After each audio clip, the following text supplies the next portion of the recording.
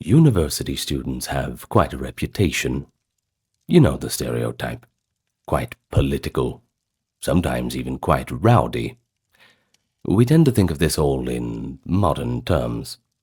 But the truth is, the stereotype has very deep roots. Let me take you back to the year 1355. It was a winter day, and two Oxford students were quarrelling with a tavern keeper. They were not impressed with the quality of the wine at the establishment. Well, long story short, the spat escalated into a 2-day urban riot of town versus gown violence. Armed scholars and townsfolk clashing in the streets. It got so bad that nearly 100 people were left dead.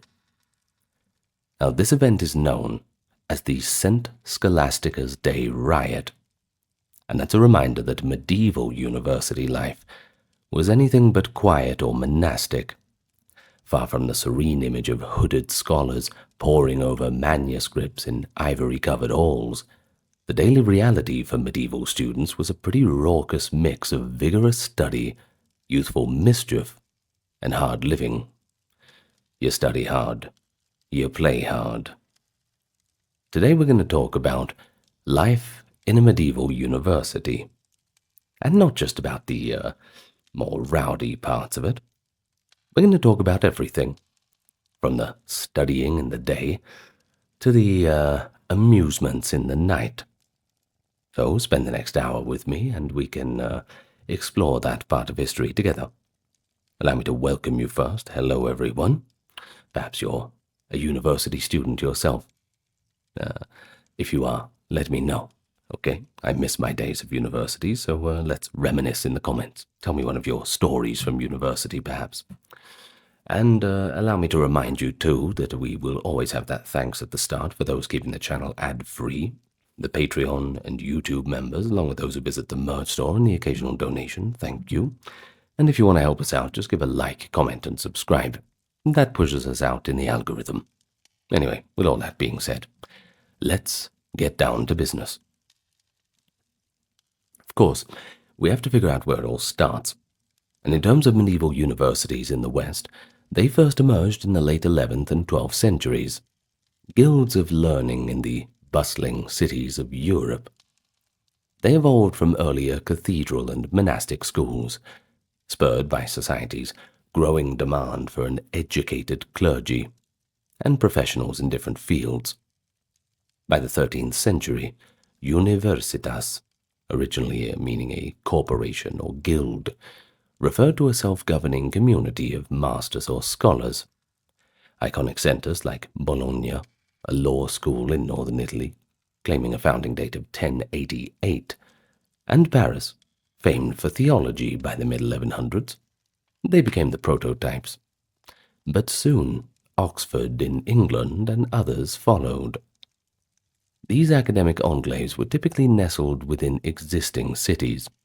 For example, in Paris, the scholars congregated on the left bank around the Latin Quarter, and in Bologna, lectures took place in borrowed church rooms or civic buildings near the town centre.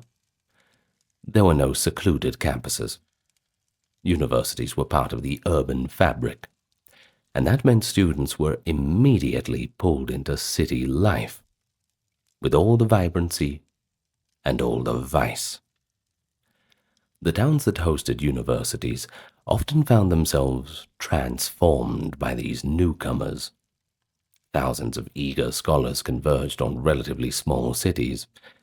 By the 13th century, Paris might have about 4,000 to 5,000 students. Bologna perhaps 1,000 or more. In an age when total urban populations were quite modest by our modern standards, the sudden influx of hundreds or thousands of young scholars taking over the streets, well, that would have quite a profound effect. I'm sure the innkeepers and tavern keepers were quite happy, though. Medieval observers noted constant friction, however, between the nations of students and the local townsfolk. Now, the term nation, we should say in the university context, meant a regional or ethnic grouping of students. Take, for instance, at Paris, students were officially organized into 4 nations: French, Picard, Norman, and English, while at Oxford they eventually split into just 2, Northerners versus Southerners. Loyalties to one's nation were quite intense, comparable to sports team rivalries today, and this could exacerbate town and gown tensions, as student gangs sometimes formed along nation lines and engaged in street fights with each other or even the locals. By the year 1300, Oxford even set up a special committee of 5 student representatives tasked with keeping the peace between the northern and southern nation factions, an indicator of how frequent and serious these quarrels had become. But despite the periodic violence, cities benefited from the prestige and economic stimulus of having a university around. Visiting students and masters needed lodging, food, parchment, candles, and ale, and that supported many local trades. Rulers and popes granted universities special privileges, such as legal jurisdiction separate from town courts. All of this done to protect the scholars. This clerical, legal status of students, most of whom were considered part of the clergy, even if not ordained, was another source of contention. Townspeople resented that unruly scholars could often claim benefit of clergy and escape punishment by civil authorities. Overall, the medieval university was an open and permeable institution. Classes took place in rented halls or churches, students lodged in private homes or colleges scattered throughout the city, and the activities of academic life spilled into public spaces. So, if we really want to imagine daily life in a medieval university, you really have to picture the whole town alive with scholars at virtually every hour, from pre-dawn chapel bells to late-night tavern songs. So who exactly are we dealing with here? Who exactly were the students? In general, they were young males from a range of social backgrounds. Most came from the middle strata of society: prosperous peasants, townsmen, minor nobles, rather than the high nobility or the poorest classes. A university education was valued as a path to careers in the church, law, or any other government administration. But that required basic literacy and, some financial means. Many students had prior schooling in Latin grammar at a cathedral or municipal school. Entrance ages varied. At Oxford and Paris, arts students often arrived in their mid-teens. Around 14 or 18 was common. Though university statutes sometimes officially set a minimum age, in fact Oxford's rules suggested at least 16 for the arts course. Now in contrast, Bologna, which specialized in law, the student body was much older. Many of them were mature men in their 20s or 30s, ones who had already served as clerks or had some worldly experience. This made for a fascinating demographic mix. A lecturer in the 13th century Bologna might find grey-bearded notaries sitting alongside beardless teenagers learning the nuances of Roman law. But regardless of age or origin, a medieval scholar's life began with a journey. Universities had an international draw. Ambitious students sometimes traveled far from home to study under a famed master. They arrived speaking diverse tongues: English, French, German, Italian. Yet the instruction was in Latin, the pan-European academic language. One chronicler noted that although Latin was the official language for all lectures, university officials at Oxford complained that they often had to address students in multiple vernacular languages to be understood. Well, this implies that not every newcomer was yet fluent in spoken Latin, especially in the early years of study, despite Latin being the common ground of educated Europe. Well, upon reaching the university town, a prospective student needed to matriculate or register and find a place to live. Early on, there were no formal dormitories or residential colleges in most universities. Students were on their own to lodge where they could, typically renting rooms in private houses or inns near the academic quarter. In 13th century Oxford, for example, scholars clustered in cheap rental houses, often 4 or 5 to a room, which made supervision difficult. In Paris, many students boarded with local families, or in communal pension houses run by entrepreneurs known as hospites. These arrangements varied widely. A well-off student might rent a private chamber, or lodge with a respectable burgher's household, while poorer scholars crowded together in attic garrets. By the late 13th and 14th centuries, colleges began to appear, first in Paris for theology students, and then famously at Oxford and Cambridge, as endowed residences that provided select students with lodging, meals, and spiritual oversight. Originally intended for poorer scholars, colleges like Sorbonne in Paris or Merton College at Oxford imposed structured daily routines and moral codes on their members. Still, through most of their medieval period, the majority of students lived independently in town. They cooked, or more often bought, their own meals, came and went as they pleased, and thus enjoyed or suffered a great deal of freedom. Not surprisingly, misbehavior was commonplace under these loose living conditions, especially for teenagers suddenly free of parental oversight in a faraway place. Too much freedom, yeah, that can cause a bit of trouble. Now, if you were a student in, Paris around 1250, your academic day would start very early, essentially at dawn. Lectures often began at 5 or 6 a.m. before sunrise, especially in winter when the daylight was short. Scholars rose from their straw-filled beds or hard benches, depending on their means, lit a tallow candle in the pre-dawn gloom, and hurried through narrow streets by flickering light. The first order of business might be a quick attendance at Mass or morning prayers. Pretty important, since students, being clergy in status, were expected to attend church regularly. Then, clutching perhaps a notebook of scrap parchment or a wax tablet for notes, one would assemble in the designated lecture venue. At Paris, this might be a master's hired room on the Rue de Foire, the Straw Street, so nicknamed because the students sat on the floor strewn with straw. There you go, the more you know.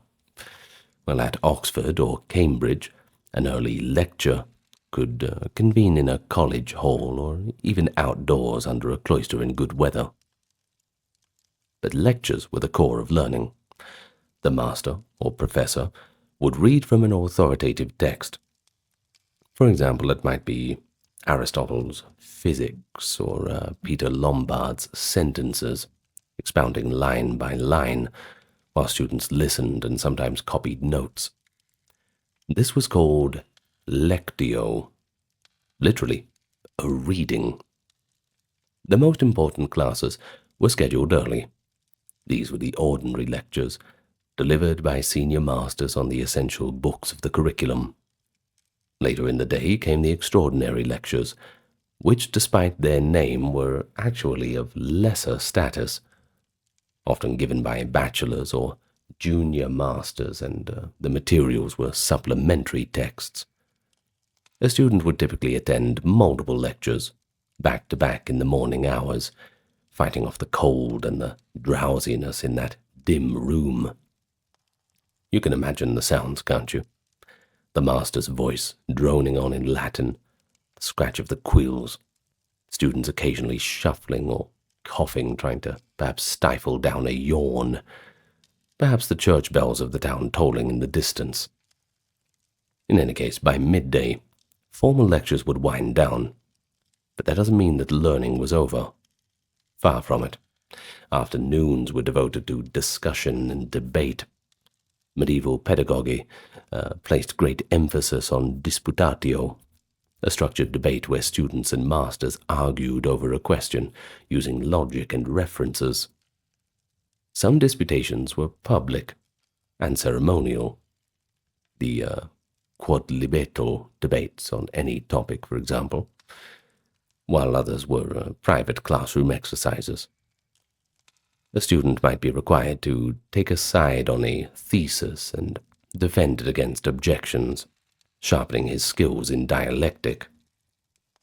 These exercises honed the ability to think on one's feet and were considered just as important as lectures. It was common to schedule disputations on specific days of the week or liturgical calendar. Additionally, students were expected to memorize and recite material. For younger scholars in the arts course, daily routine might include reciting grammar rules or Aristotle's logical propositions back to a tutor. Think about it kind of like today's oral examinations. Oh, I remember when I was taking my Mandarin testing, and we had to do all that kind of thing. I remember the terrible quality of the speakers when we had to do our listening tests. They would sit you in a room with these 4 very stern individuals as you would do what was effectively an interview or a defense on a certain topic. That was interesting. Anyway, in between academic exercises there was self-study, and we must recall that books were certainly precious in an age before movable type printing.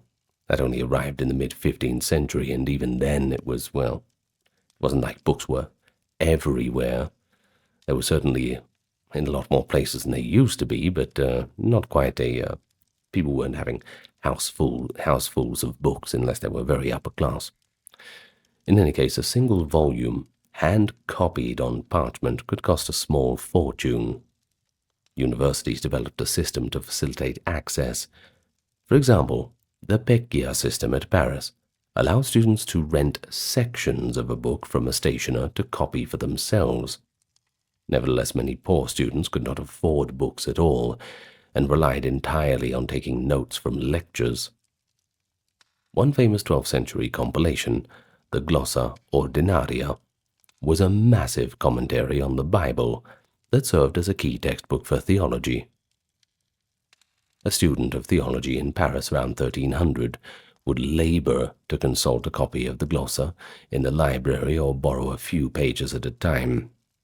Very few could ever own such a work in its full form. Thus much of a student's day was spent in writing. They would copy the texts, they'd review the notes, and they would compose essays, in Latin, of course, on prescribed questions. Wheel pens scratched late into the evening by that feeble lamplight in many a lodging. The more industrious even formed informal study circles, gathering after dinner to discuss lessons or read together. Well, interestingly, learning was not confined to cloistered study halls. Students often carried their intellectual debates into informal settings. Contemporary accounts cheerfully note that the medieval scholars would continue arguing theology or logic over a drink. Learning moves from the formal setting to the more informal, and one could find students learning in pubs, bars, and taverns as well. Indeed, the tavern was the social centre for students. A bit more on that later. And it doubled as an extension of the classroom when spirited academic discussions accompanied the ale. I'm sure more ale, the more spirit, right? In this communal oral learning centre, every waking hour could be an opportunity to dissect ideas, whether in a master's hall or under the arches of a portico, during a quiet walk in the cloister, or amid the chaos of a tavern or wine shop. Well, by the late afternoon or early evening, the scholarly day formally concluded. University statutes usually forbade lectures after dark. Understandable. given the poor lighting and increased risk of trouble at night. Students might attend vespers, an evening church service, if they were devout. Sometimes this was even required by their college.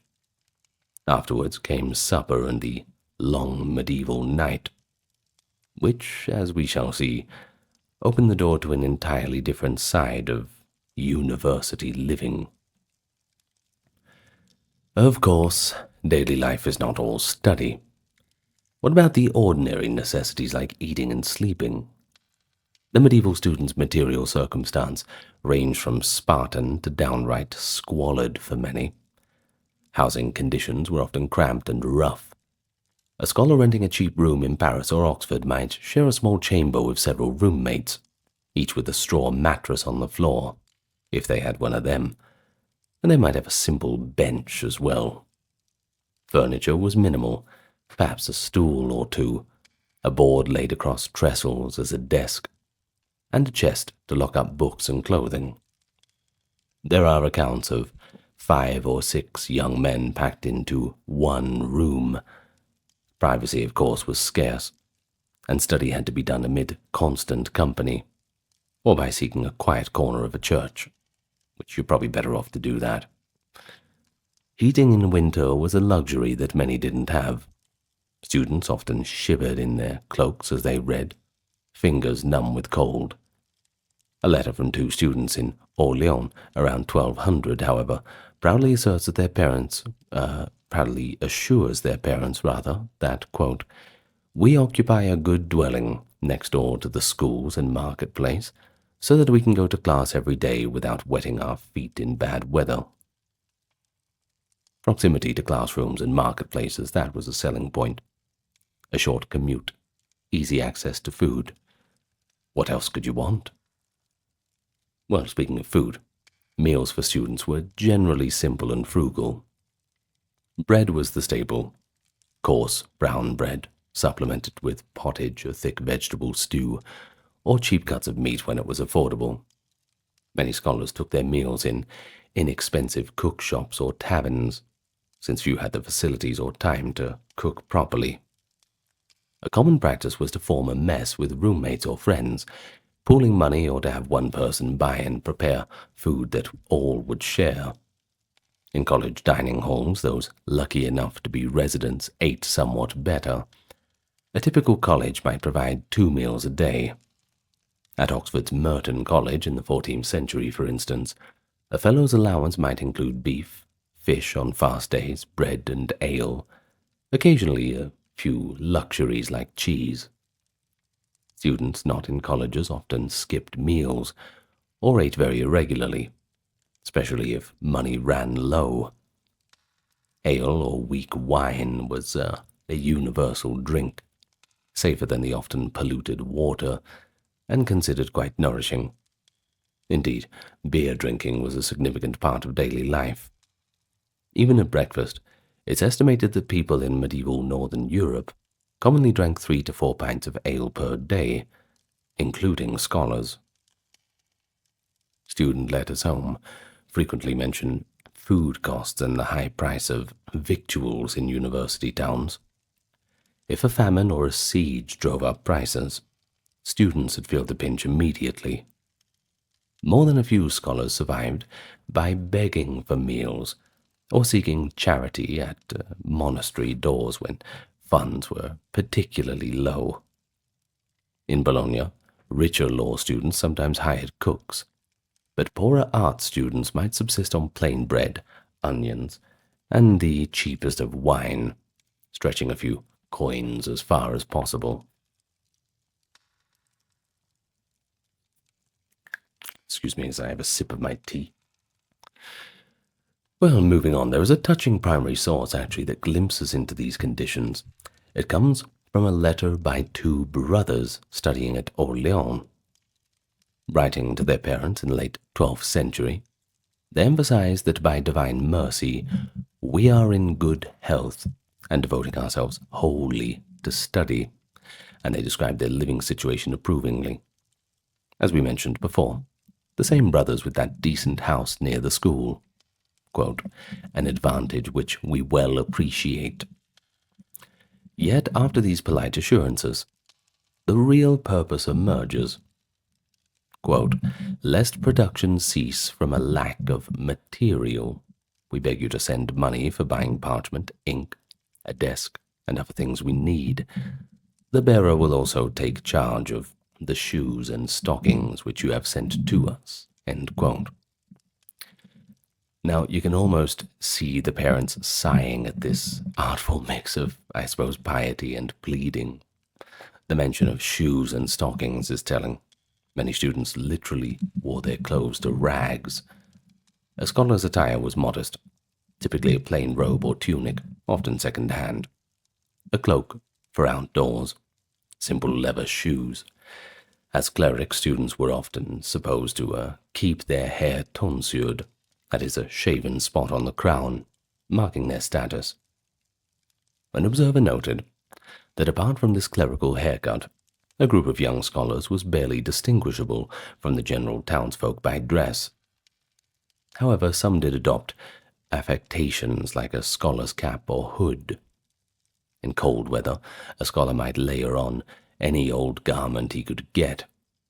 There was a record of 2 Paris students begging their mother for thick lambskins for winter clothing, as theirs were quite inadequate. Money, or lack thereof, was a constant worry. Most medieval students were self-funded, or supported by their families. Scholarships did exist, especially for the poor but bright boys taken under a church patron's wing, but these never really covered everything. A lucky few held ecclesiastical benefices, incomes from the church positions that paid for their studies. The majority, however, routinely fell into debt. They paid lecture fees to their masters, rent for housing, and outlays for food, books, candles, clothing, and the occasional indulgence of beer or entertainment. So it's no surprise that many of the students were writing to their mums and dads, or wealthy family members that they knew, begging for a bit of money. Sounds pretty reminiscent of what happens today, I suppose. This tradition of the parental subsidy is richly documented in many medieval letters.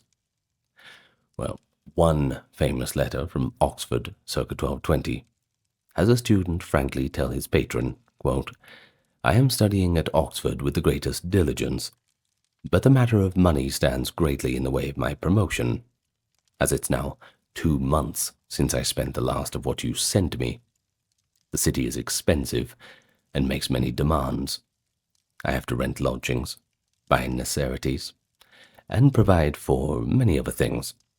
Wherefore I respectfully beg your paternity, assist me, so that I may be able to complete what I have well begun, for you must know that without Ceres and Bacchus, Apollo grows cold. Now, that last little bit, you might be a bit confused, that classical metaphor.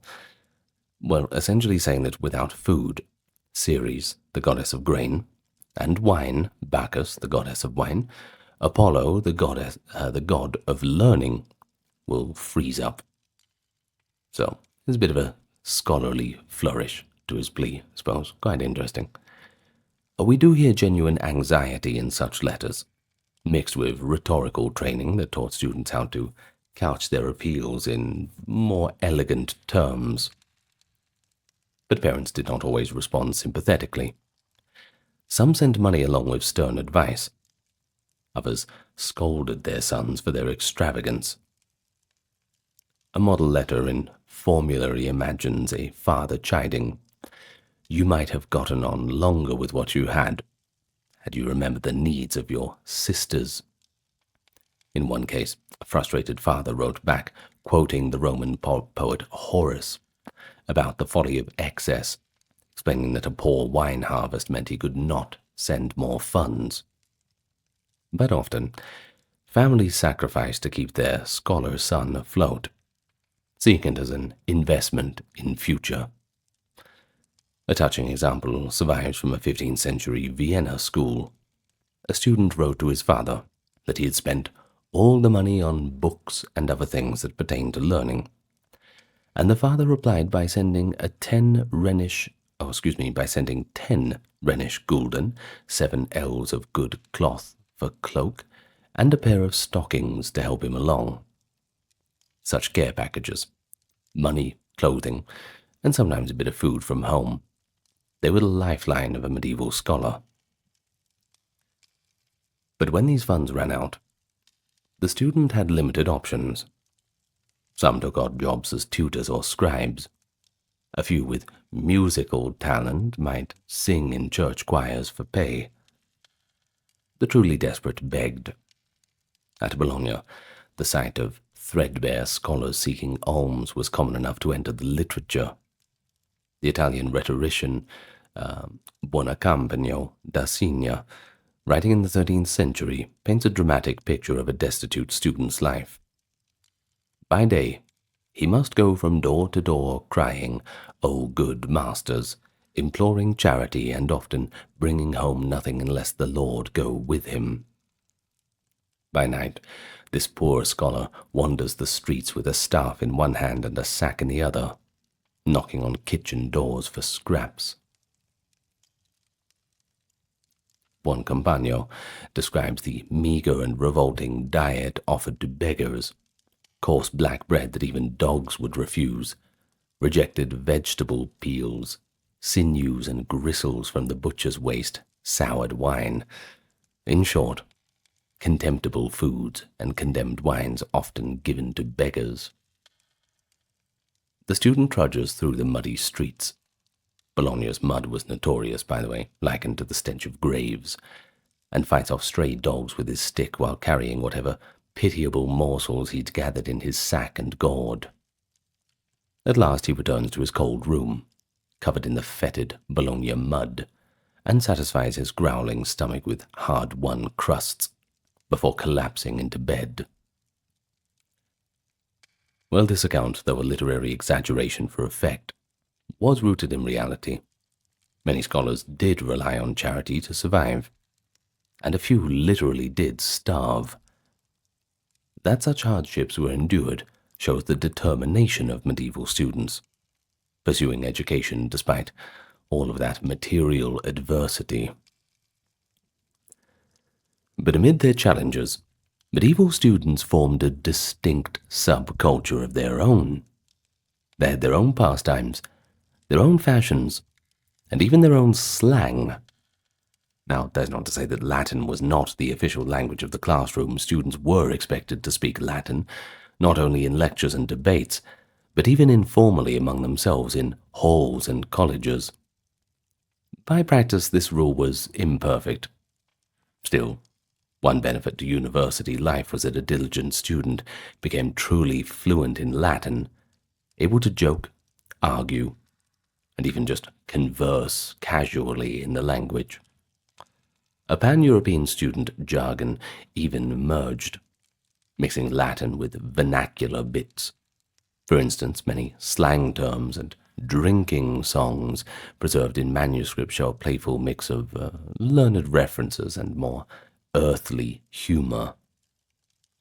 The Goliards, a term for wandering scholar poets, composed Latin verses that both celebrated and satirized student life.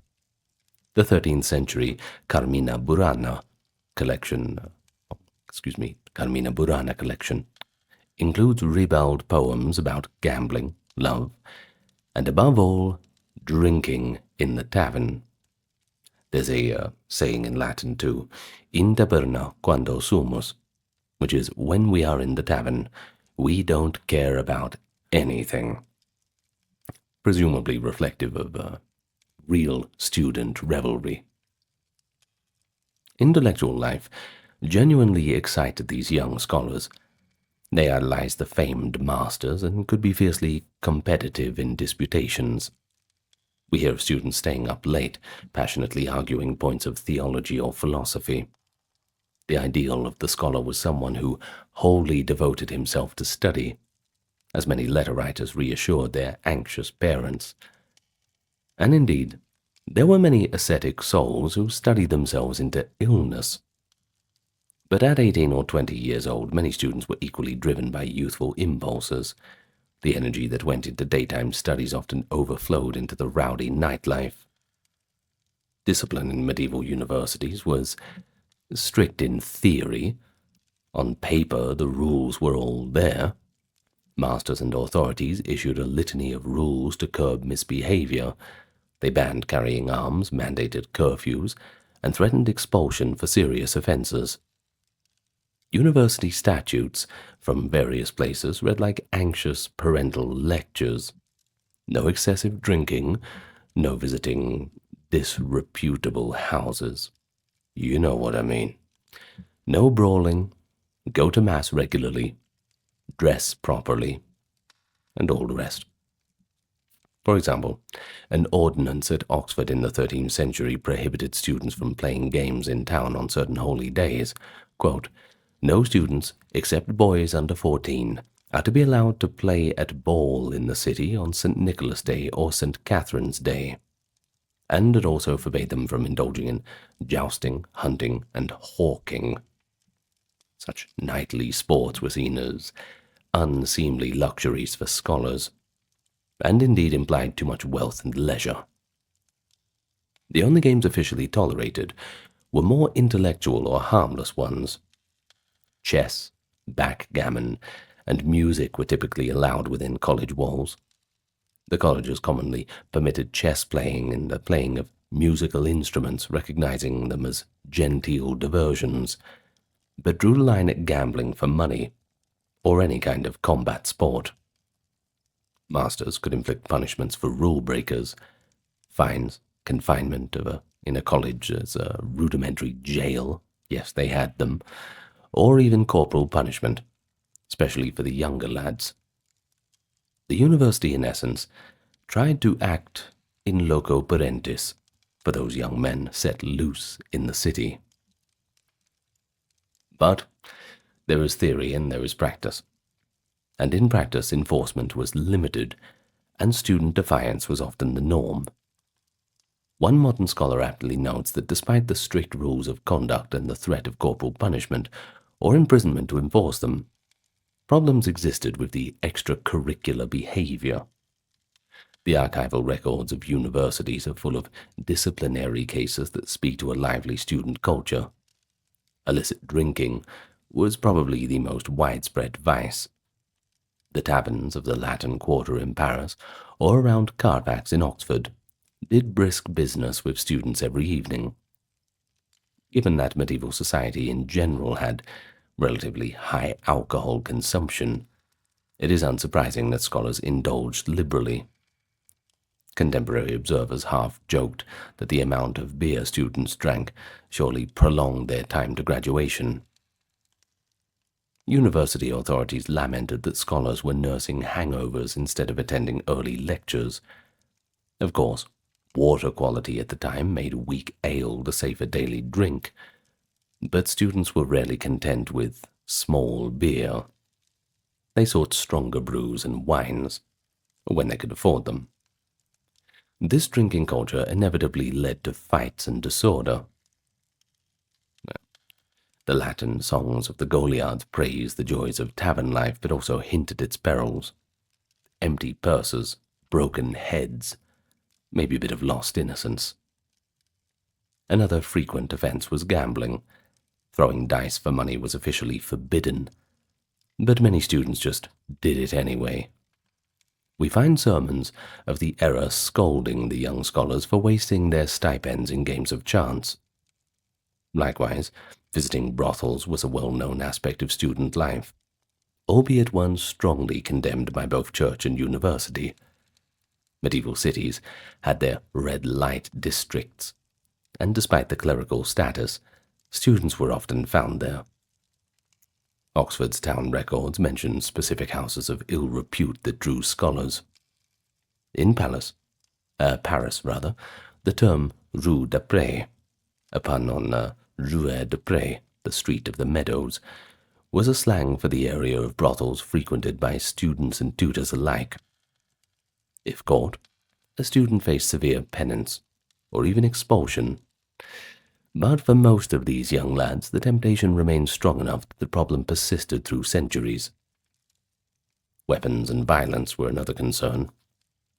Students in many regions habitually carried arms, a dagger at the least, and in turbulent times even swords, clubs, and bows. Now, the reason for this was partly self-defense. Towns could be dangerous, and rival student factions were a threat. But it led to deadly encounters. University annals record students injuring or killing each other in quarrels, not to mention the fatalities in larger town riots. Yet punishments for such crimes were often shockingly lenient due to clerical privilege. A student might get away with manslaughter by claiming benefit of clergy or performing a token penance. This leniency enraged the townsfolk and sometimes even the king. After that 1355 riot in Oxford, King Edward III's investigations listed, quote, homicides, assaults, robberies, arsons, and other crimes committed by the scholars. The royal verdict forced the town to submit to the university's authority, and for centuries after, Oxford's mayor had to march in penance each St. Scholastica's Day and pay a fine to the university in memory of the riot. Well, episodes like that contributed to the lore and reputation of the medieval students as a wild and uncontrollable group of vagabonds, when not under the strict eye of a master, that is. But despite the unruliness, students also built plenty of positive traditions. There was strong camaraderie among classmates and nation mates. New students, often called freshmen, or in some texts, Bejani, from the French Bejon, the yellow beak, underwent initiation rituals akin to hazing. In some universities, older students would play pranks on the newcomers. For example, at early Oxford, it is said that freshmen were sometimes forced to kiss the senior student's shoes, or put on a donkey and paraded through the town to be jeered at. This was usually done in good humor, if not always appreciated by the victim, but it also served to break the ice. There were also scholarly fraternities of sorts, students who might dine together regularly, or share lodging by regional affinity. In the absence of family, students created their own family-like units. They addressed each other as brother in letters, and formed lifelong friendships or mentorship bonds with masters.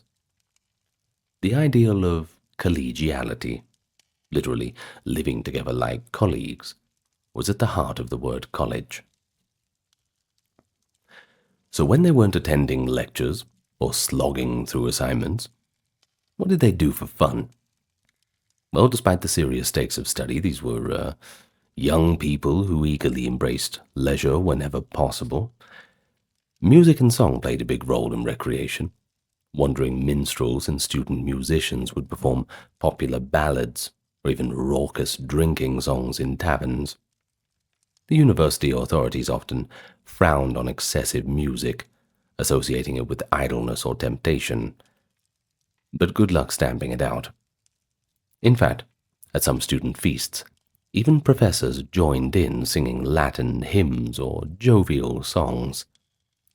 One popular student anthem that survives into later centuries begins, "Therefore let us rejoice while we are young."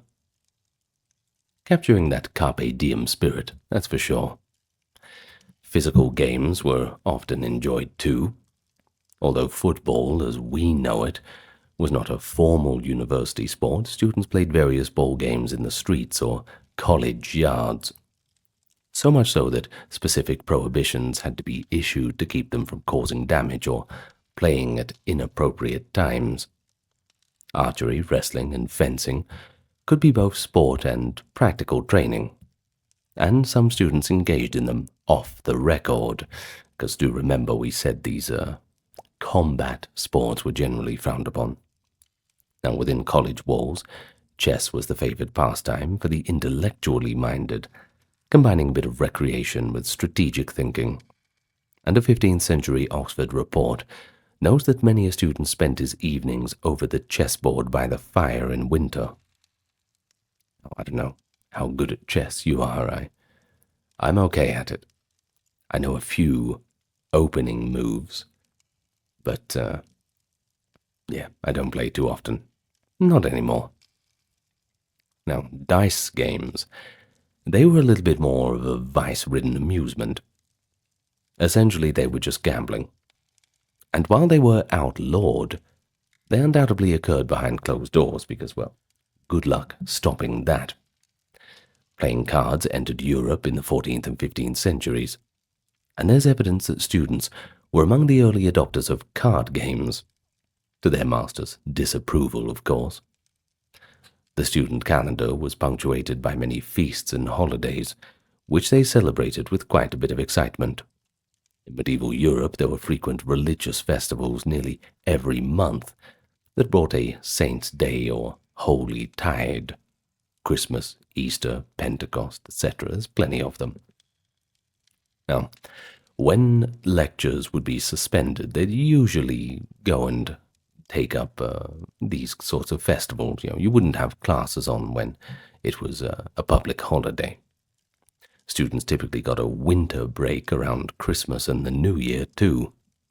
If they could afford the journey, they would return home, and they would get a long break in summer after the term, though many stayed in the town year-round.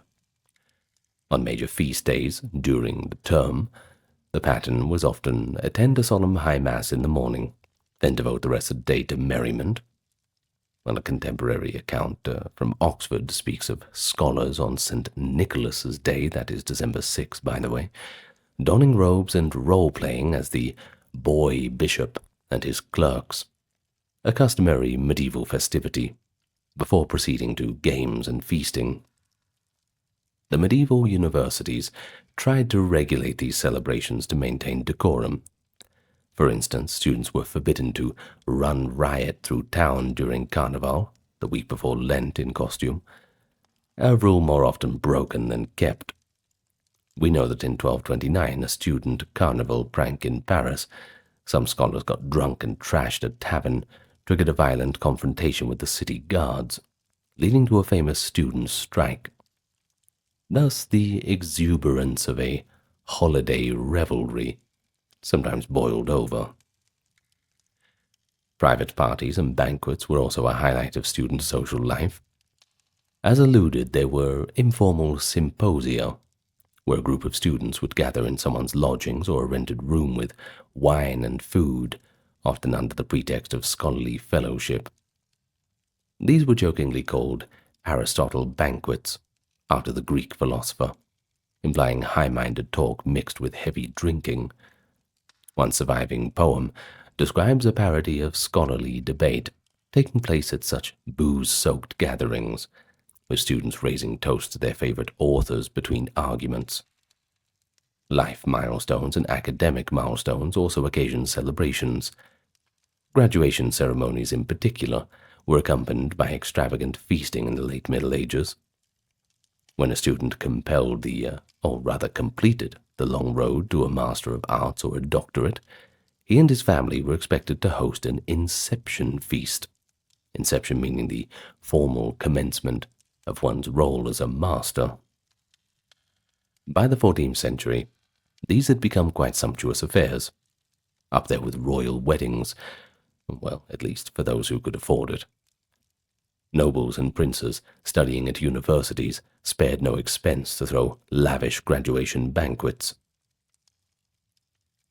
Accounts of a grand inception feast at Oxford in the 15th century detail an almost carnival-like atmosphere.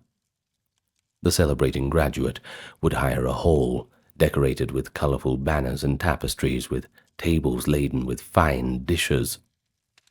Up to 100 guests might attend, including professors, fellow students, especially from the same nation, and local dignitaries. Women, usually absent from the all-male academic world, were invited to the feasts if there were relatives or spouses, adding to the excitement for the young clerics unused to female company. Contemporary descriptions marvel at the scene. Music and dancing would break out despite official disapproval. Oxford statutes tried to ban dancing, given the clerical status of students, but it was largely ignored at parties.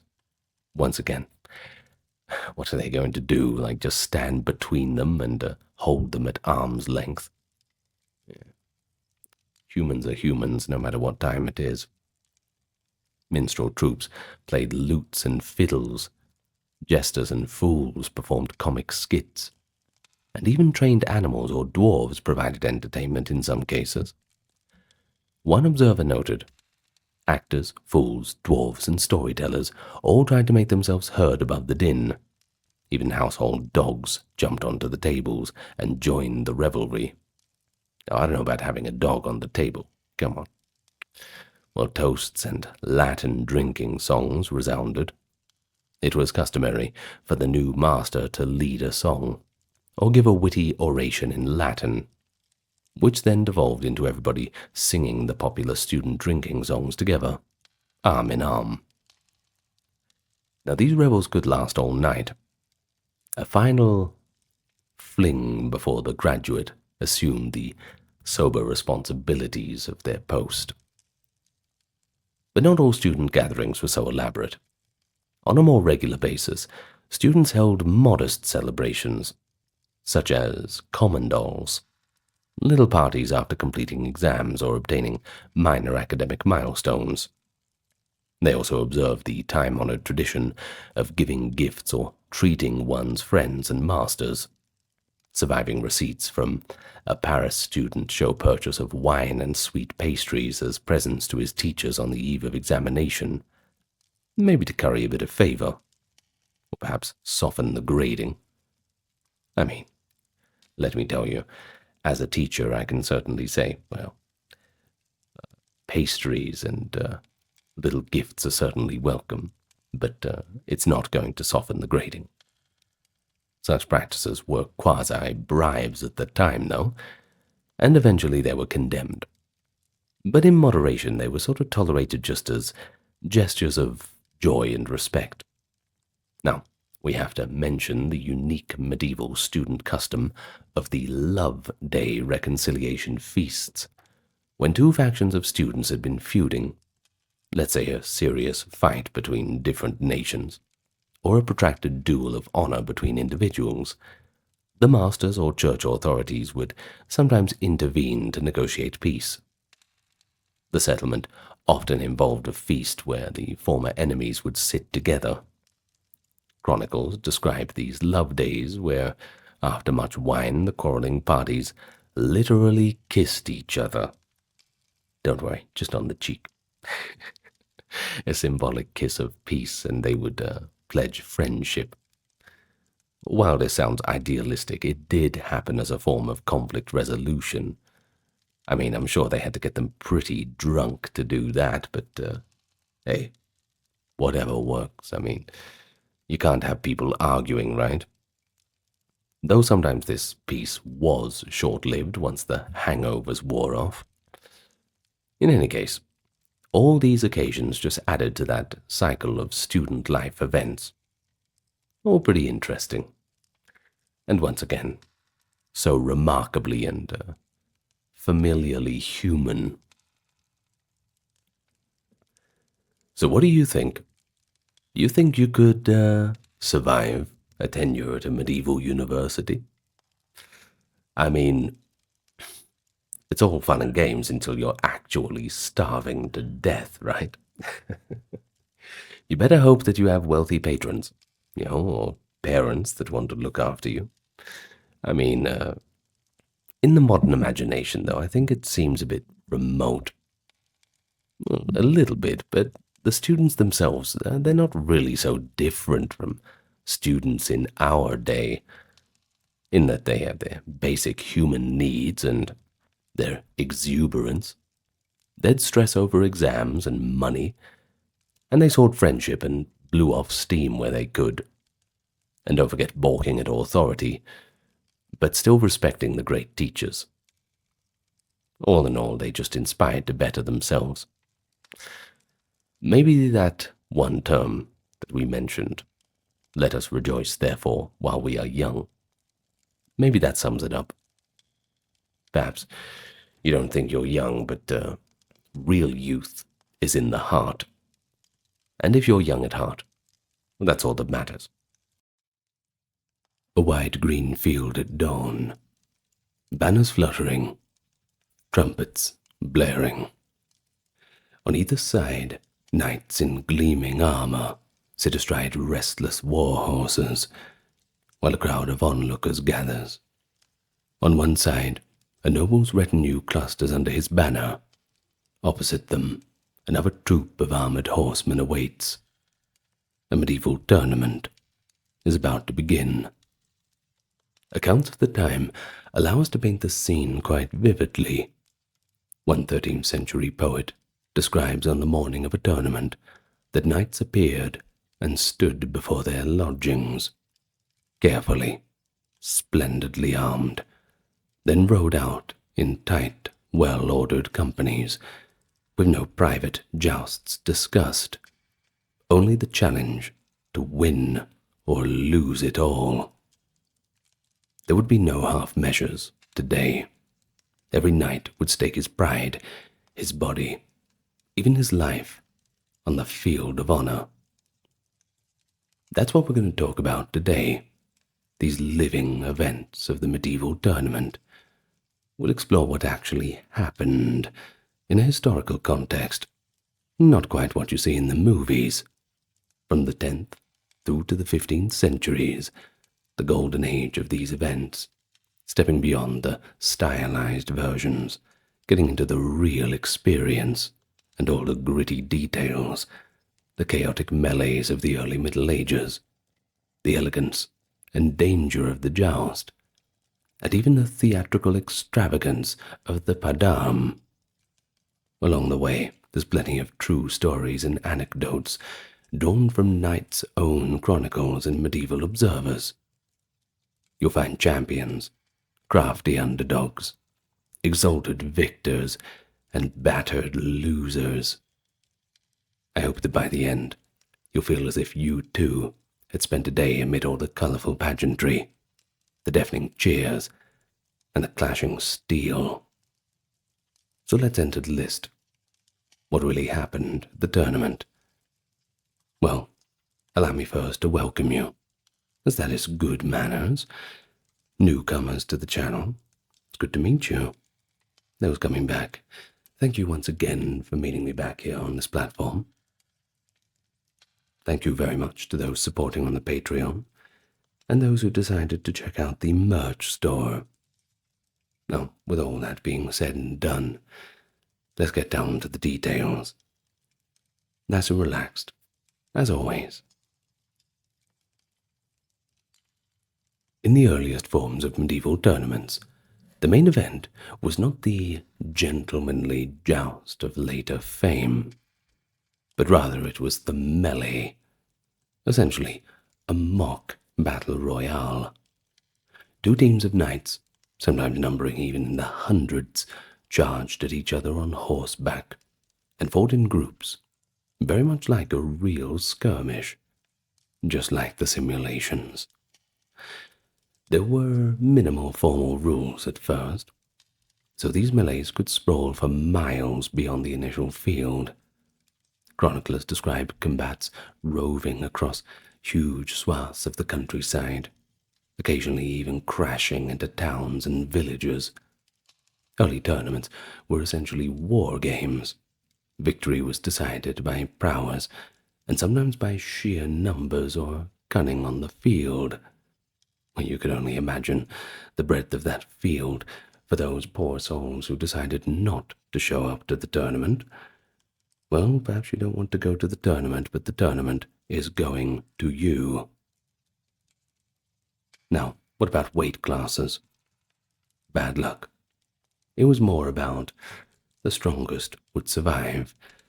There were really not very many fair fights. Knights could gang up on opponents, and even infantry archers might join the fray in some cases. It doesn't sound very chivalrous, doesn't it?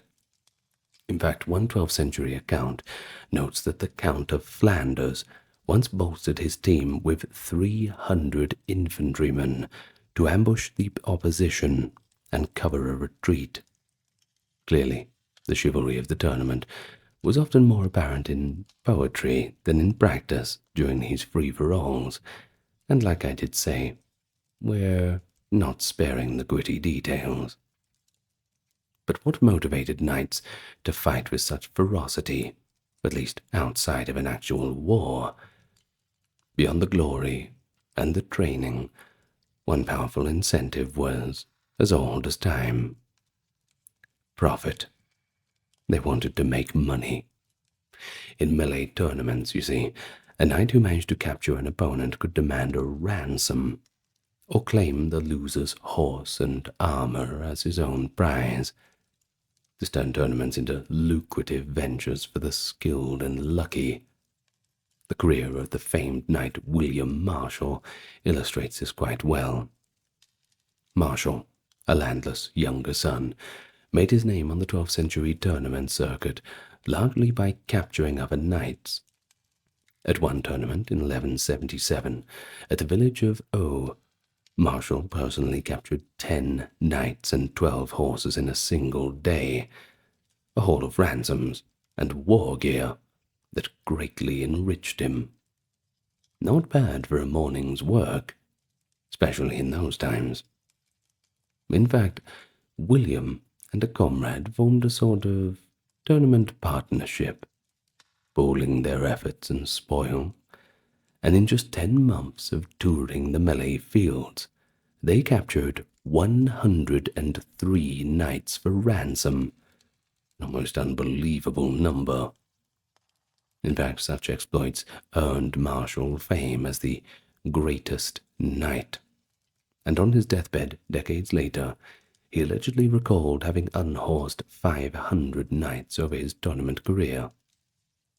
Clearly, for knights like Marshall, tournaments were not mere sport. They were high-stakes competitions, where one could win fortune and reputation. Of course, the action in melee was intense, unpredictable, and quite dangerous.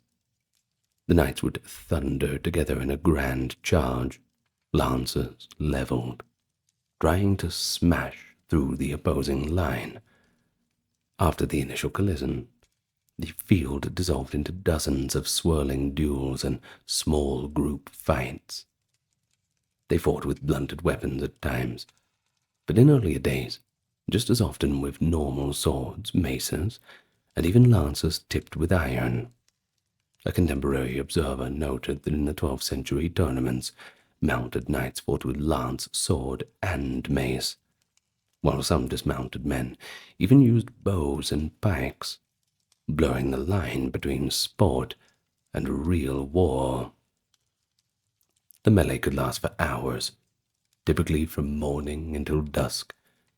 Knights who were unhorsed or exhausted might try to withdraw to a safe area. By the 13th century, there were often designated reset zones on the field, where a combatant could catch his breath or negotiate surrender without being attacked. If captured, a knight gave his word as a prisoner was expected to yield up his arms and pay a ransom. In some cases, a captured knight would be escorted off to a team's camp until he paid, or at least surrender his horse as surety. Enterprising fighters like William Marshall became experts at seizing horses' bridles to lead away unlucky opponents. To get a flavor of the chaos, let's recount an eyewitness anecdote from the 1170s. William Marshall's biography, a verse chronicle written by those who knew him, relates one tournament that spilled out of control into the streets of a town called Annet. Marshall and his patron, the young King Henry, found themselves pursuing a group of enemy knights right into the town's main street. In the melee of alleyways, Marshall charged Sir Simon de Neufel, grabbed the bridle of Simon's horse, and began dragging the hapless knight away as his prisoner. Sir Simon, desperate not to be taken, suddenly reached up and caught hold of a low-hanging house gutter, overhead, and literally yanked himself off his horse. The astonished Marshal galloped on, not realizing his captive had cleverly hooked himself onto a building. King Henry, following behind, saw Simon dangling from the eaves, but chose not to alert Marshal. Perhaps as a bit of a joke. Marshal trotted back to his camp, leading the riderless horse and proudly handing it to his squire, saying, "Take charge of this knight." The young king burst out laughing and quipped, "I think you'll find that you've lost him." He decided to hang around back there, suspended from a gutter. Only then did Marshal look back and see his would-be prisoner nowhere in sight, and he had roared with laughter at the trick. Fantastic little story, isn't it? It shows the unpredictability of melee combat, and certainly a human touch to the story. 1 minute a knight is a victor leading off a captive. The next, he's holding an empty bridle and laughing at himself. Even in the thick of competition, medieval knights appreciated a good joke when fate played a hand. Of course, it wasn't all fun and games. The danger of melees was very real. While many combats ended with knights bruised or with dented armor, serious injuries and fatalities were not uncommon. Perhaps the most famous tournament fatality of the 13th century was Sir Gilbert Marshall, the Earl of Pembroke, ironically, by the way, one of William Marshall's own sons. In 1241, Gilbert took part in a tournament at Ware against King Henry III's express prohibition, and he met a quite gruesome end. Chroniclers report that he was thrown from his horse, and his foot hung up in the stirrup. The panicked horse dragged Gilbert violently across the field for a long distance, little by little inflicting mortal injuries. The Earl died from the incident, and King Henry was, understandably, quite furious, even refusing to immediately allow Gilbert's brother to inherit the title because the family had disobeyed royal orders. By attending that ill-fated tournament, Henry was, well, furious at the whole situation. Well, especially in the early melee-type tournaments, they truly walked the line between sport and slaughter. It's no wonder that the medieval church looked askance at these bloody games. Really, were they that far removed from the gladiatorial combats of ancient Rome? Sure, there were rules, but there were still fatalities. The church feared for knights' souls, of course, and their lives. In 1130, Pope Innocent II actually issued a ban on tournaments, declaring that those killed in such, quote, abominable jousts and tournaments should be denied a Christian burial. Many devout commentators argued that the only justifiable use of knightly violence was war in the service of God, not reckless mock battles for vanity and coin. Yet, despite clerical disapproval and the occasional royal bans, the tournament melee survived, and it thrived. It simply had too strong a hold on knightly culture, and everybody was just having way too much fun. Over time, however, the chaotic melee did begin to civilize itself somewhat. By the 13th century, official rules were introduced in some regions to reduce the mayhem. For example, in England, King Richard the Lionheart decided to allow tournaments, which his father had banned, by the way, but only under strict regulation. In 1194, Richard designated specific sites where tournaments could be held, and even charged entry fees based on a knight's rank. A clever little way to fill the royal coffers on the side, that's for sure. Knights had to swear to keep the peace, and not murder or pillage during the event. Later, in 1292, Edward I of England's Statute of Arms took regulation even further. Knights were forbidden from using pointed swords or lethal weapons in the lists, and striking a fallen opponent was also prohibited, not to mention bad form. Special care was taken to prevent general brawls. Only a knight's own squire could help him up if unhorsed, and any outsider who interfered would face harsh penalties. The rules aimed to tame the melee into a more gentlemanly contest, and to assure that a tournament didn't accidentally escalate into a private war. By the late Middle Ages, melees were often fought with a plaisance, blunted weapons, rather than a l'outrance to the death. This doesn't mean that they became gentle pajama parties. I suppose it was far from it. Knights could still be knocked unconscious, gagged, or have bones broken. We've certainly seen that. Fatalities still occurred, but gradually the emphasis shifted toward display and skill over just blood-drenched carnage.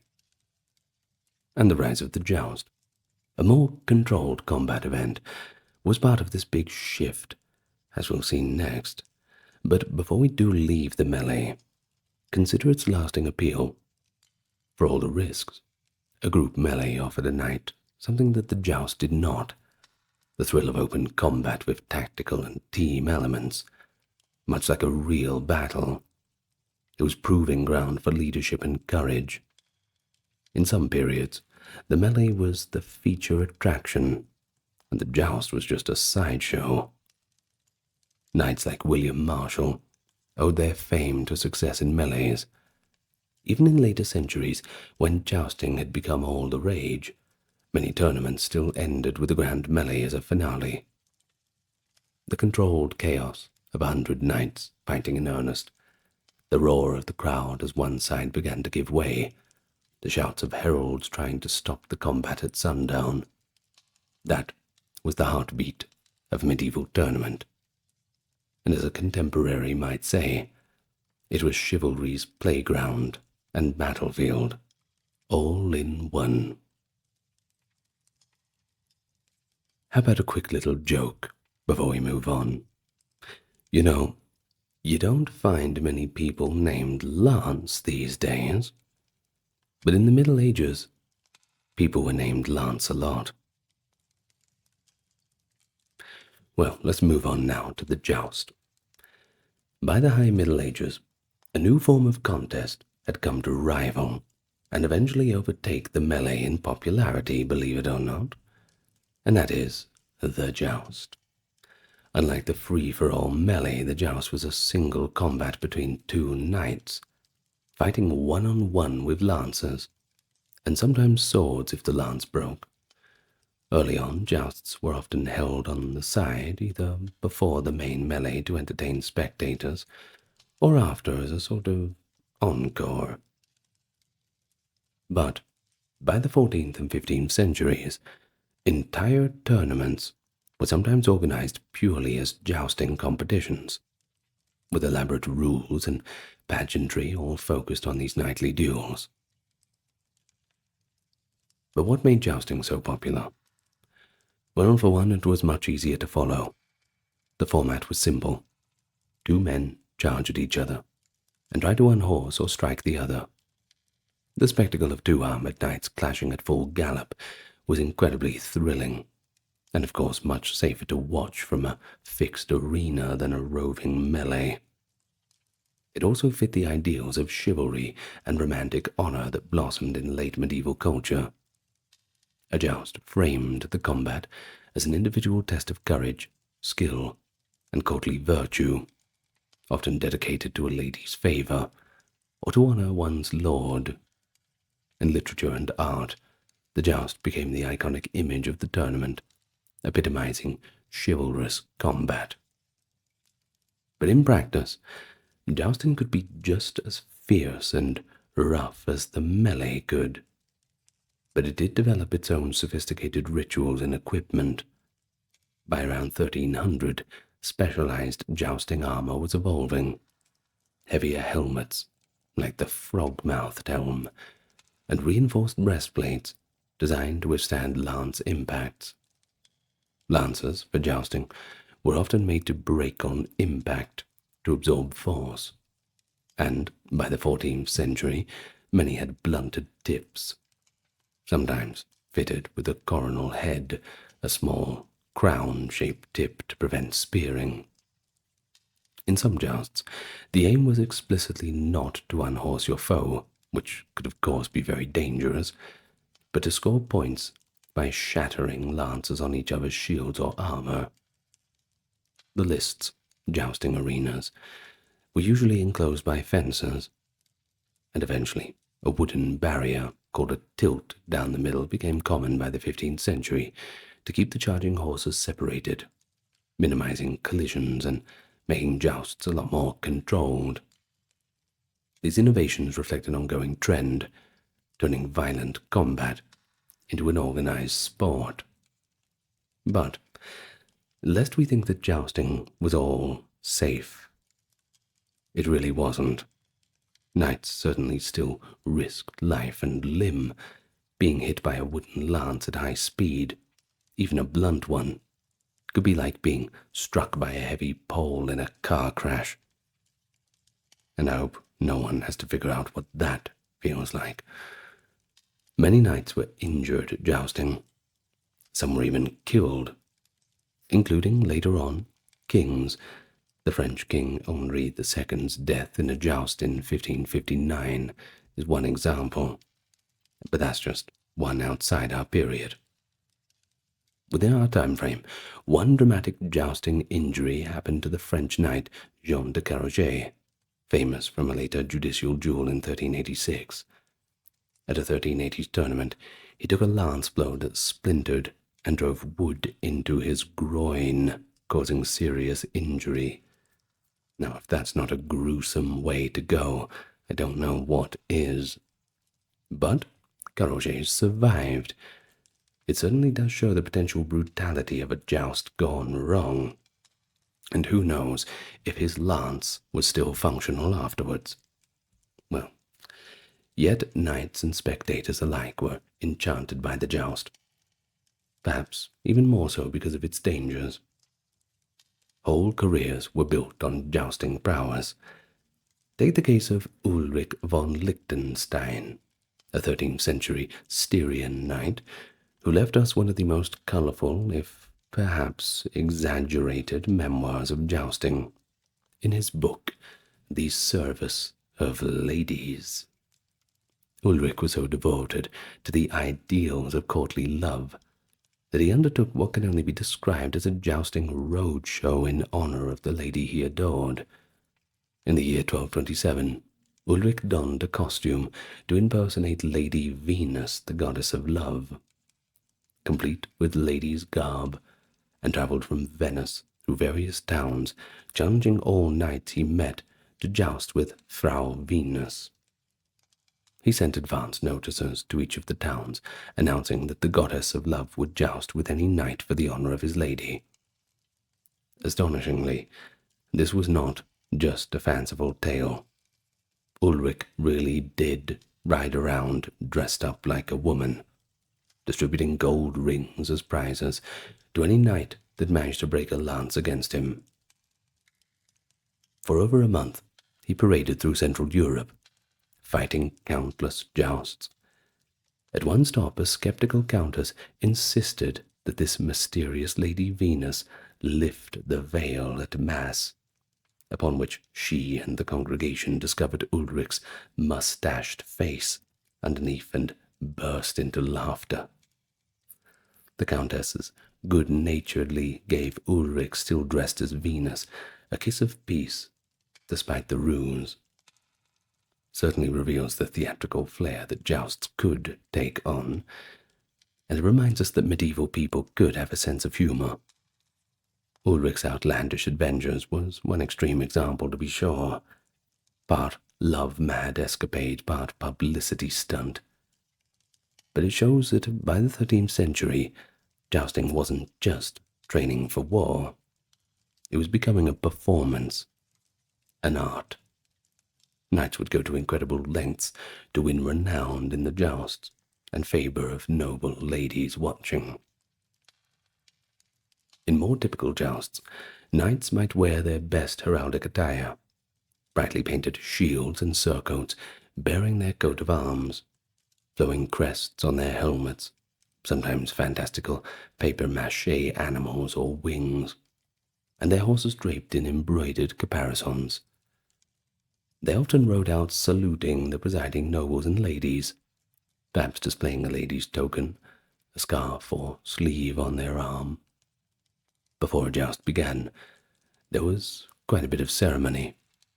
Heralds would announce the names and titles of opponents to the crowd.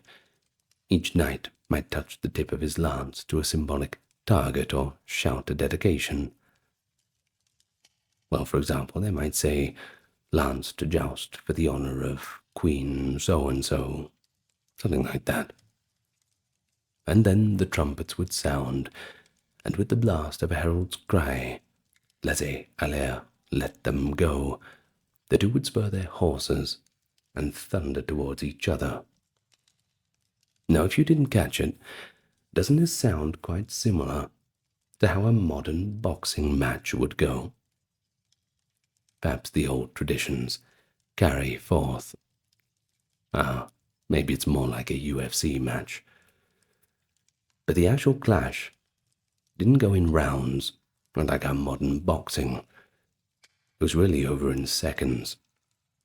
A shattering crack as the lancers struck armor or shield, perhaps the gasp of the crowd if a rider was unhorsed or a horse stumbled.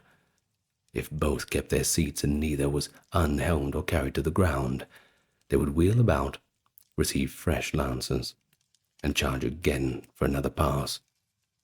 Jousts were often decided by a scoring system, points for hits on the opponent's shield or helmet, extra points for breaking one's lance cleanly, and automatic victory if your foe was unhorsed.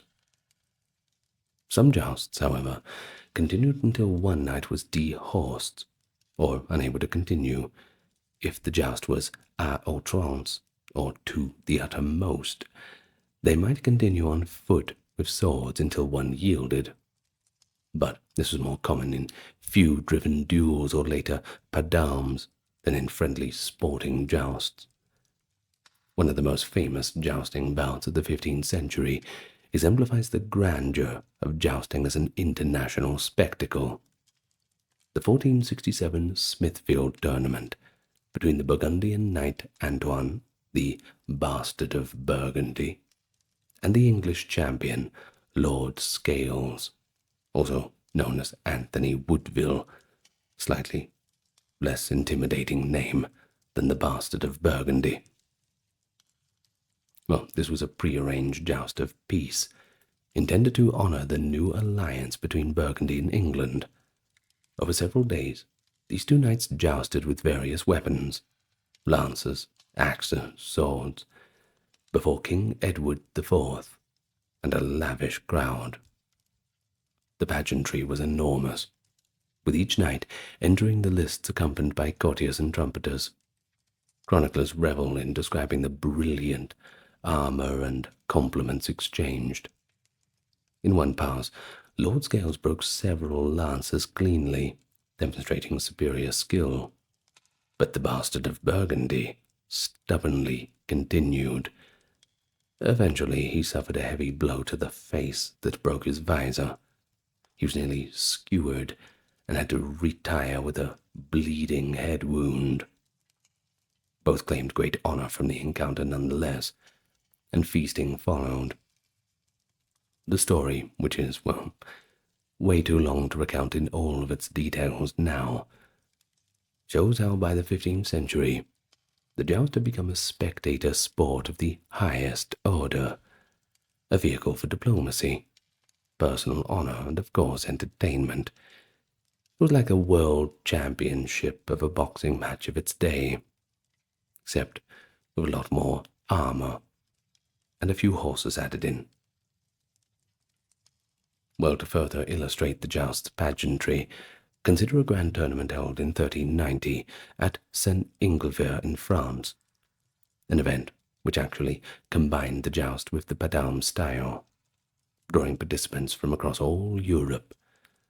3 renowned French knights, one of whom was the famous Jean de Bossecourt, soon to be Marshal of France, issued an open challenge to all comers. They would hold the field at St. Inglevere for 30 days, jousting any knight who wished to face them. Knights from England, Germany, and elsewhere flocked to test themselves. Over 100 knights and squires reportedly took up the challenge. The French champions made elaborate preparations. They set up 3 rich vermilion tents on the fields as their pavilions, each adorned with their coat of arms. Outside each pavilion hung 2 shields, one signifying a joust of peace with blunted lance, and the other a joust of war with sharp lance.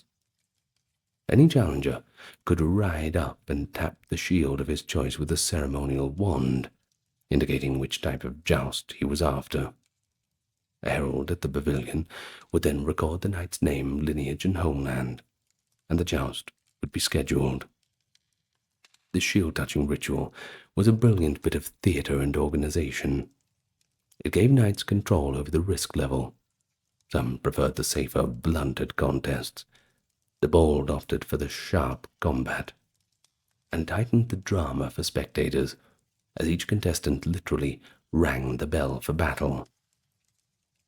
Over the month, dozens upon dozens of jousts were held at St. Inglevere. Froissart, the chronicler, describes splintered lances littering the field and roaring crowds as French and English knights clashed day after day. King Charles VI of France even came in disguise to watch incognito, mingling with the onlookers. And in the end, the 3 French tenons, holders of the field, acquitted themselves magnificently in what became one of the greatest displays of chivalry of the age. This event had all the events that made jousting splendid: international camaraderie, chivalric theatre, heraldic pageantry, and genuine tests of arms, but fortunately, seemingly without deadly result, at least in this case. Thus, the joust evolved into the perfectly packaged chivalric sport. It was dangerous, yet usually non-lethal. It was structured, but exciting, and it allowed knights to showcase individual heroism. For noble spectators, especially ladies watching, a joust was a much more comfortable and enjoyable thing to witness, rather than the chaotic melee. And so by the 14th century, we see aristocratic women regularly attending jousts, even presiding over them by giving prizes or tokens to champions. This was a marked change from the earlier times when, as noted, women often avoided melees for safety. As one 12th century source bluntly put it, tournaments then were too violent to be viewed by women. Well, that's all good and well, until the melee bursts into your town and all of a sudden the tournament comes to you, as previously said. The presence of high-born ladies as spectators only spurred knights to greater displays of courtesy and courage. Jousting became intertwined with courtly love. Knights would declare they rode in the name of a lady, hoping to impress her with valor. One celebrated late medieval knight, Jacques de Lelang of Burgundy, travelled around Europe in the mid-15th century, issuing challenges to joust in honor of his prince and ladies. His feats and the chivalric vows he undertook were recorded admiringly by contemporaries. Jousts could also be staged as allegories. Knights might appear in costumes symbolizing virtues or classical heroes before shedding them to fight. Take this for an example. At a 15th century Burgundian banquet known as the Feast of the Pheasant in 1454, a pseudo-tournament was proposed, where knights would dress as crusading figures. Of course, the days of the Crusades were long gone at that time, although that particular spectacle remained more pageant than joust. It reflects how theatrical and symbolic the joust could become. So, to sum it all up, the joust added precision and polish the tournament combat.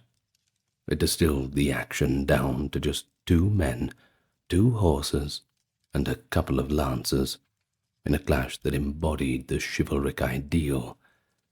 Yet for all its formality, it retained the visceral thrill of potential disaster at every charge. This tension between ideal and reality, knights vying in noble combat, yet at risk of splintered wood and shattered bone, made the joust a centerpiece of late medieval aristocratic life. It was the sport of nobles, the grand pastime of chivalry, and it set the stage for even more elaborate martial pageants of the 14th and 15th centuries, known as the padam. Tournaments had become increasingly ceremonial, and as they did, knights and nobles with a flair for drama developed the padam, or in English, passage of arms. Now, the padam was a kind of themed tournament or chivalric stunt popular in the 14th and 15th centuries, when knights would create an imaginative scenario and challenge others to participate under the rules of that story. Think of it as a live-action role-play version of a tournament, but with real weapons and real risk, but wrapped in layers of pageantry and knightly myth. A bit of a show. In a typical padam, a knight or a group of knights called the tenants, those who hold the field, would declare that they have taken up a defensive position that they will stoutly maintain against all challengers. This position could be a bridge, a city gate, or even an imaginary castle or garden. Anything, really. Just needed to have an objective.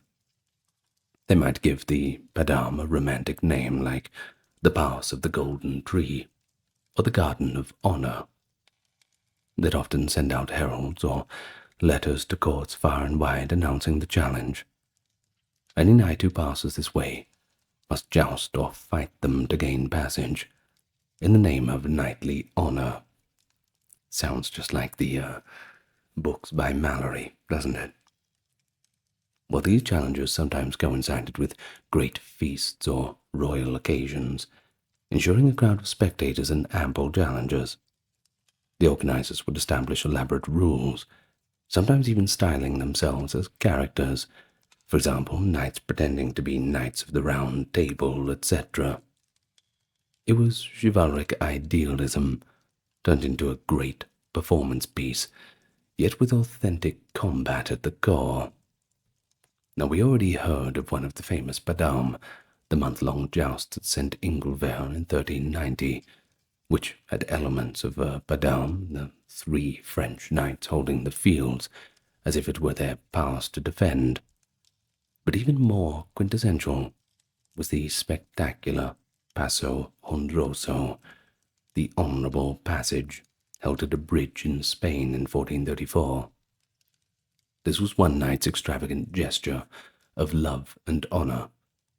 Suero de Quignone, a nobleman of Leon, was passionately in love with the lady Dona Leonor. To prove himself worthy, and perhaps earn his freedom from love's chains, Suero vowed to hold the bridge over the Orbigo River against all knights for a single month. He and 9 companions obtained permission from King Juan II of Castile and issued a challenge to all the knights of Christendom.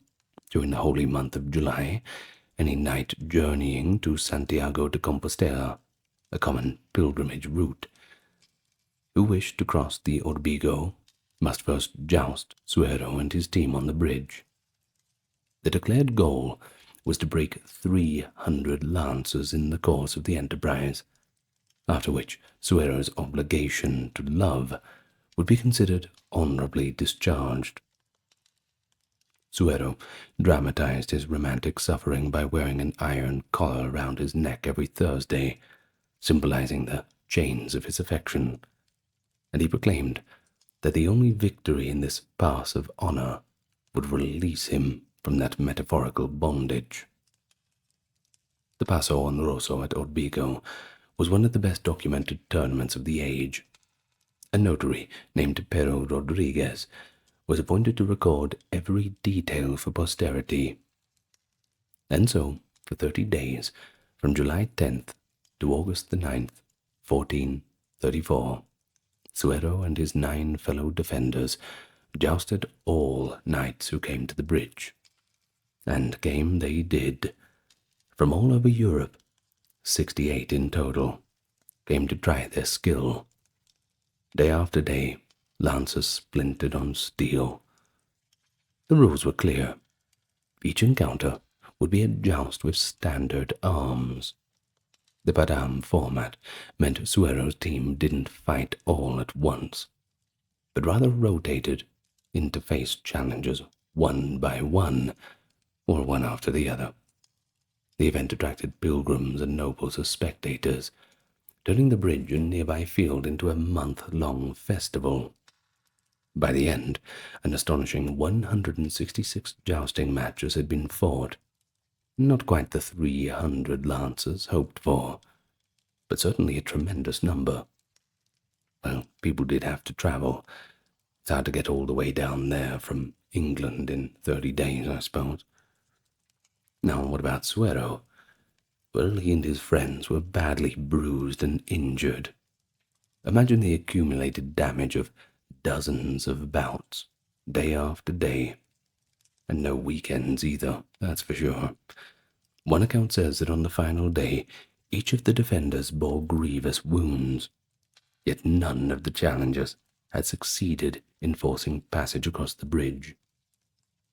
And so, the judges declared Suero de Quiñones and his men the victors, a vow fulfilled, and Suero ceremonially removed the iron collar from his neck, finally free of his romantic enslavement.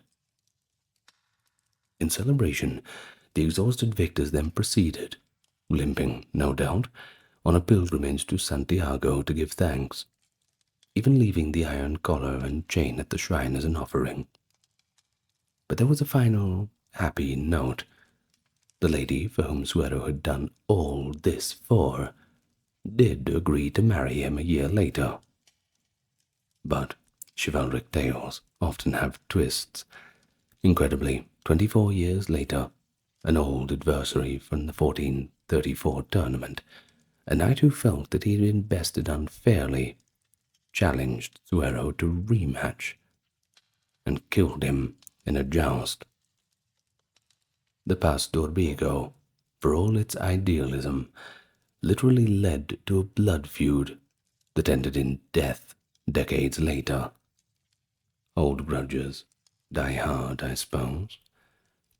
Another example of in the most theatrical of tournaments could have very real consequences. Other padams were held throughout the 15th century, especially in the Burgundian realm, where chivalry was almost a civic religion. Duke Philip the Good of Burgundy famously encouraged such events. In 1443, for instance, a padam called the Pass of the Golden Tree was staged during a great feast at Lille. An elaborately made golden tree, laden with shields, stood in the banquet hall. Knights who took up the shield committed to themselves to joust or fight on foot to defend the honor of the golden tree and the lady it represented. At a signal, the company moved outside to the lists, and promised combatants were carried out before the gathered court. These padams blended masquerade, allegory, and sport. Knights might dress as pilgrims, or as figures from Arthurian legend, or even as wild men, or Moors, depending on the theme. Challenges were often couched in flowery language. For example, a knight would publish a notice saying, "Sir So-and-so and his companions will guard the path of love by the fountain of tears. Any knight who wishes to pass must prove his worth in arms." During the Burgundian padam of the Bridge of Tears in 1453, One knight famously went into the lists wearing a lady's veil around one eye, declaring he would fight half-blind until inspired to remove it by some truly worthy deed he witnessed. Though sometimes dismissed as chivalric theatrics, Padams had real utility for knights. They provided opportunities for young knights to test themselves and gain renown in a relatively controlled setting. Because these events drew large audiences of nobles, a knight who excelled could catapult his reputation overnight. Padams also fostered international camaraderie. Knights from different realms would travel far to participate, creating a pan-European fellowship of chivalry. At the same time, the scripted courtesy of Padams, the elaborate salutes, prearranged narratives, it helped to keep the violence contained and tempered by a good amount of mutual respect. In a way, the Padams was the apotheosis of the tournament. Combat was no longer a means to an end, that is, profit or resolving disputes, but an end in itself, as a showcase of virtuoso knightly performance. So before moving on, let's remember that even in these styled events, the combat could be fierce. An impressive example, at the Padams in 1386, known as the Challenge of the Barriers, the French knight Bossicant, again the same Bossicant as Saint Inglever, now a celebrated marshal, fought so furiously in a joust and foot combat that he defeated multiple English knights one after the other. Froissart relates how Bossicant, despite the courteous context, aimed to prove French superiority in arms, and indeed he was lauded unbeatable that day. It shows that beneath the layers of showmanship, knights took the martial aspect very seriously. After all, honor was always on the line. So in summary, the Padams turned tournaments into a form of medieval performance art, blend of imagination and reality. Events that amplified the social-cultural dimensions of the tournaments, which of course now leads us to consider what was happening around and beyond the fights themselves. While the knights fought for glory on the field, there was a whole world of activity around the tournament grounds. A medieval tournament was not just a sporting event, it was a major social festival. Part fair, part political summit, part carnival. Understanding the day-to-day happenings of a tournament helps put a human touch on the events, beyond the clash of steel. So what exactly was it like to attend or participate in a tournament, aside from the fighting? Travel and arrival. Knights would often travel long distances to join a famed tournament, and travel back then, well, it wasn't easy. They might spend weeks on the road with their retinues of squires, grooms, and pack horses laden with armor and provisions. As they arrived near the host town or castle, many knights chose to make dramatic entrances. It was pretty common for groups of knights to ride in together under the Lord's banner, as William Marshall did with his Lord's company in his youth. Some would send a squire ahead to announce their coming to the heralds. Townsfolk likely turned out to watch the parade of arrivals. It was a chance to see exotic arms and armors, and knights in all their finery. For local merchants and innkeepers, the tournament influx was a boon. They would lodge and feed many extra mouths. We even have records of towns buying up vast quantities of food and drink in preparation for the tournaments, knowing that hundreds of visitors would need meals and wine and ale. The night before the tournament, the area would be lively with campfires and tavern revelry as knights and their followers mingled. Temporary pavilions or tents sprung up around the field, serving as knights' quarters, armories, social loungers too. In fact, some knights decorated their tents with banners and painted devices to advertise their presence. You know, all the colors and finery that you see. Now, what about the opening ceremony? There had to be one of them, too. Most tournaments began with some form of ceremonial opening. Often there was a church service, a mass in the morning, where knights prayed for protection and vowed to behave honorably. Though the church was critical of tournaments, by the later Middle Ages it often participated in its blessings of the proceedings. Perhaps a pragmatic concession to this entrenched custom. If you can't beat them, join them. After Mass there might be a procession, knights on horseback circling the lists, saluting the dignitaries and ladies present. At the tournament of St. Ingilver, for instance, the 3 defending knights rode out each day from their tents in a little parade with trumpeters, before taking their stations. The heralds would then formally announce the tournament's rules and the day's program, ensuring everyone, participants and spectators, knew exactly what to expect. A tournament's rules could be pretty complex. They specified the allowed weapons, how many courses of jousting, what constituted a victory, and so on. At Richard II's court in England, detailed ordinances for the tournaments were written, including how fallen knights were off limits to further attack, and how ransom should be handled, reflecting a very organized affair. A long way from the old melee days, that's for sure. Now, what about the roles of heralds?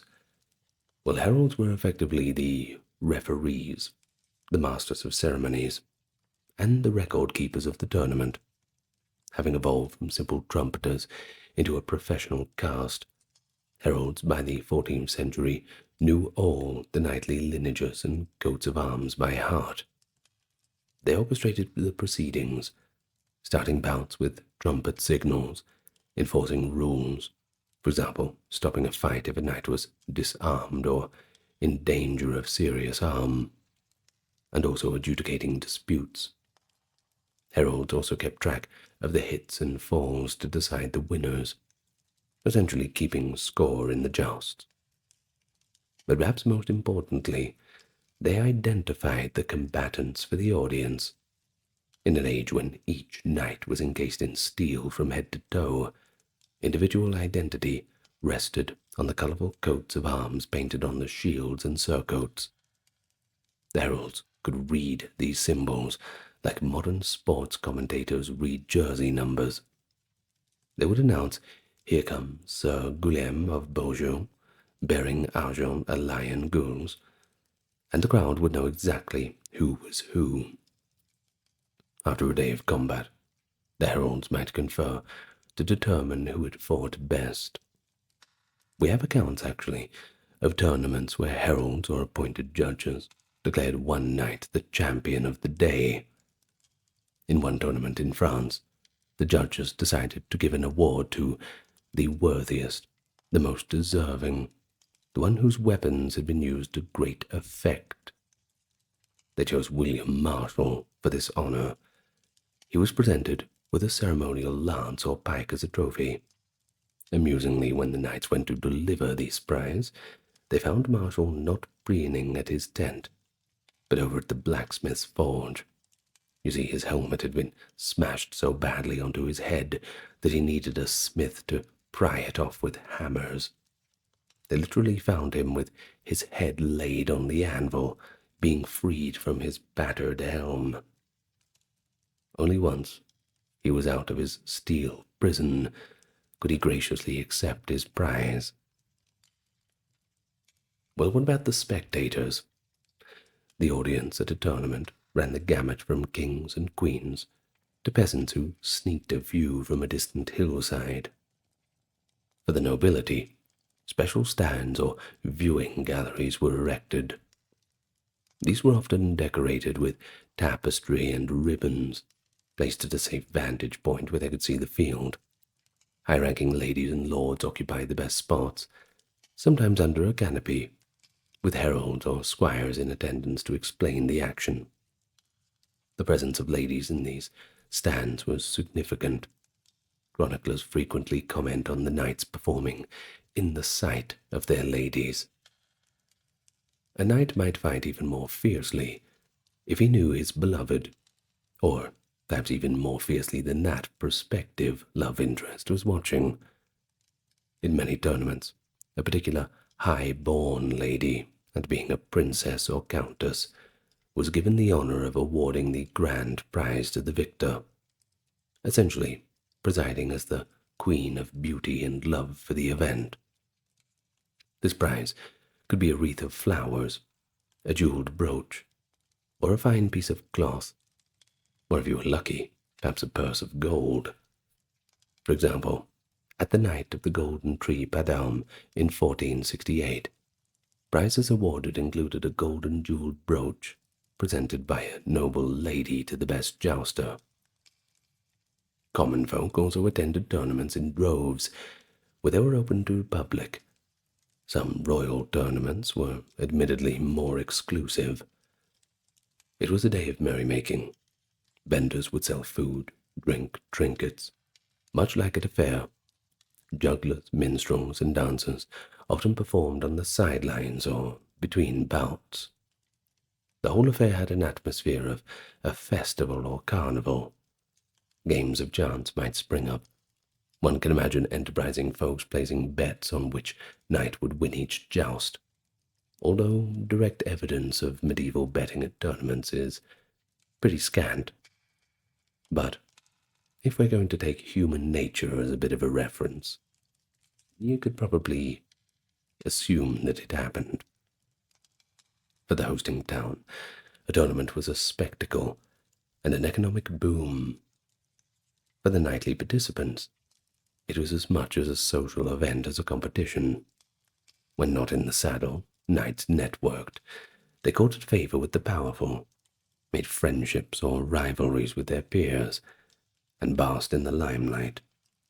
A young knight hoping to attract a patron's attention would certainly want to shine at the tournament, and then mingled at the banquets afterwards. In a sense, tournaments were the networking conferences of the chivalric world. And then, of course, after the day's combats were done, usually at sunset or earlier if the schedule was filled, the revelry continued into the evening. The hosting lord would typically put on a lavish feast for all the noble guests and combatants. Picture a great hall, with trestle tables groaning under roasted meats, pies, and subtleties, sugar sculptures and decorated dishes, wine and ale flowing freely. The chronicles often mentioned celebratory drinking, in moderation ideally, since more jousting might come the next day, and you'd need to be on your game for that. Entertainment at night could include minstrel songs, poetry, or even short plays. Often there was dancing, with knights now out of armor and dressed in their finest court attire, vying to partner the ladies. This was a prime time for courtly flirtation and forging alliances. The knight who impressed on the field might receive a token of esteem from the lady during the feast. Perhaps she would send him a ribbon or a veil as a sign of favor to wear in the following day's competition. In the history of William Marshall, there was a charming scene during a tournament at Joigny. While waiting for their opponents to arrive, William Marshall and the other knights, still in their armor, passed the time by dancing with the local countess and her ladies who had come out to support them. So do imagine the scene of mail-clad knights clanking around, trying as gracefully as they could to dance a carol. It was such a rare sight that a minstrel in attendance composed a song on the spot about it, teasing Marshall to give me a good horse. Marshall good-naturedly obliged the performer. Once the combat begun, and he unhorsed an opponent, he gifted that very horse to the bold minstrel as a reward. At some tournaments, The evening banquet included a ceremony of prize giving. The heralds or judges would announce the tournament's standout performers. The assembly hall would applaud, and prizes would be rewarded. For instance, in one 15th century Burgundian joust, the Duke himself gave a heavy gold chain to the knight who had unhorsed the most opponents. There might also be informal honors. A lady might crown a knight as her champion with a laurel wreath. Such moments were certainly highly sought after. They conferred almost as much prestige as winning a battle in war. But keep in mind, tournaments were a very expensive thing. The lord had to cover the cost of the feasts, the prizes, and sometimes even repairs to the town if things got really out of hand. But there were also an investment in prestige, and prestige is worth more than money can buy. A successful grand tournament could put a lord's court on the map and attract the best knights to his service. King Edward III of England famously used tournaments as tools of statecraft, organizing lavishly themed events, like the Round Table Tournament of 1344 at Windsor, to solidify camaraderie among his nobles and advertise the glory of his reign. Knights themselves often spent lavishly to upgrade their armor and attire for the tournaments. One could not appear shabbily in front of the discerning eyes of peers and ladies. This spurred advances in armor craftsmanship and the textile arts, for splendid heraldic surcoats and banners. The culture of heraldry itself was greatly stimulated by tournaments. Knights needed unique and striking arms to be known in lists, and heralds compiled rolls of arms listing who appeared at which tournament. Many extant medieval rolls of arms, essentially pictorial directories of noble coats of arms, were originally created for tournament record keeping. Now we should also mention the atmosphere of camaraderie, but sometimes grudges that tournaments generated. During the fights, knights who fought honorably might develop a mutual respect. We read of opponents embracing after a particularly good joust, praising each other's skill. A knight defeated in the melee might be invited to dine at the tent of the one who captured him, after ransoming back his horse, of course. These interactions softened the edges of international or inter-family rivalries. A French and an English knight who became friends at a tournament might think twice before treating each other cruelly in wartime. In contrast, a dispute or perceived cheating at a tournament could spark feuds. The story of Suero de Quinones being killed years later by a knight he beat at Paso Honroso shows how tournament outcomes could certainly fester in the memory. Generally, though, the chivalric code urged knights to treat the tournament as separate from real enmity, an ideal space where they could compete fiercely and then make merry together afterwards, leaving those old grudges behind on the field. And so by the end of the multi-day tournament, the town would have a party-like atmosphere. Imagine the streets decorated with banners and torches, knights riding through the town with the populace cheering them on. A 15th century description of a tournament in Brussels mentioned the townsfolk singing songs about the favorite knights as they departed, and children, too, play-acting the jousts in the streets for weeks after. The legend and gossip from a big tournament would persist long after the event. Chroniclers would write chapters about it, and tales of great deeds, or perhaps amusing mishaps, as we've certainly talked about plenty of them, would spread across the courts. In this way, tournaments were certainly a key part of the medieval popular culture, as well as the aristocratic. There were stories in the making. A knight who performed brilliantly could become a local hero, or in some respects, a cross-border celebrity. And so, our tour of medieval knightly tournaments, from the wild melees of the 12th century to the staged padams of the 15th, reveal a world both familiar and alien. Familiar, because we still recognize the competitive spirit, the love of spectacle, and the way sporting events can hold this deep cultural meaning. But alien, because where today we have our games and our sports, medieval folk did it with armored men and war horses, risking their life for honor and applause. Of course, we still have the reenactments of the melees today. You can find them in Europe. I believe they have them in the United States as well. I think it's called Ultimate Medieval Fighting or something. It's quite entertaining. Well, as we conclude today, let's briefly recall a final human moment from the many that we discussed. I want you to picture the Knight William Marshall, late in life, now a venerable statesman, reflecting on his youth. According to a eulogy, the old marshal said that no one could untangle all the exploits he'd done in tournaments. There were so many, they blurred together. But the glory he gained there carried him to the highest heights. This sentiment might be true of many knights. The tournaments were where legends could be made. And they were fun. Dangerous, yes, and sometimes deadly. Serious, but also fun. An outlet for joy in skill and camaraderie. A German knight, after a long day of jousting in the 1480s, reportedly exclaimed, "What a fine game we have played today." And one can almost imagine a grin through that visor.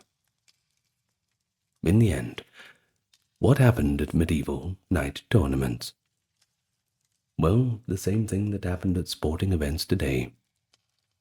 Life happened. Young men chasing fortune and fame, or failure. Friends drinking and singing together. Enemies met with grudging respect on neutral ground. Communities celebrated. The mighty showed their splendor, and the humble could, for a moment, touch glory. Herald recorded the names, ladies bestowed their smiles, and the crowds cheered or groaned with each clash of lance on steel. It was the Super Bowl or the World Cup of the age, with an extra dash of danger and romance thrown in. Through the medieval tournament, it's a unique window into the heart of chivalry, equal parts combat and camaraderie, ritual and revelry, honor and humility. And that's where we close. At least for now. It's enough for tonight. I hope you've enjoyed it. Well, I definitely enjoyed doing this reading. Always good fun to talk about those old times and give them a bit of a human touch. That William Marshall is quite a character. I'm still thinking about him having his head up against the anvil trying to pry his helmet off. Now that is something. Murderous vendettas, illicit affairs, corpses on trial. Medieval Italy witnessed scandals that would put any modern tabloid to shame. Today we're going to talk about some of the juiciest ones. A tour of 1,000 years. We've got intrigue, we've got corruption, and we've got drama. So from the papal palaces of Rome to the city-states of Tuscany and Lombardy, we'll look into those infamous episodes, and you'll see a darker side of power. Hello everyone and welcome. Quick introduction now, this is a part of our series. We did our Scandals of Medieval France last time. I hope you enjoyed that. In any case, if you like the content, give it a like, comment, and subscribe. And thank you so much for those supporting, keeping everything ad-free. For the Patreon, YouTube memberships, merch store, and donations, links are in description. Anyway, let's get right to it. Perhaps you raised an eyebrow when I said corpse trials. We may as well begin now. Where better to begin than smack bang in the middle of Rome, the home of the papacy, a spiritual authority mixed with a worldly ambition. A recipe for disaster, maybe. In the late 9th century, the papal office reached a macabre low point with an episode known as the Cadaver Synod. Now, I discussed this in my Evilest Popes video, but, well, it certainly fits into this video too. So, in 897, Pope Stephen VI ordered the body of his dead predecessor, Formosus, to be exhumed from its tomb. Now, Formosus's corpse was dead for many months, so you can imagine the state of it. In any case, they decided to dress it up in papal vestments and prop it up on a throne in St. Peter's Basilica. Before a horrified synod, Stephen conducted a bizarre trial of the dead pope. The corpse sat in eerie silence, and a deacon was appointed to speak on its behalf. A futile exercise, since Stephen was determined to condemn Formosus. According to contemporary accounts, Stephen shrieked and hurled accusations at the rotting figure, charging Formosus with perjury and illegal papal accession. Guess what? Rather unsurprisingly, the lifeless defendant had not much to say in his defense. The synod pronounced Formosus guilty, and in a grotesque flourish, they stripped the cadaver of its sacred robes, hacked off 3 fingers from the right hand, the blessing fingers, by the way, and cast the corpse into the Tiber River. It doesn't get more grim than that. A posthumous degradation of a pope, nonetheless, certainly scandalized Rome's cynical populace. The public saw it as a sign of madness and sacrilege. Indeed, the backlash was quite swift. Shortly after the Cadaver Synod, an uprising in Rome deposed Stephen. The ill-fated pontiff was imprisoned and strangled to death in his cell, a violent end to a violent man. In any case, the Cadaver Synod entered history as perhaps the strangest trial ever held, although there's been a few strange ones too in modern times. In any case, this was emblematic of a papal era that was plagued by factional hatred and bizarre extremes. But not long after, Rome's papacy was caught in a succession of scandals so notorious that later historians dubbed that era the pornocracy, the rule of harlots. During the early 10th century, from 904 to 964, a powerful Roman noblewoman named Theodora and her daughter Marozia effectively controlled the papal throne through a series of puppet popes. And by the way, they were also their lovers or relatives, sometimes both. Marozia, for instance, was the reputed mistress of Pope Sergius III, and later orchestrated the elevation of her teenage son to the papacy as Pope John XI. It was whispered, and widely believed, that this Pope John was in fact Marozia's illegitimate son by Pope Sergius, making the Pope the son of a Pope, a scandalous blurring of sacred and profane. Contemporary chroniclers were quite aghast. Bishop Liutprand of Cremona, writing in the mid-900s, described Theodora as a, quote, shameless whore who exercised power in Rome like a man. Not mincing words, that's for sure.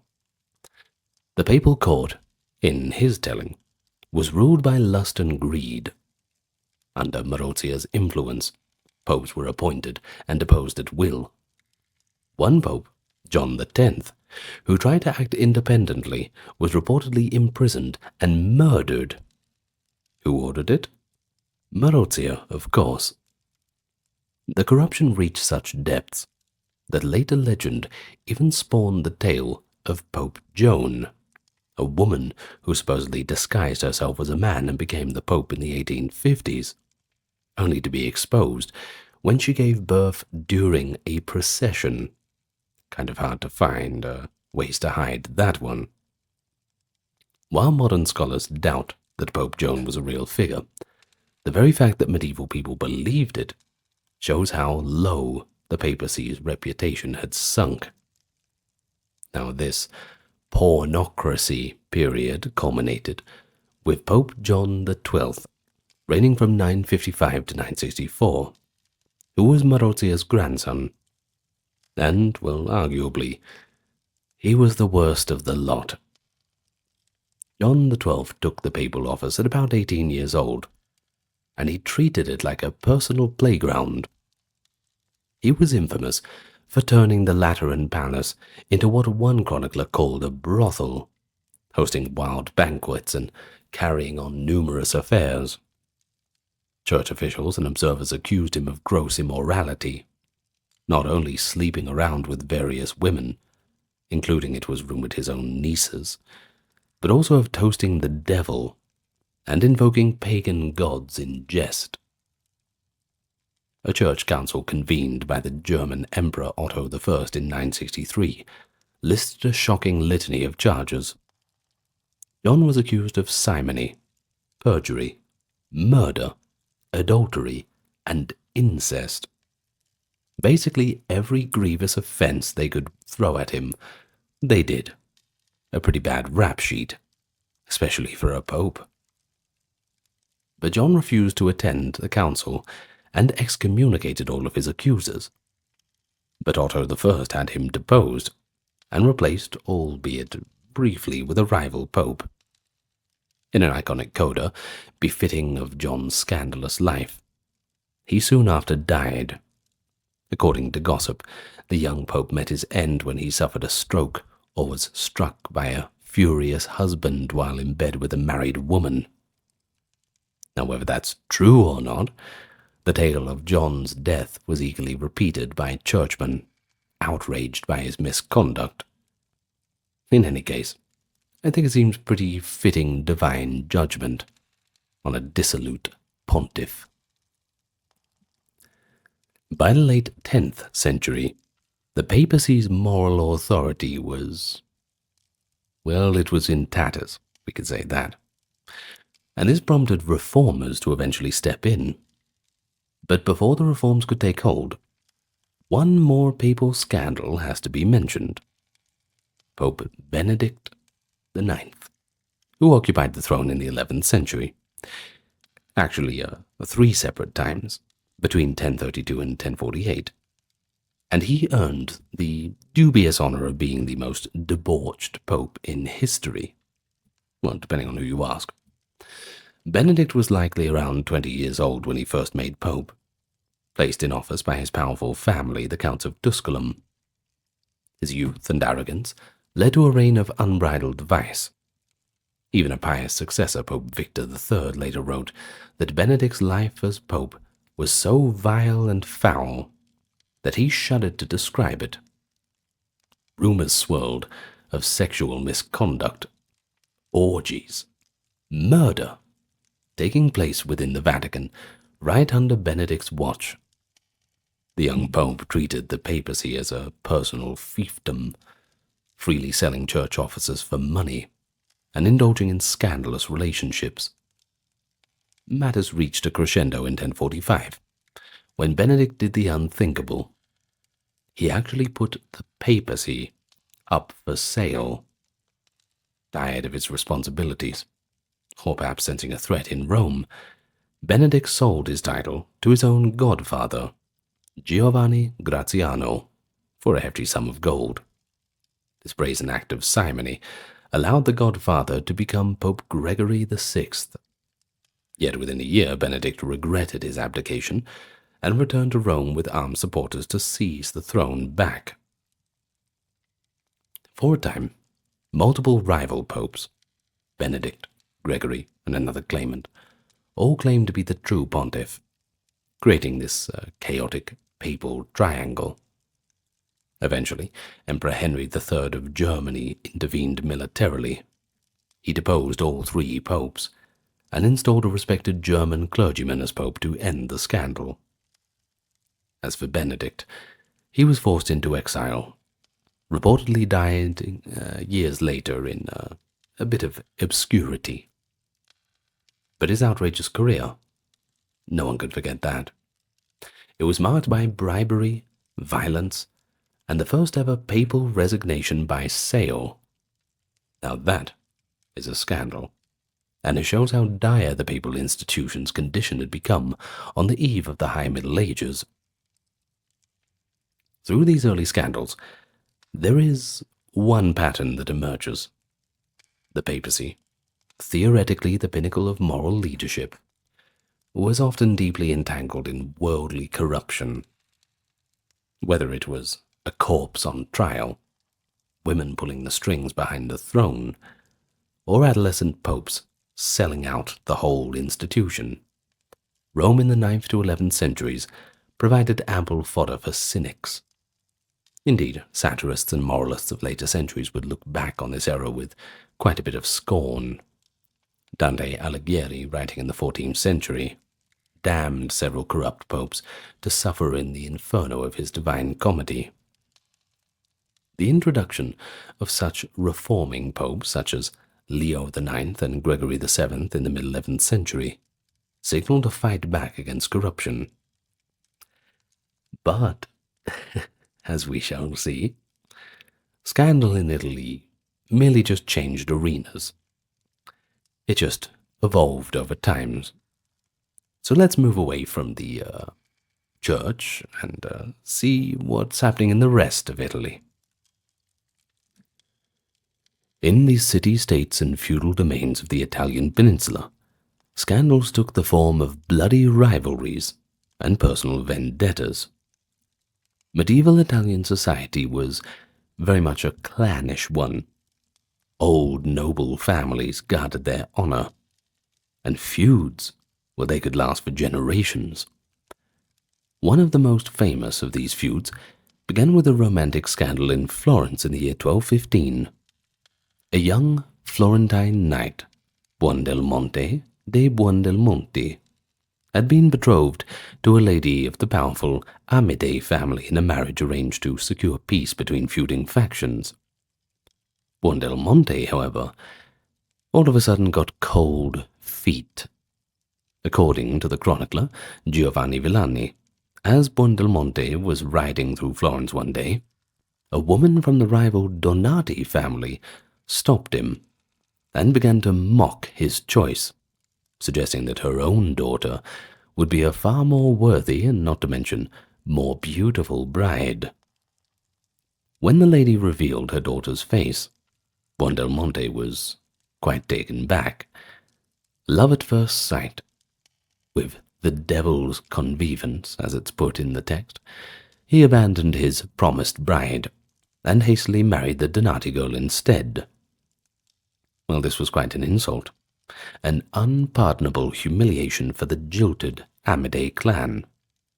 Furious and dishonored, the Amidei convened a council with their allies, including the Lamberti and Uberti families. And once they were all together, hands began to rub together, and revenge was plotted. They had a few ideas. Some proposed to beat or wound Buondelmonte for this slight, but one member of the conspiracy, Mosca de Lamberti, urged a more fatal solution.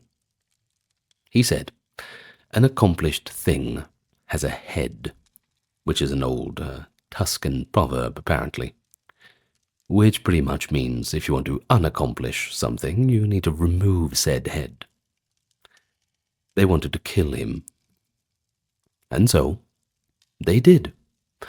On Easter morning of 1215, as the city was celebrating the holiest of days, Buondelmonte rode across the Ponte Vecchio on a white horse, dressed in all his finery, on his way to the Donati household. But he would never get there.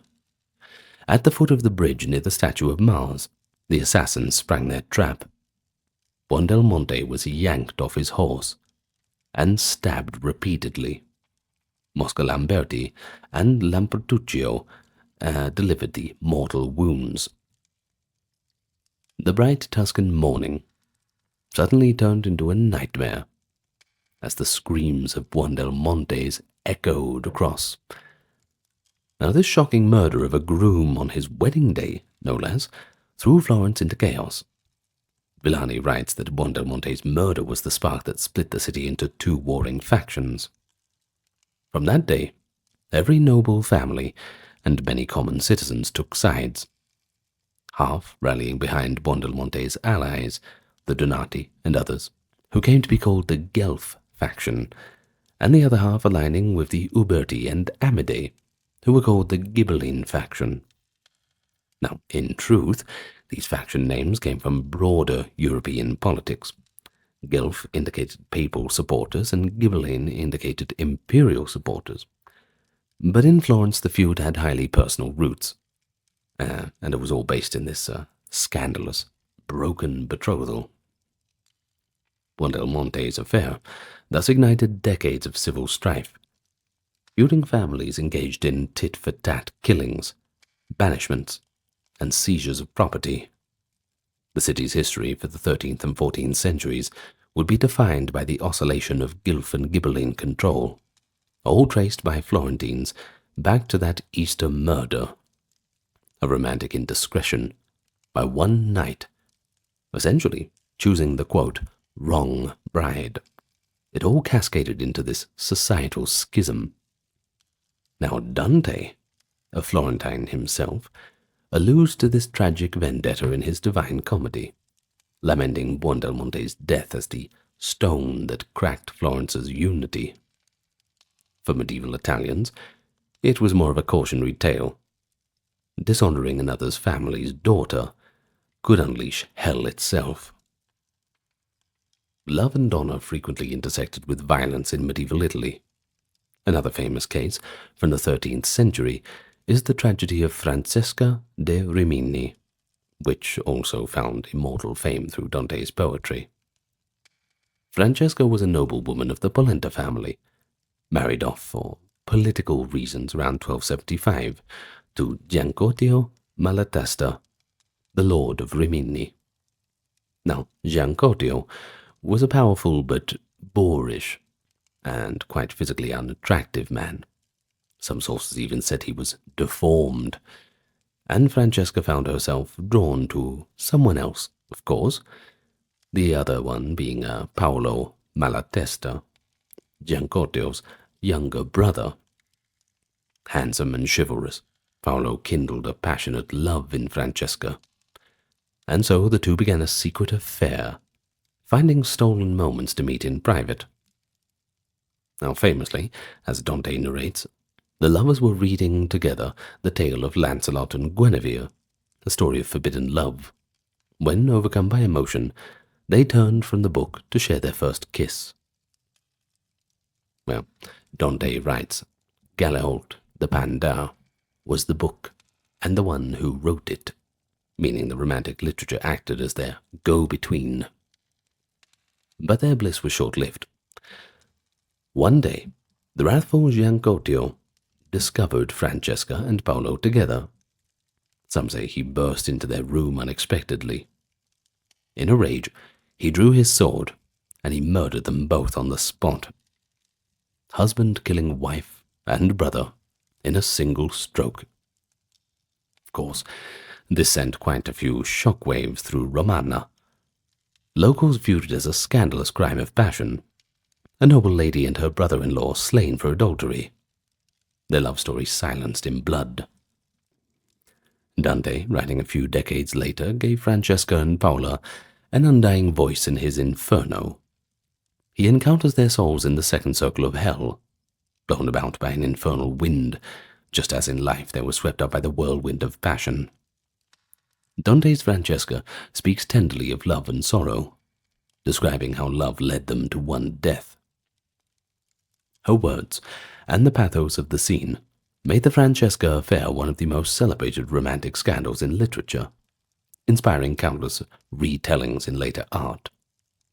But to Dante's medieval audience, the lesson was pretty clear. Even in a society that prized arranged marriages and family honor, true passion can always erupt. And, well, that can always exact a dreadful price. But sometimes, scandals combined romantic transgression with high-level politics. In the 13th century kingdom of Sicily in southern Italy, the oppression of the ruling French regime led to a mass uprising sparked by an assault on a woman's dignity. This was the legendary Sicilian Vespers of 1282. It was Easter Monday in Palermo, and locals gathered at the Church of the Holy Spirit for evening Vespers prayers, when a drunken French sergeant began harassing a young Sicilian bride. He made lewd advances, and allegedly he tried to violate her right there outside the church. The distraught woman's cries, and the indecency of this act on holy ground, on a holy day nonetheless, provoked an instantaneous fury in the crowd, and the woman's husband, or a bystander, accounts do vary, drew a knife and stabbed the French soldier to death. That single spark hit a powder keg of resentment. Within minutes, violence spread through Palermo. Bells rang out, summoning Sicilians to rise up against their French overlords. Sicilian men fell upon any Frenchman they could find in the city, crying death to the French. The violence did not stay contained in Palermo, however. It spread like a wildfire across the whole island. Within 24 hours, the Sicilian populace in multiple cities had taken up arms in a massive popular rebellion. French officials, soldiers, and settlers, men, women, and even children, were slaughtered in a ruthless purge. By some estimates, thousands of French were killed. And in the ensuing weeks of carnage, things just got worse and worse. The shocking bloodbath was directly triggered by the scandalous behavior of a single foreign soldier abusing a Sicilian woman. While, of course, deeper political tensions underlay the revolt, taxation, ethnic resentment, etc., chronicles zeroed in on the molestation incident as the catalyst. The Sicilian Vespers went down in history as one of the Middle Ages' most infamous uprisings, toppling King Charles of Anjou's rule in Sicily and altering the balance of Mediterranean power. It began, however, as a kind of morality tale, an outrage against a woman's honor on Easter Monday, unleashing a whirlwind of vengeance. Medieval writers often highlighted this aspect, implying a divine justice at work. The lust of one Frenchman cost an entire nation its hold on Sicily. But feuds were not limited to lay nobility. The clergy and monastic world had their own share of sordid stories from this era, despite official vows of chastity and obedience, that is. Many parish priests kept concubines. Some abbots lived more like princes than spiritual men.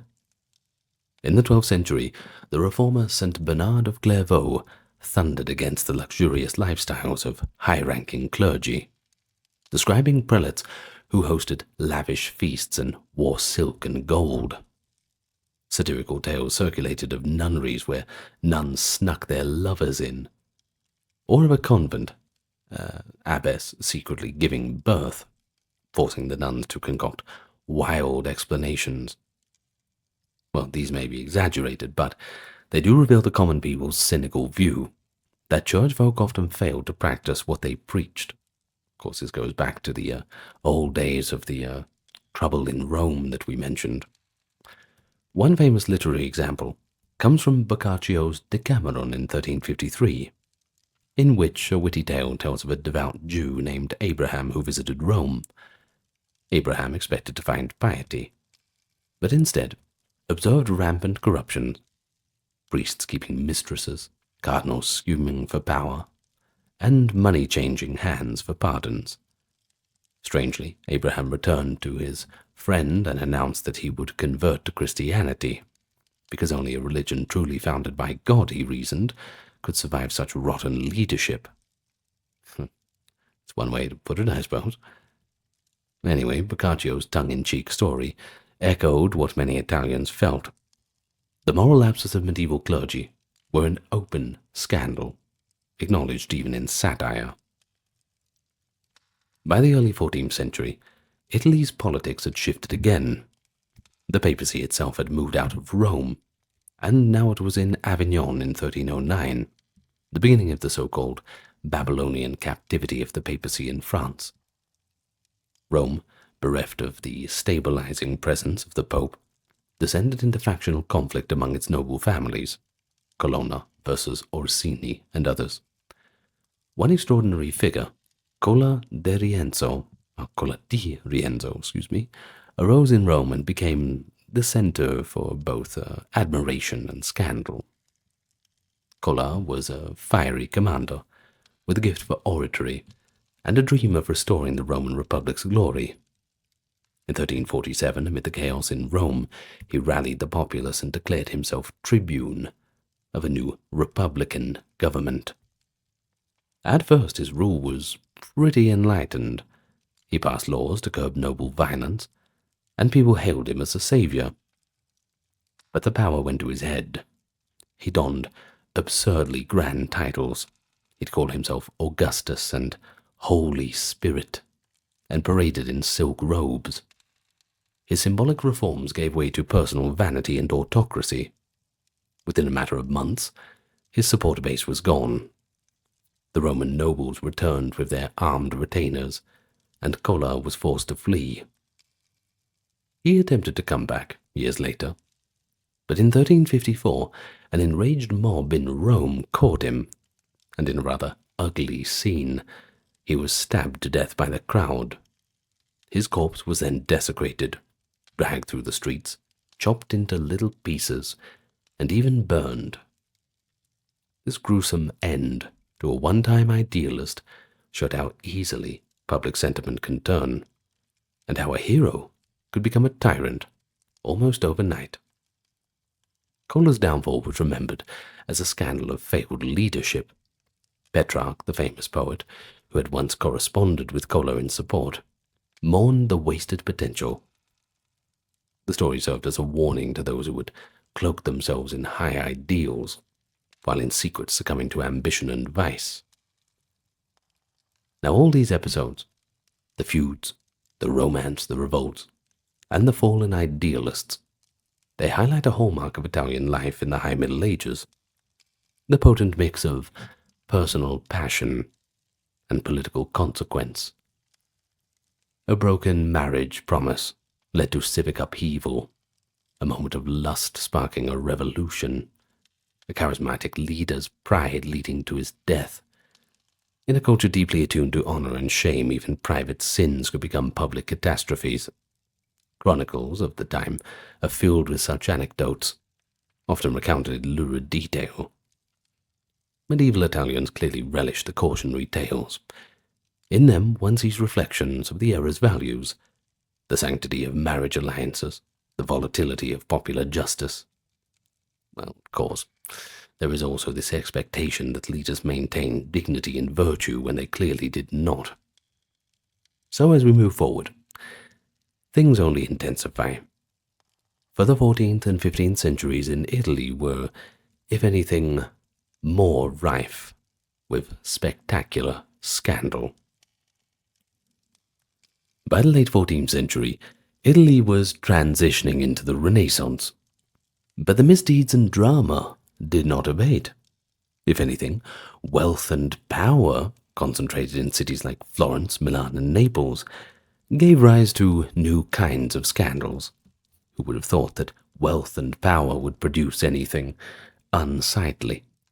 Well, republics and princely courts competed in splendor, while behind the scenes, assassinations, poisonings, and betrayals made and unmade rulers overnight. And then there was the church. They weren't having any shortages of late medieval imbroglios. The papacy was rocked by a schism. and then by Renaissance-era popes, whose decadence rivaled the worst of their predecessors. So let's get into a few of the scandals of the 14th to 15th century. In 1378, the Catholic Church was engulfed in the Great Western Schism, an extraordinary scandal of division that saw two, and eventually three, rival popes claiming the throne of St. Peter.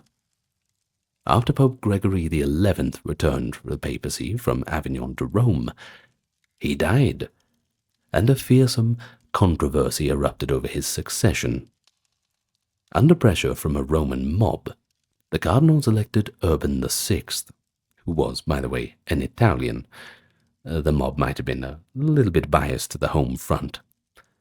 But Urban VI proved so harsh and so bull-headed, berating and even physically assaulting other cardinals, that a faction of them fled and declared his election invalid. They elected a different man as pope, who took the name Clement VII and re-established a papal court in Avignon. Suddenly, Christendom had two popes, each excommunicating the other, and each denouncing the other as an anti-pope, a tool of the devil. The loyalty of Europe split largely along political lines. France and its allies for Avignon's Clement, Italy and much of Germany for Rome's Urban. For the ordinarily faithful, it was a rather confusing and disheartening spectacle. Two vicars of Christ hurling curses at one another and selling indulgences to fund wars. The schism dragged out for nearly 40 years. Attempts to solve it only compounded the scandal.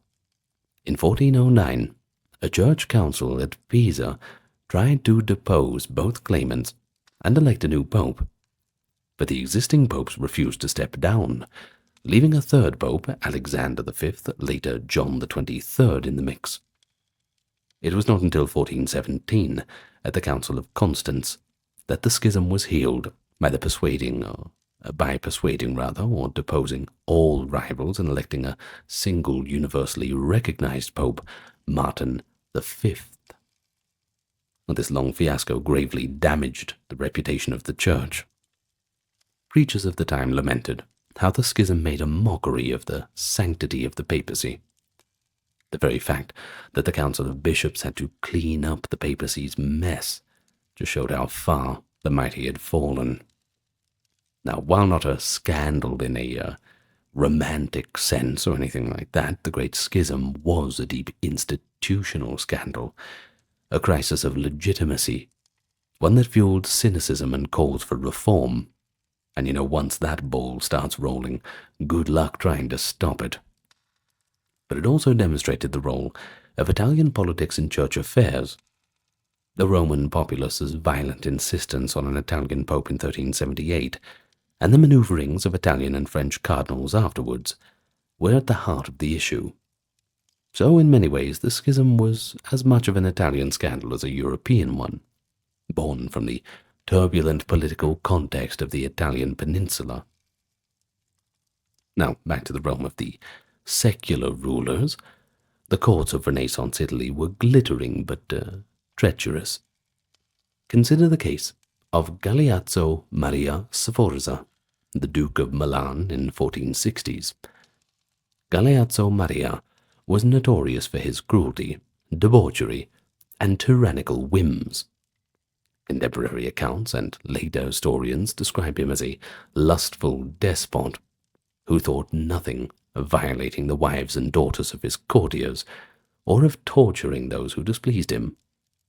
He levied oppressive taxes to fund his luxurious banquets and was said to keep a stable of mistresses. Under his reign, Milan's court shone with pomp. But the populace and nobility increasingly chafed under his sadistic rule. The scandal of his personal behavior reached a breaking point in December of 1476. On the day after Christmas, Duke Galeazzo Maria attended the Mass in front of the Church of Santo Stefano in Milan, a well-known, ostentatious presence in the front pew. As the choir sang and the congregation knelt, 3 conspirators approached the Duke. Suddenly, one man pulled out a dagger and stabbed him in the back, followed by another stabbing him in the chest. In a flurry of blows, they assassinated the Duke at the very altar of the church. Blood sprayed onto the marble floor, and chaos erupted among the worshippers. Not your normal Sunday service, I can tell you that much. Galeazzo Maria Sforza collapsed and died on the spot, killed in a church on Holy Feast Day. It was a scandalous event on multiple levels. You see, you had regicide and sacrilege combined. Yet for many of the people of Milan, there was a grim satisfaction in the demise of Galeazzo, a sense that the Duke had earned his violent end through his own monstrous deeds. Documents after the fact revealed that the conspirators, 3 young noblemen named Olgiati, Lampugnani, and Visconti, acted because they could no longer bear the tyranny and lust of Galeazzo. One conspirator's private letters called the Duke a wicked and corrupt man, whose death would be a service to God and country. The assassination shocked the rest of Italy. Other princes beefed up their personal security, and even had their food tasted for poison, realizing that terrible rulers could meet terrible fates. Galeazzo's assassination was one of the Renaissance's most dramatic scandals, retold in hushed tones. Justice, or perhaps revenge, striking down a wicked ruler, right in front of the altar.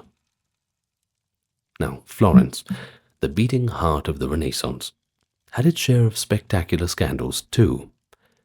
The city, a republic dominated by the Medici family in the 15th century, was generally stable. But even there, envy and ambition fostered deadly intrigue. The most infamous episode was the Pazzi conspiracy of 1478. The Pazzi were an illustrious Florentine banking family, which that's probably didn't make them very popular anyway.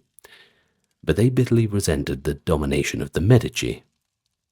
In league with a few other disaffected parties, and it appears with the covert support of Pope Sixtus IV, an enemy of the Medici, the Pazzi plotted to murder the Medici brothers and seize control of Florence.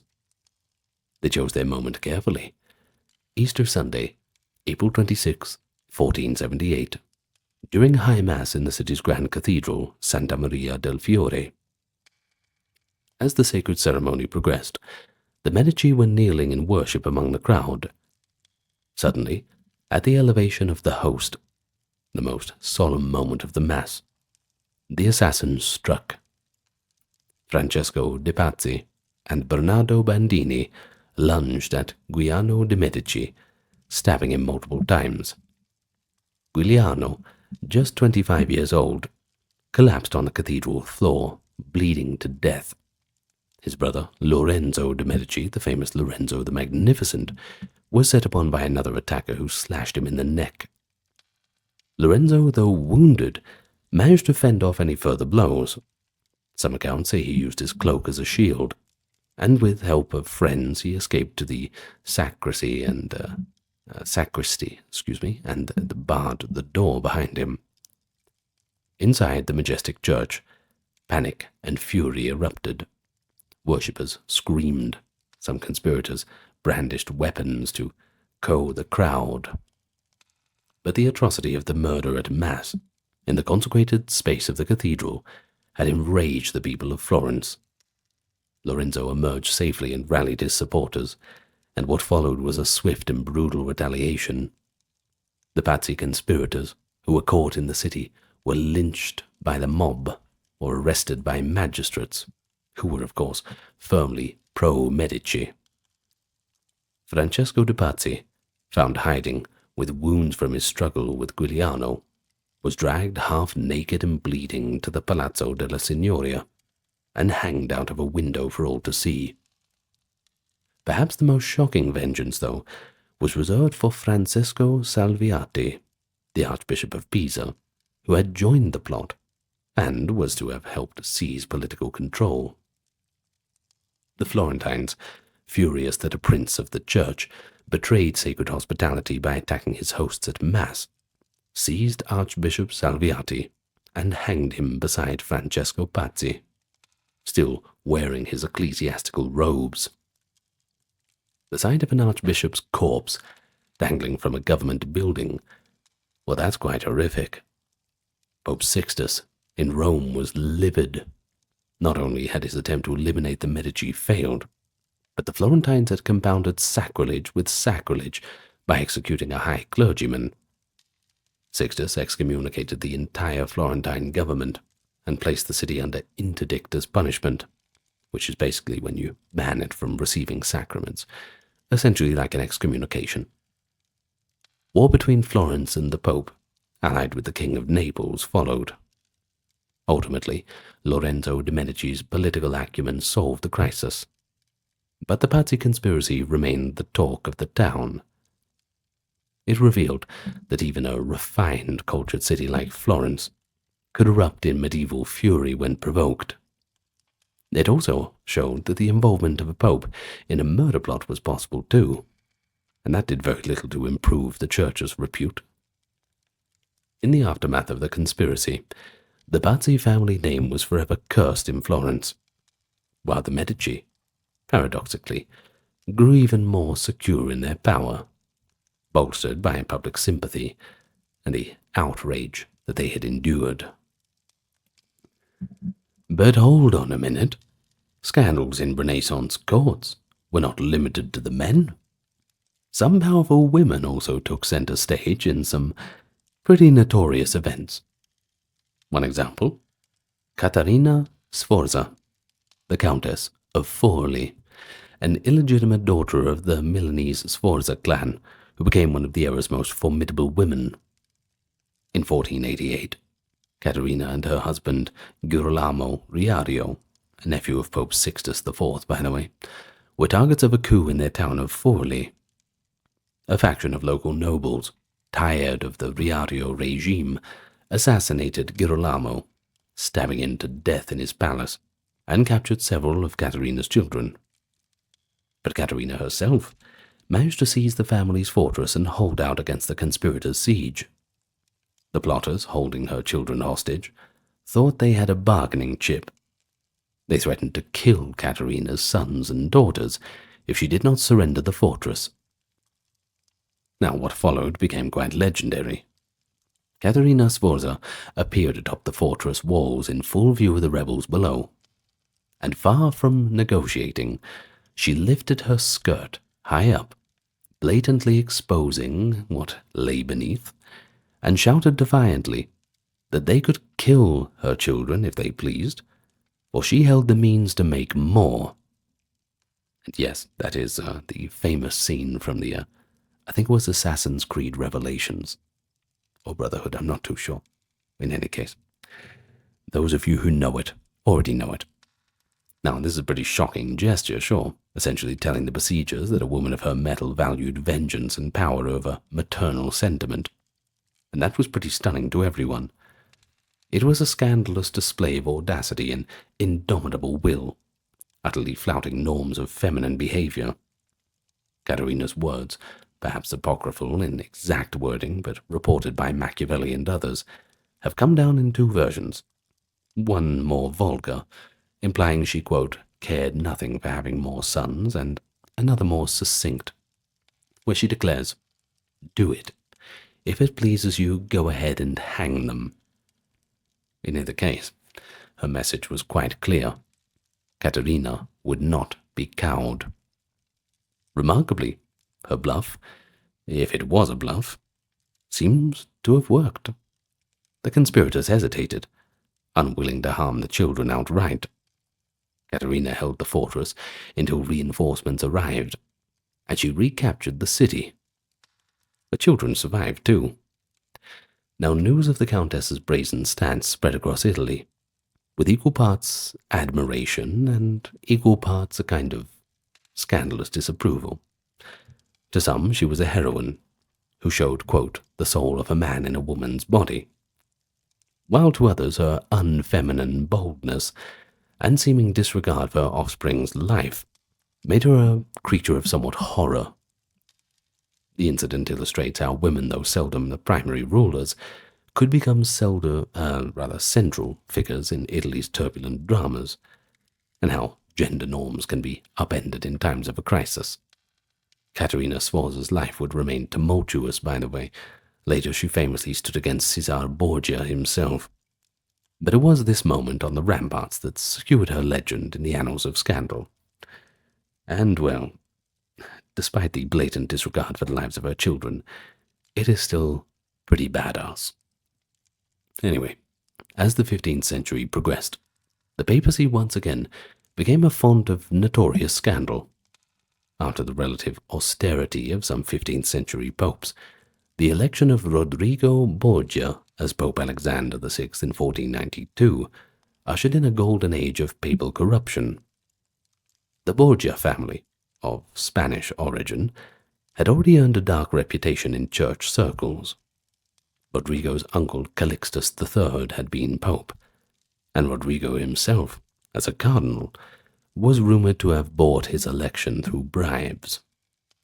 Once pope, Alexander VI made no attempt to hide that he put family first. He openly acknowledged fathering at least 7 children, some say even more, and those are the ones he knew about. A shocking breach of priestly celibacy, though hardly the first pope to do so.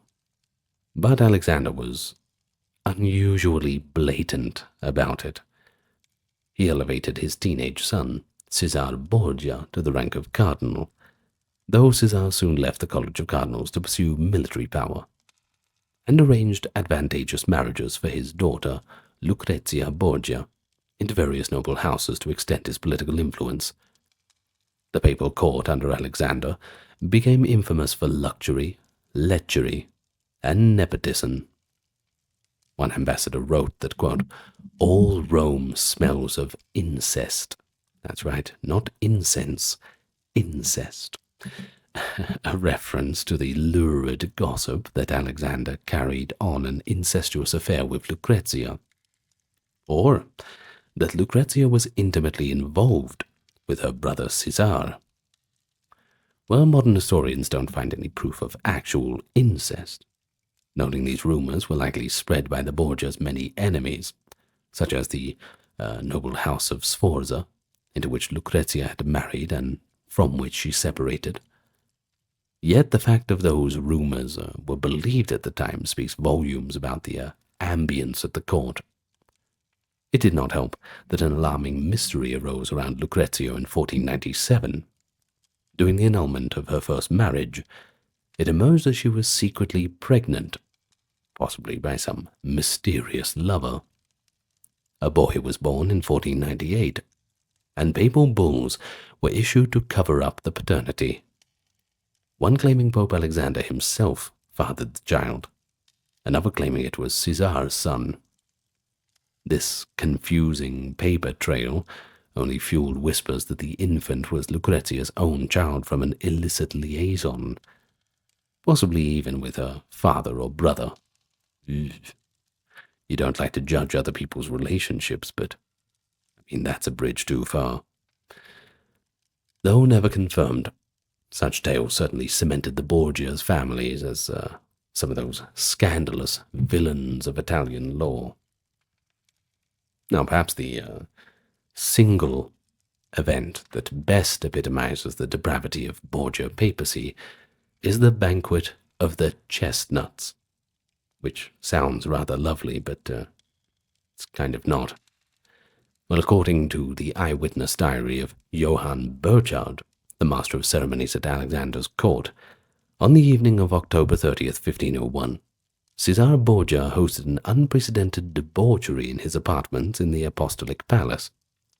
He invited 50 courtesans, not 15, 50, politely termed honest prostitutes, to entertain the all-male dinner guests.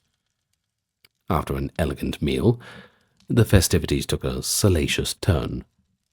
The women gradually disrobed, and began crawling on hands and knees across the floor to gather up chestnuts that had been scattered among dozens of candelabra.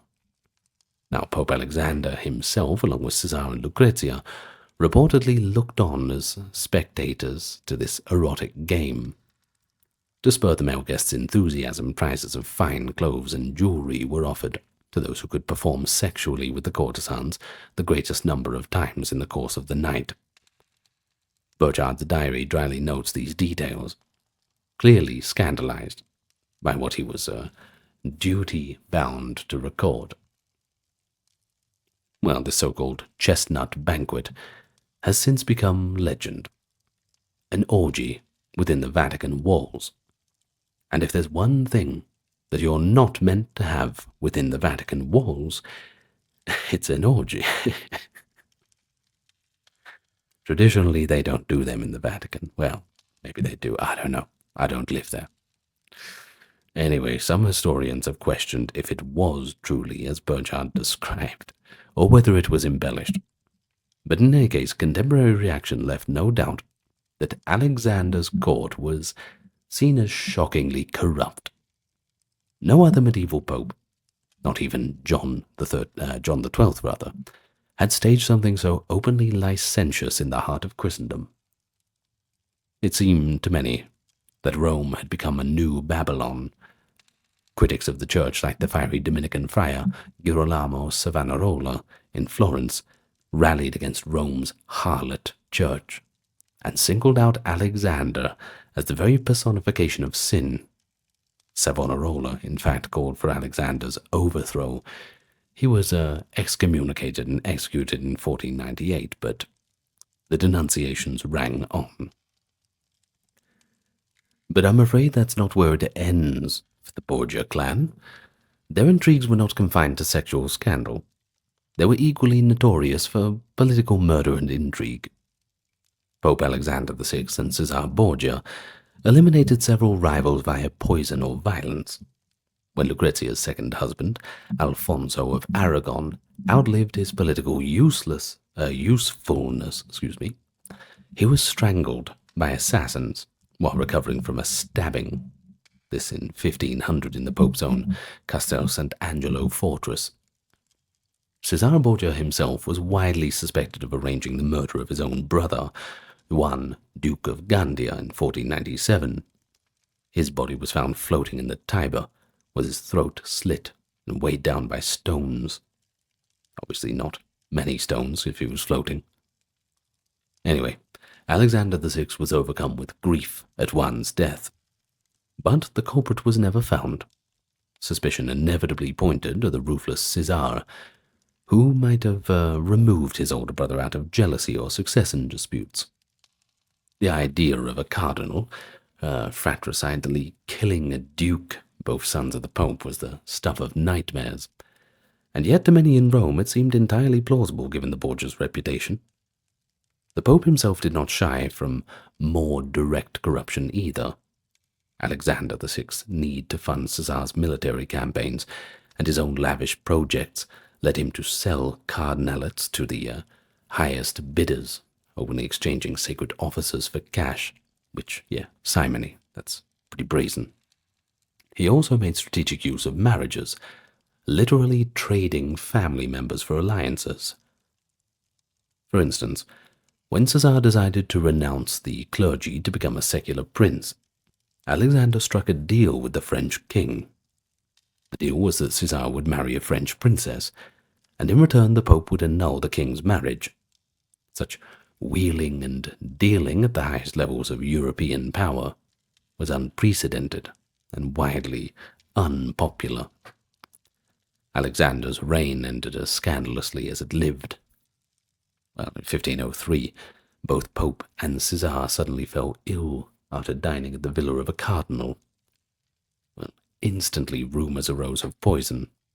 Some said the Borgias had intended to poison the cardinal and accidentally dose themselves, a testament to the contemporary belief in their poisoning habits.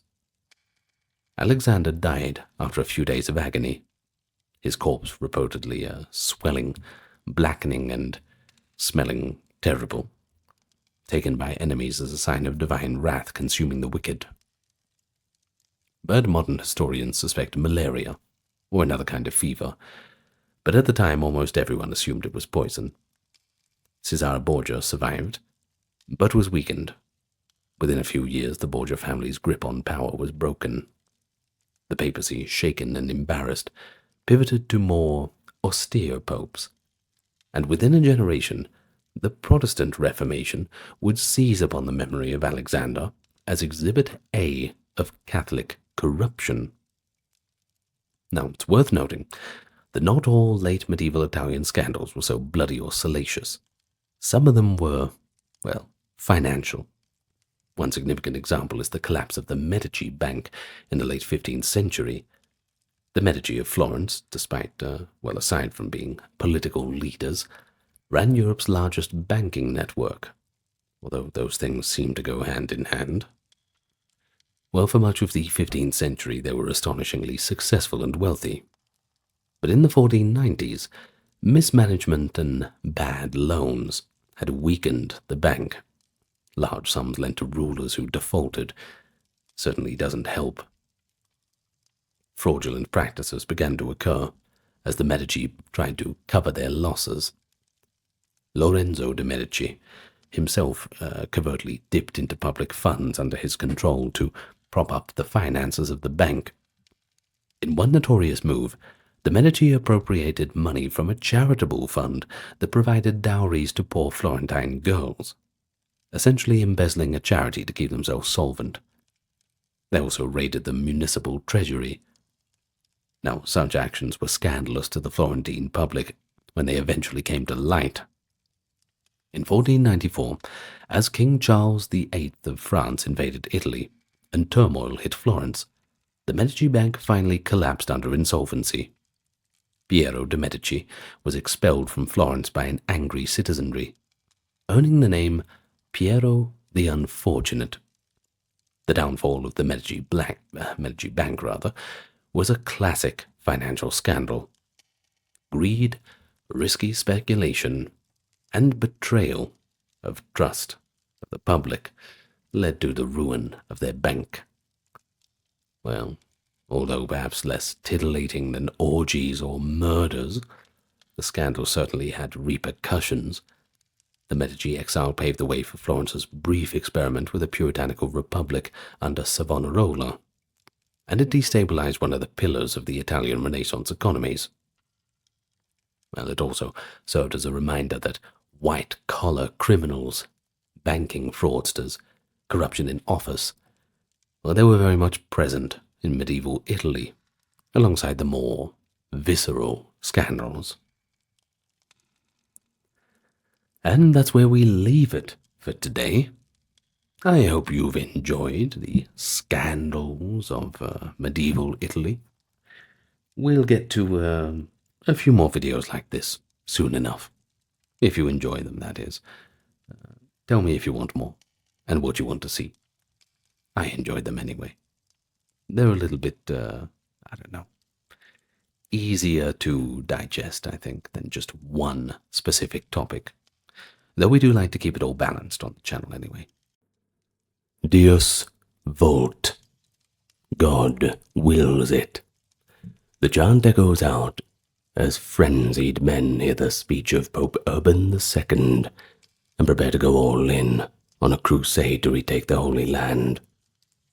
November 1095.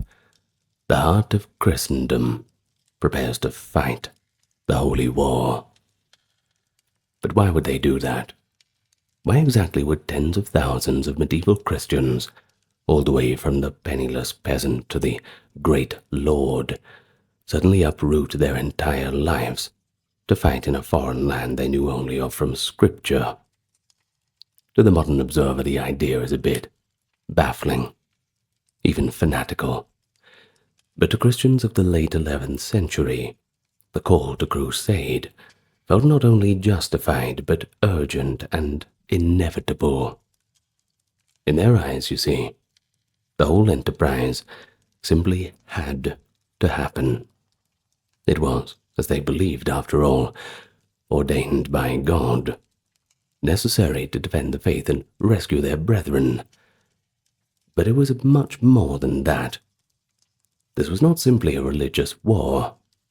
There were so many moving parts, and so today, from a modern academic perspective, we're going to step into their shoes and explore the reasons, whether they be religious, political, social, and economic, that the contemporaries gave to themselves for embarking on this great crusade.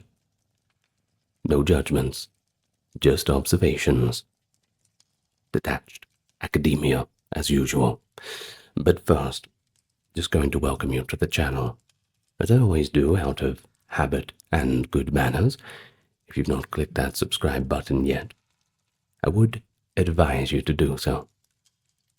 And for those who are new to the channel, welcome. Thank you to those coming back. You'll notice no ads on this channel because of the generous contributions of those on Patreon, YouTube memberships, and those who choose to donate. If you would like to become among that crowd, well, there are links in the pinned comment and in the video description. Now, with all that out of the way, I think it's time that we go back to the 11th century and find out just what was happening. But of course, the 11th century. I doubt that anyone listening remembers what that was like. So let's start and understand the backdrop of the late 11th century and try and understand why the call to arms resonated so deeply. It was, I suppose, a time of rising confidence within Latin Christendom, but also looming threats from the outside. Europe itself was experiencing a period of dynamic change. The population, that was growing quite well. Trade, it was reviving. And the chaos of those earlier dark ages, as they were called, when it was giving way to a more organized feudal society. It took a surprisingly long time for everyone to recover from the old order under Rome in its Western Empire sense. Those couple hundred years between the fall of Rome and those proper early Middle Ages. Well, it certainly took a while for them to organize things into the new normal. Topic for another video, perhaps. Yet, with more people and more knights, there came more internal conflict, incessant local wars between lords and little feuds breaking out, often spilling blood on church altars and the innocent alike. The church, well, they had to try and tame this violence through movements like the Peace of God and Truce of God, which urged knights not to harm the innocent and to cease fighting on holy days. The efforts were met with mixed success. By 1095, many devout leaders were anxiously seeking a way to direct the aggressive energy of Europe's warrior class toward a more righteous end. And you must think about it. You have men with lots of resources, heavily trained in combat, with nothing to do, no one to fight. Of course, they're going to end up fighting each other, causing a bit of trouble. Let's put aside the general romanticization of knights for a moment. It's not quite like the tales of Lancelot and King Arthur. Of course, there was a little bit of that going on, sure. But a lot of knights definitely felt a little constricted by their position and the expectations put upon them, especially once they started to get a little bit of that disposable income, winning that at tournaments, all the rest. Well, beyond Europe's frontiers, of course, there was a profound challenge rising, and that was the advance of the Islamic powers.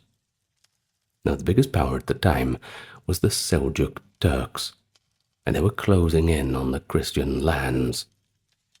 You see, for centuries, Christian and Muslim forces had clashed intermittently, and most notably in Spain, where the Christian kingdoms were slowly reconquering the Muslim-held territory, and also in the Mediterranean, when Norman knights had recently seized Sicily from Muslim rule. But now, there was a very new alarm sounding from the east. The Seljuk Turks, a recently converted Muslim people, had stormed onto the scene, and they had dealt a crushing blow to the Byzantine or Eastern Roman Empire at the Battle of Manzikert in 1071. In the aftermath, vast swaths of Byzantine Anatolia, that is modern-day Turkey, were overrun. Ancient Christian cities fell to the Turkish control now. Roads became dangerous for travelers. The good old days were well and truly over. But even pilgrims, unarmed women and men, peasants, all the rest, travelling to Jerusalem, the holiest city of Christendom, they reported increasing harassment and peril. Jerusalem itself, along with the entire Holy Land, had been under Muslim domination since the 7th century.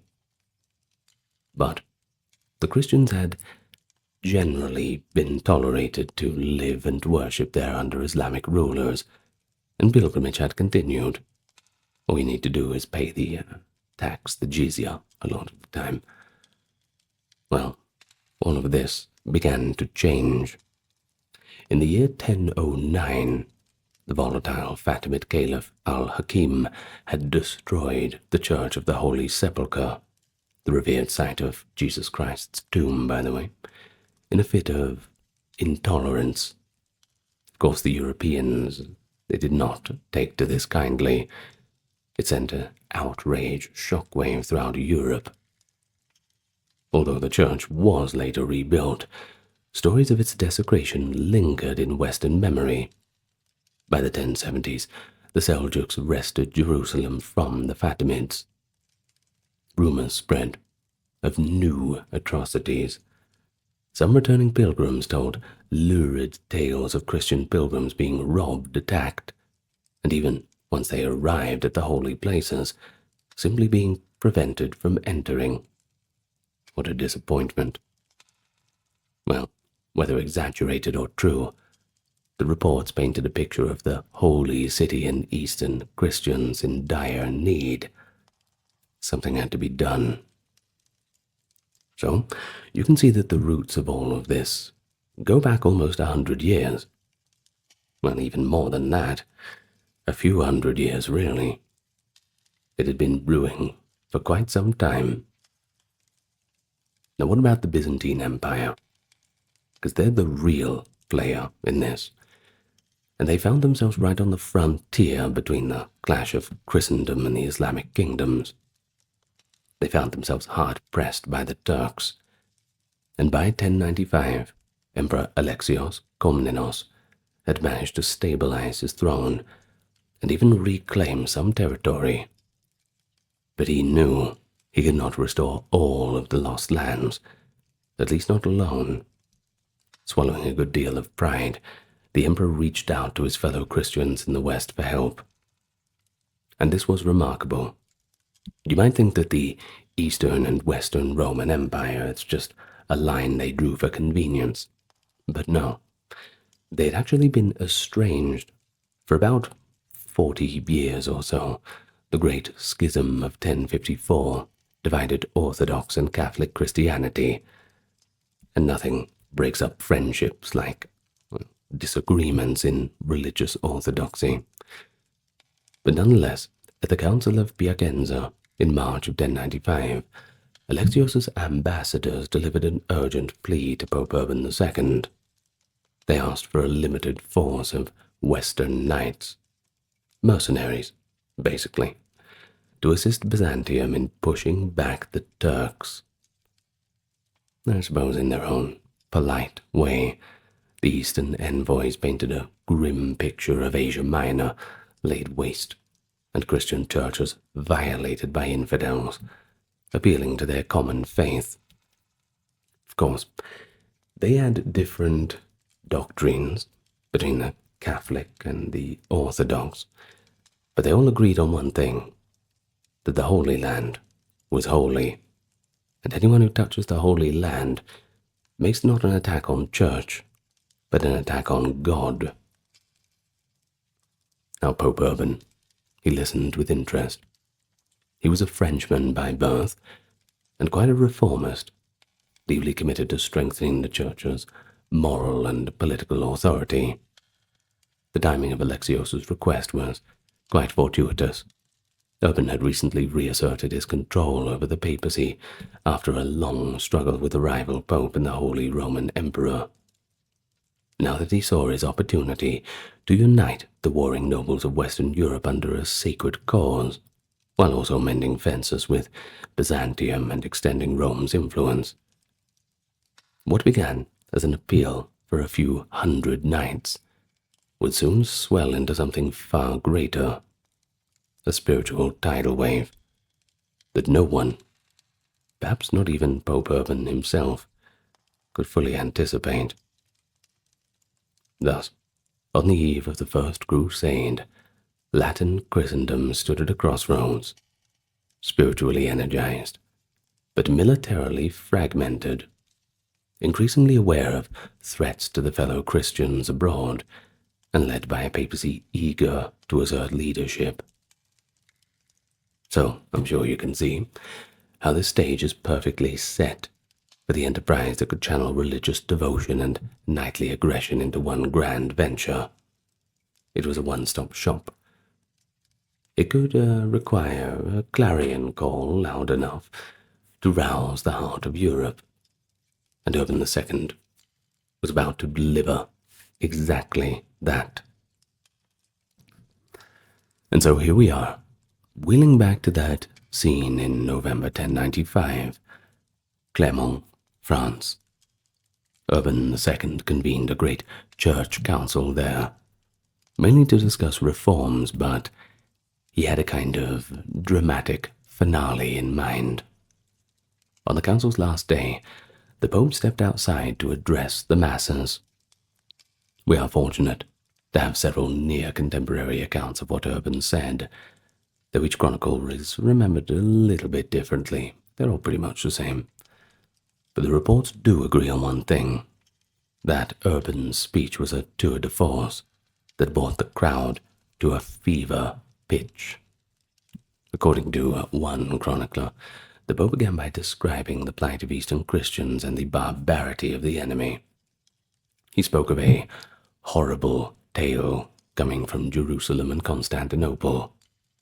Churches desecrated, Christians driven from their homes and enslaved, and the holy places defiled. There is one recounted version, when Urban details the atrocities allegedly committed by the Turks, stories calculated to make his listeners shudder with indignation. He claims, for instance, that Christian men were being circumcised and their blood poured over altars. The Turks tortured and killed with unspeakable cruelty, and the Christian women suffered dishonor at the hands of the infidels. Quote, "What shall I say of the abominations inflicted on women?" on account, as Urban declared. "To speak of it is worse than to be silent." Whether or not such lurid tales were actually true, they were certainly powerful. Nothing like that to whip up the emotions. And the message was clear. Christendom itself was under attack. They were coming for us. Its holy sanctuaries and people suffering intolerable wrongs that cried out for redress.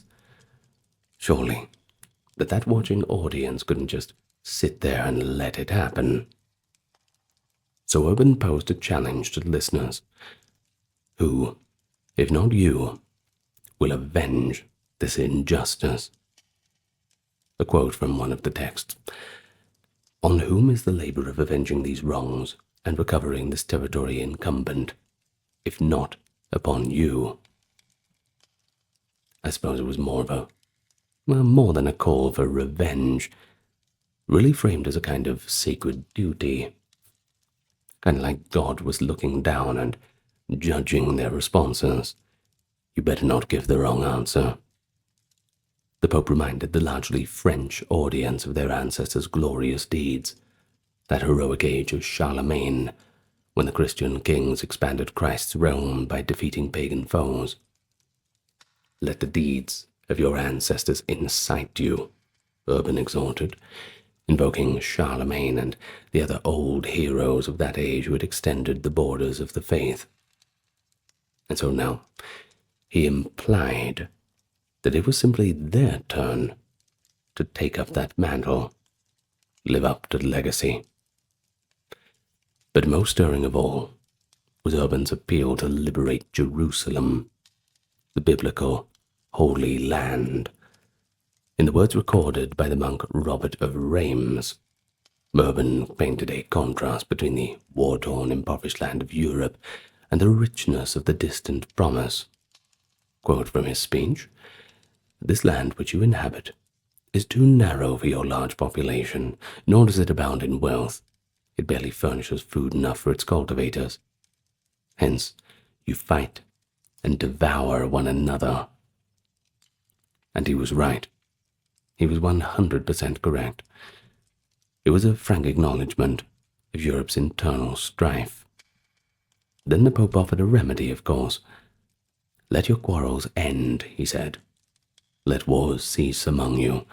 Enter upon the holy road to the holy sepulchre. Wrest that land from the wicked race, and subject it to yourselves." Now there's a stunning idea. All that energy, fighting between each other, redirected outward, not in the service of wealth, but in the service of God. Why spill your neighbor's blood in petty feuds, when you could fight the wicked race, i.e. the Muslims, occupying Christ's own sepulchre? Robert the monk's account continues, with Urban describing the Holy Land in almost poetic terms, to entice the crowd even further. He reminded them that this was indeed that land from Scripture, the land flowing with milk and honey, promised by God, the navel of the world, made sacred by Christ's life and death. Jerusalem, the royal city at the center of the earth, was now held captive by the enemies of God, and it begs for liberation. Urban called upon his listeners as the chosen people of God's war. He said, "From you especially, Jerusalem, ask for succor, for God has given you glory in arms. Undertake this journey eagerly for the remission of your sins, and with the assurance of eternal glory in heaven."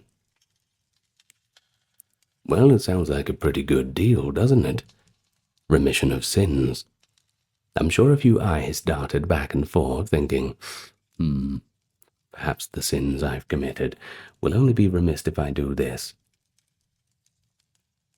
Well, the last line carried immense weight, of course. That is that spiritual reward, unprecedented in its scope, complete forgiveness from the Pope himself.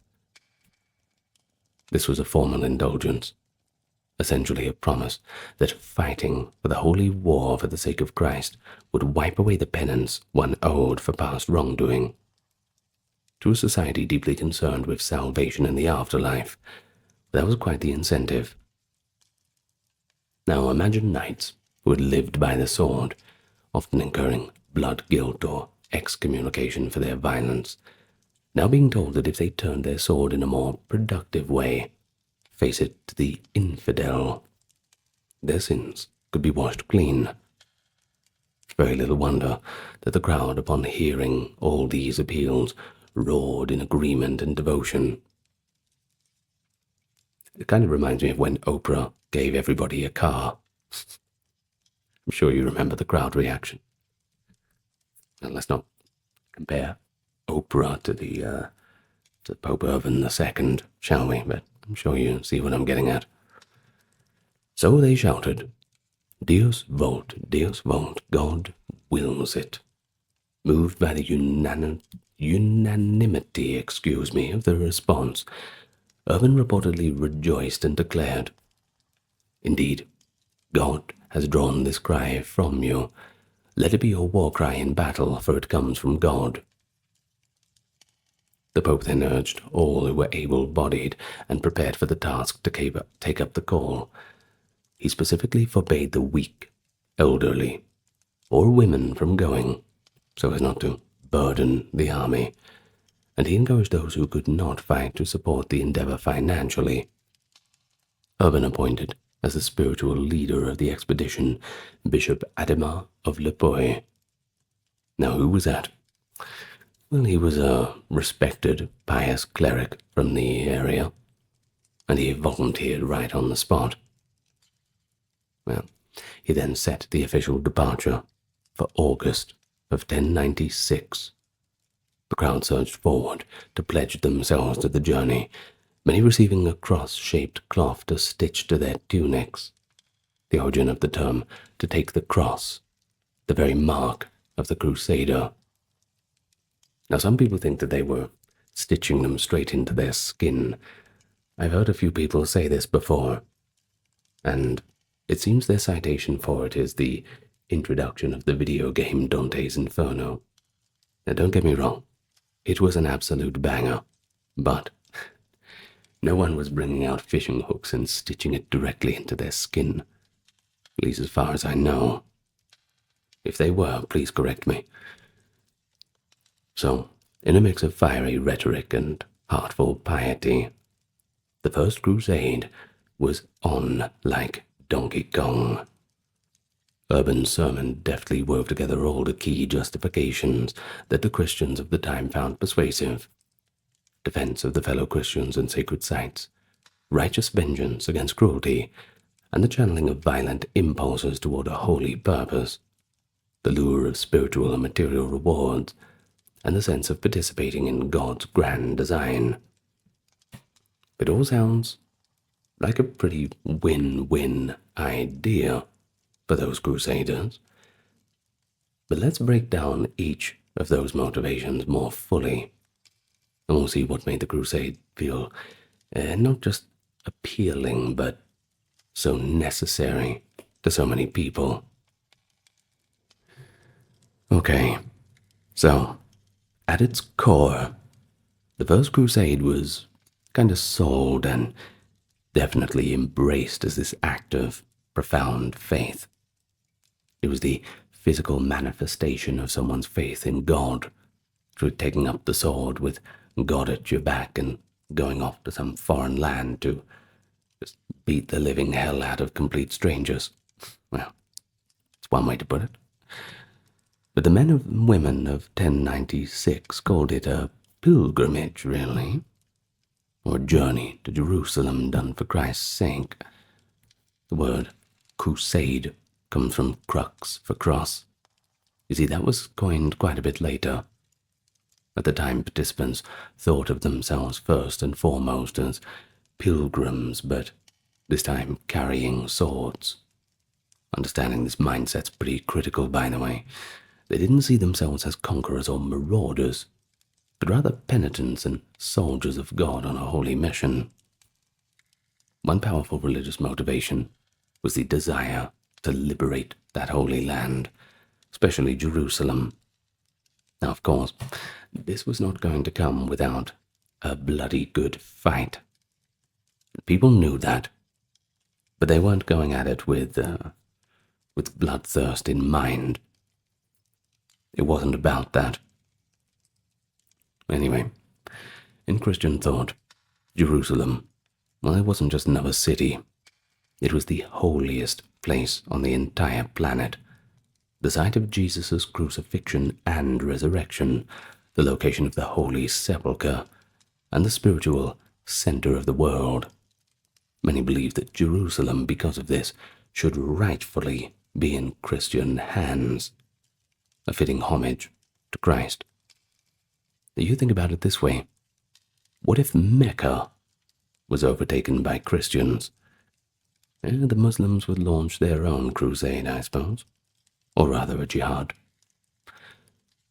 Now, the idea that this sacred city was under the control of Muslims, whom they saw as heathens denying Christ, well, that was a deeply painful insult to pious Christians. There was this widespread yearning to restore Christian worship in Jerusalem's holy sites and to protect those places from dishonor.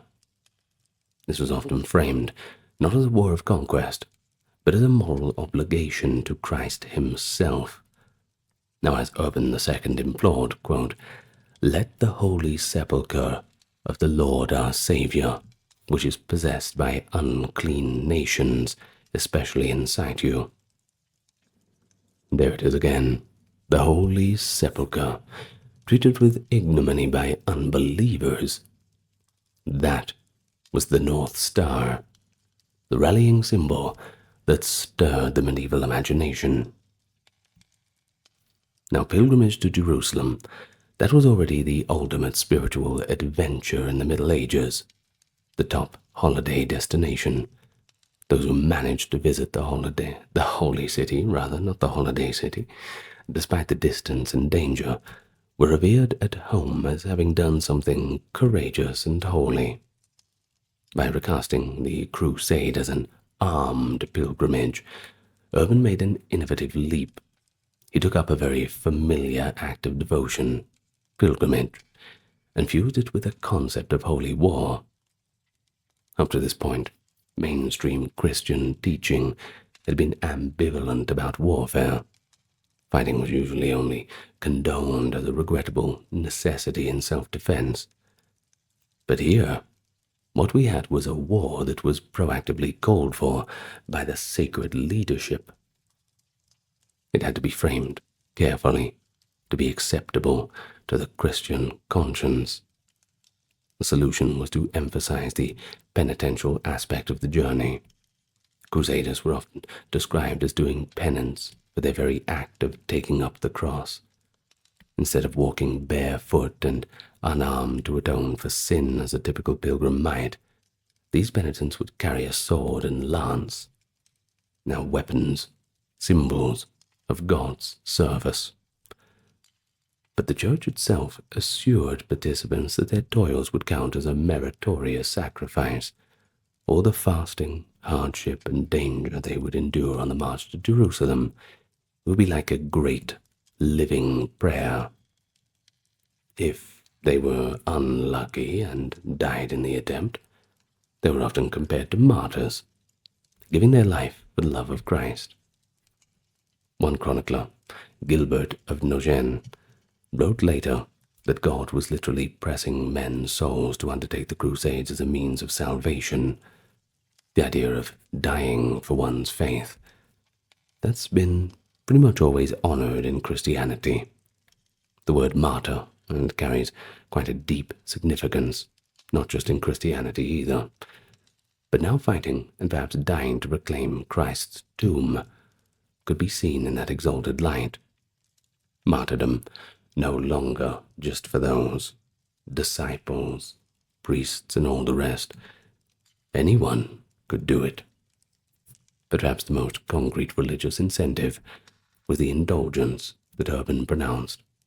While the previous popes had spiritual rewards to knights fighting in Spain, Urban's promise at Clermont was unprecedented in scope. Full remission of the sins, if they truly repented. To medieval Christians, steeped in the belief that sin required penance, and that unatoned sin meant a lifetime, or rather eternity, in purgatory, or even worse if you were that unlucky. It was like being handed a get-out-of-jail-free card.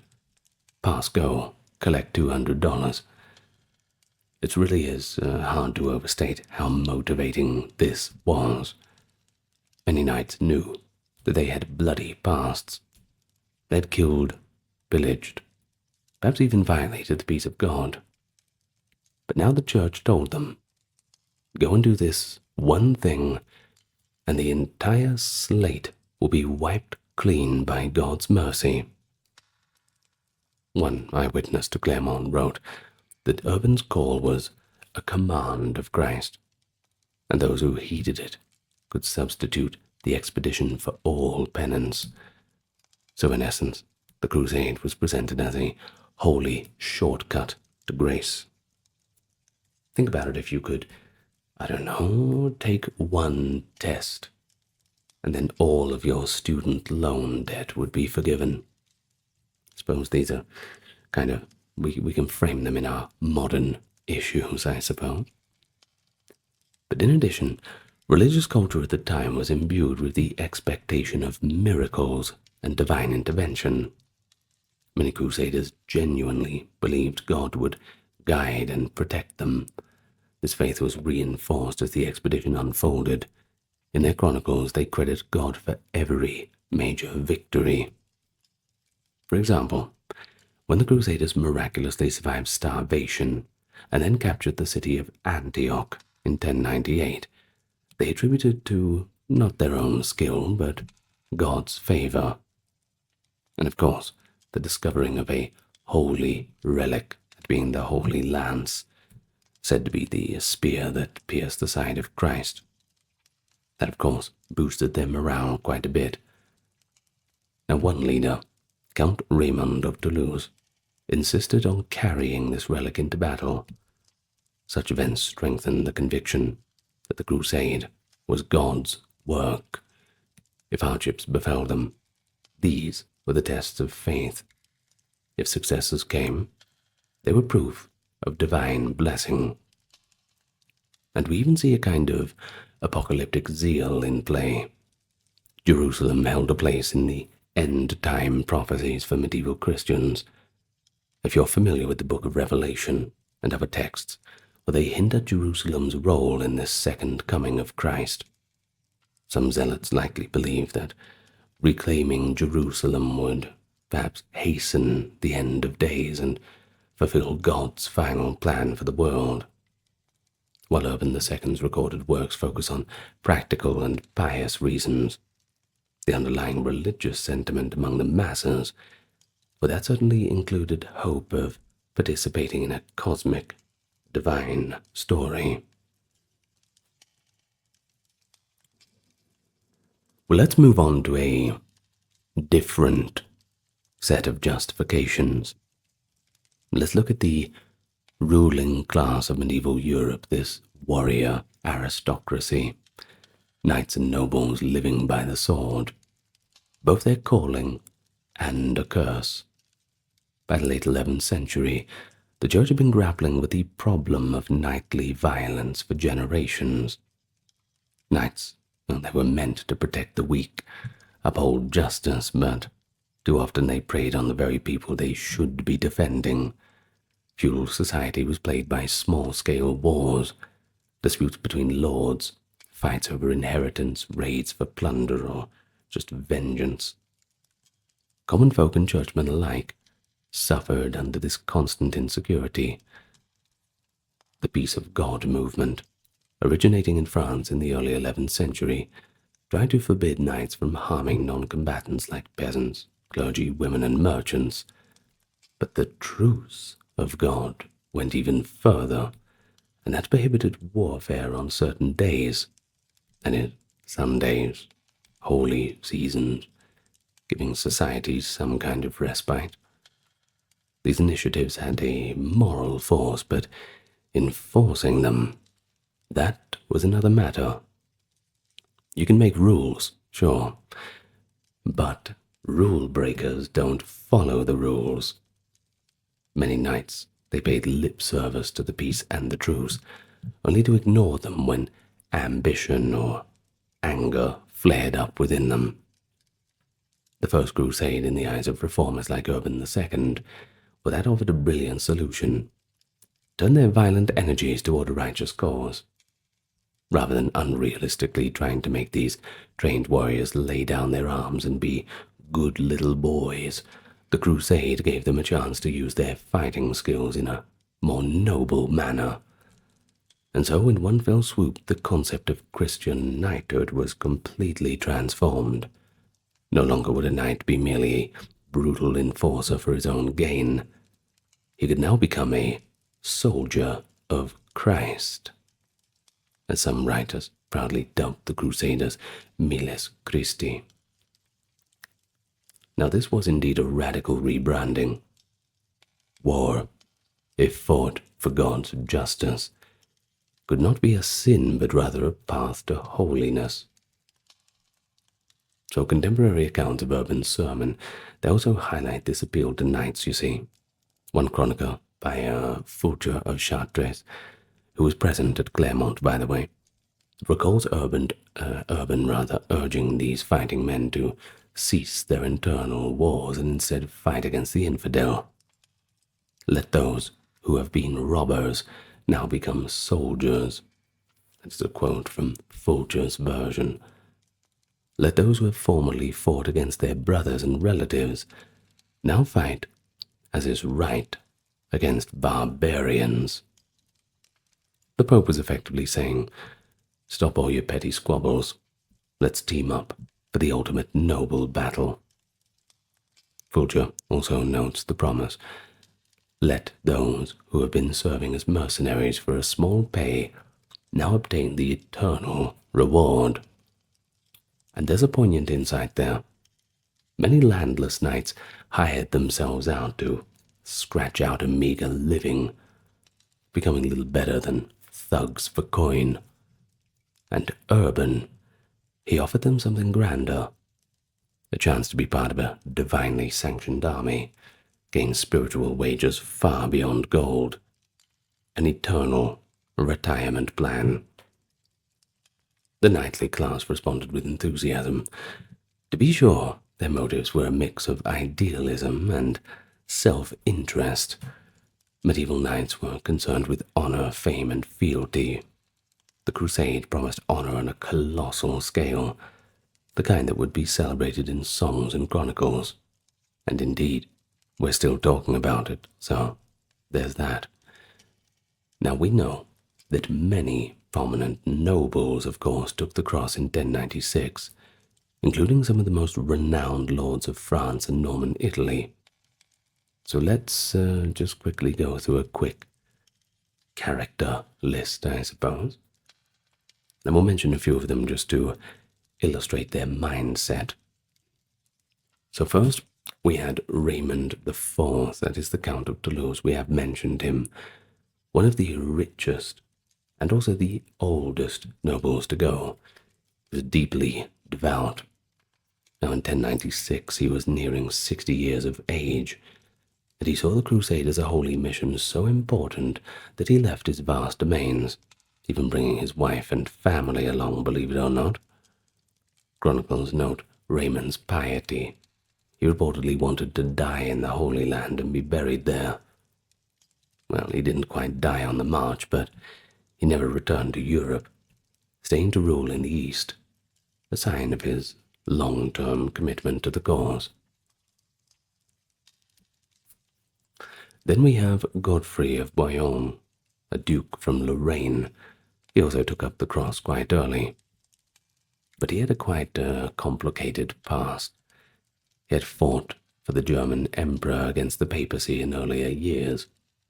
Some speculate that by joining the crusade he sought to atone for siding with the, quote, wrong side in that conflict, making peace with the church. He sold or mortgaged most of his property to finance the expedition. Pretty enormous personal sacrifice, that's for sure. And Godfrey became one of the Crusade's foremost commanders, ultimately elected the ruler of Jerusalem after its capture. Though here's something quite tellingly, he refused to wear the king's crown, quote, where Christ had worn a crown of thorns. So instead he took a different title, Defender of the Holy Sepulchre, reflecting the Christian ideal of humble service to God, even in victorious glory. But then we had Bohemond of Taranto, a Norman prince from southern Italy. He was a bit of a different sort, daring, ambitious, quite frank about seeking his fortune, to be honest with you. Bohemond had fought the Byzantines before. His father had tried to conquer the Greek Empire, so cynics might say that Bohemond joined the crusade hoping to seize land for himself. There's certainly a few eyebrows raising at that. And indeed, during the campaign, he maneuvered to claim the city of Antioch as his own principality. Yet even Beaumont cloaked his venture in piety, and he won the admiration of those as a crusader hero. He was at Clermont, too, to hear Pope Urban's call, and was moved enough to take the cross despite the rivalry with Byzantium. And that goes to show that even those with worldly aims seem to frame their participation as knightly honor and religious duty combined. Okay, last one. Tancred of Hauteville, Beaumont's young nephew. He exemplifies this chivalrous ideal. In chronicles, Tancred is portrayed as a model crusader, brave, relatively merciful to the conquered, and motivated by this genuine religious fervor. There is one story that is, well, admittedly it could be romanticized. It claims that Tancred lamented when the Crusaders, in the flush of victory, massacred the inhabitants of Jerusalem. He would have preferred that they convert rather than be killed. Well, whether that's true or not, such anecdotes reflect the self-image of knights as righteous warriors, not mere butchers. And it certainly goes out to those who want to save souls, rather than just send the infidels to that fiery pit. Whichever comes first, I suppose. Now, for knights like these, the crusade had a social allure beyond the spiritual. Medieval society was hierarchical and local. A noble's fame usually extended only as far as his neighbor's eyes, but answering the Pope's call, that made the knight part of a pan-European enterprise, one that chronicles would write about for posterity, and YouTubers would make videos about 900 years later. It is really hard to underplay the romantic appeal that this held for a warrior class, raised on these epic legends. Many of them grew up hearing the tales like the Song of Roland, stories where noble Christian knights battled pure evil. So the First Crusade in their minds was living out a similar epic on the real stage of history. It was now their turn to become the paladins of Christendom. But then you have the pragmatic social factor. The laws of inheritance, also called primogeniture, often left younger sons of nobles with no land or titles, and of course, that's quite a problem. For those landless knights, war and adventure were the only real way to make name and potentially new estates. The East, with its rich cities like Antioch and Jerusalem, beckoned as a place of opportunity. Even Urban's speech, as reported by Robert the Monk, hints at Europe being overcrowded and poor, implying the East as a land of plenty by comparison, milk and honey, just like the scriptures. But whether or not the average crusader consciously thought that I'm going to get rich, the possibility of profit and plunder, well, that certainly loomed in the background. Whether or not people like to admit it, everybody acting as pious as possible. However, importantly, the moral narrative of the crusade reframed even material gain as part of God's will. If a knight gained wealth or land during the expedition, he could believe that it was God rewarding him for his service. One high-ranking participant, Stephan of Blois, wrote cheerfully to his wife from Antioch that he had twice as much wealth now as when he left, seeing absolutely no contradiction between spiritual aims and personal benefit. There's another social element that often gets overlooked, and that's peer pressure or feudal obligation. When major lords like Raymond or Godfrey took the cross, their vassals and knights were strongly inclined to follow. Entire feudal contingents went east under the lord's banners, and in a sense it became fashionable among the nobility to join the crusade. One could gain prestige at home simply by participating, whereas declining, well, you're a bit of a coward, aren't you? Well, for those on the fence, seeking neighbors and fellow knights rush out to pledge themselves must have been quite persuasive. It's akin to a wave of enthusiasm sweeping through a warrior class. A new definition of what it meant to be a true knight emerged, one who fights for God, not just for himself. You see, the Cold Crusade didn't only inspire nobles and the hardened warrior class, but ordinary people too. Medieval society, high and low, was deeply religious. The idea of rescuing Christ's patrimony and earning eternal merit, well, that proved to be quite popular across all social classes. So within months of urban sermon, a spontaneous movement of common folk, later dubbed the People's Crusade, had ignited.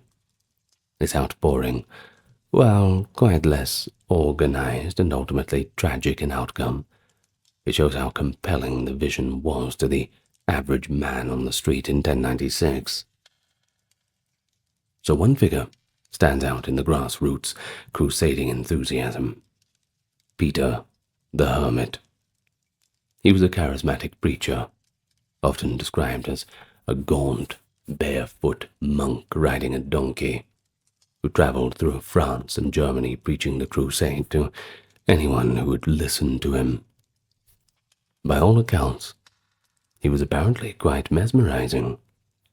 People flocked to touch his robe, or even pluck hairs from his mule's tail as if to carry a piece of this holy man's zeal. Peter the Hermit's sermons stirred villagers and townsfolk to leave their ploughs and shops and join the march to Jerusalem. And so, he became the unofficial leader of tens of thousands of would-be crusaders, but not armored knights. Farmers, laborers, women, elderly, even children, all swept up by that apocalyptic excitement. So they believed that if knights could go and fight for God's tomb, why not them as well? After all, they're Christians too. Some sources suggest that Peter preached the Lord would protect the simple and meek on this journey, possibly even working miracles on their behalf. A bold claim. Let's see how it works out. Well, we shouldn't make jokes about that now, shouldn't we? Well, the People's Crusade, as it is often called, set out in spring of 1096, months before the official departure date and largely without any church authorization. It was as if the floodgates of passion had burst. This ill-trained mob included pious souls sincerely seeking to do God's will, but also riff-raff and miscreants who saw a chance for loot or a bit of adventure. Their march across Europe was chaotic, lacking discipline. Some groups in the People's Crusade committed horrific excesses, revealing a darker side of mass zeal. Most notorious were the attacks on the Jews in the Rhineland. Certain bands of crusaders, led by minor nobles like Count Emmiko of Leiningen, decided on their way to fight the Muslim infidels, they would first need to deal with the ones that they perceived at home, i.e., the Jews. So in Speyer, Worms, Mainz, and other cities along the Rhine, these mobs massacred Jewish women, children, and the men, forcing conversions or simply slaughtering those who refused. Well, it was strongly condemned by local bishops, of course. They tried, often in vain, to shelter people. It didn't quite work out. Yet it happened, precisely because the crusading fervor was so intense, and of course, a little bit misdirected among the lower ranks.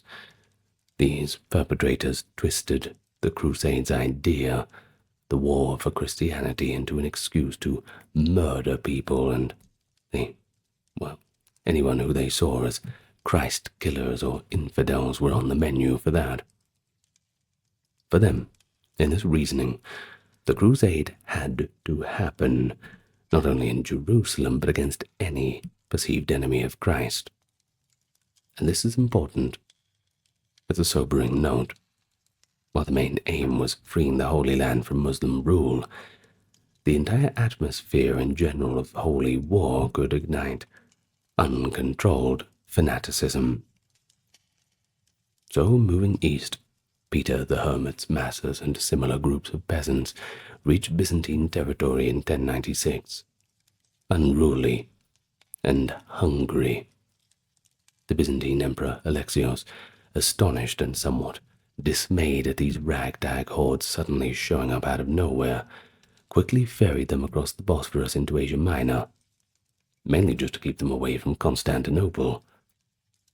There, the People's Crusade met its doom. Unarmed peasants and undisciplined militias were no match for the seasoned Turkish troops. In the fall of 1096, these ill-fated enthusiasts were ambushed and massacred by the Seljuks shortly after entering Muslim-held territory. Only a handful of them, Peter the Hermit among them, survived to later join the main Crusade armies. The People's Crusade, despite its tragic end, exemplifies how ordinary Christians of the time felt the crusade was necessary and urgent. Many of these folks had very little to gain materially. Some even was walking barefoot, trusting God to provide. Motivations were often naively spiritual. Chroniclers like Albert of Aachen relate almost unbelievable anecdotes. A segment of common crusaders became so carried away that they followed a goose and a goat that they claimed were filled with the Holy Spirit and divinely ordained to lead them to Jerusalem. So picture that, scores of devout peasants walking behind the goose, singing hymns and sincerely believing that God's voice was guiding the animal to the holy place. Seems a bit silly, but it does show the nearly hysterical level of religious excitement, a mass psychosis of faith. Well, what about the economic factors? At least for the common people. You see, while knights needed costly armor and thus often had to sell off their lands or take loans to finance their trip, the poorer crusaders obviously had quite fewer resources. Some very real economics underlay their decisions. A peasant living in grinding poverty under heavy feudal burdens might see the crusade as a kind of chance to start up a new life, or at least a temporary escape from their woes. The Middle Ages had limited mobility. To go on a crusade was in some cases to throw off one's feudal obligations. The Church tried to ease the way by, for example, suspending debts for those who took the cross and forbidding creditors to seize their lands while they were away. And this meant a debtor could depart without fear of returning to complete ruin. Something like a fresh start. I mean, when you have nothing to lose. Well, townspeople, too, might have been enticed by the thought of profitable trade in the East, or simply swept up by pious patriotism for Christianity.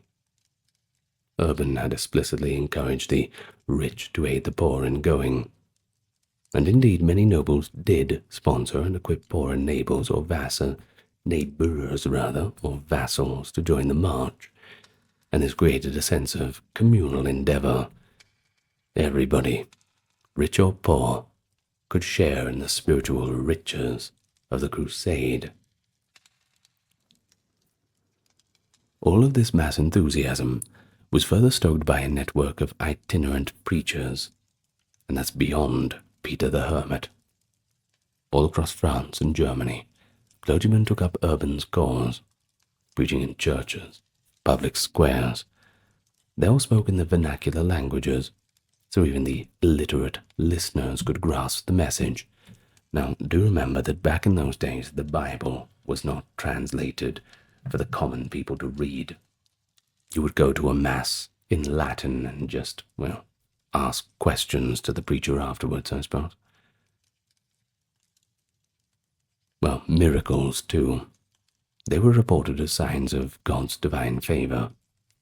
There were tales of heavenly lights pointing the way east. Or, if divine apparitions urging people to go on, well, they were considered miracles too. In Genoa, it's said that the city's patron saint appeared in a vision to assure support for a fleet. Whether that's true or rumor, it certainly galvanized those faithful. And by the time the main armies of the First Crusade left Europe in the late summer of 1096, an estimated 60 to 100,000 people were on the move, including non-combatants.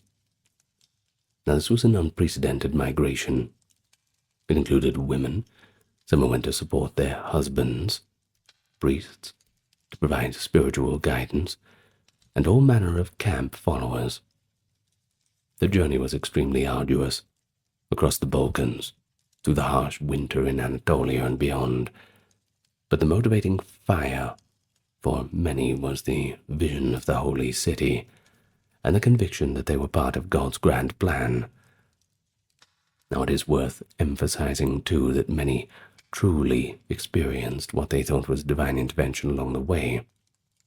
When hardship struck, starvation, disease, heat, it caused disillusionment in some. A few turned back, yet a core persisted, bolstered by religious resolve and by leaders who kept reminding them of the sacred purpose. A sunk cost fallacy, I suppose. Thus, popular fervor was both the fuel and at times the uncontrolled wildfire of the crusade. It made it a people's movement, in addition to a princely one, and it just shows again why contemporaries felt that it had to happen right now. A French farmer in the day might say, well, we just simply have to help our Lord and our brothers. God himself calls us. There was a sense of immediacy. Many believed that failing to respond to God's summons would invite divine wrath, or at least be a terrible shame. And if everybody else was going off to the crusade, you wouldn't want to be the one guy in the village who didn't. With so many ordinary folk convinced and participating, the First Crusade took on this air of a popular apocalypse, a showdown between the faithful and the forces of darkness. And in every way, every Christian soul could play their own part. Anyone can be a hero. Of course, faith and fervor, they were the driving forces. But we'd be a bit silly to ignore the political and economic factors that made the whole thing feasible, and also in some leaders' eyes desirable.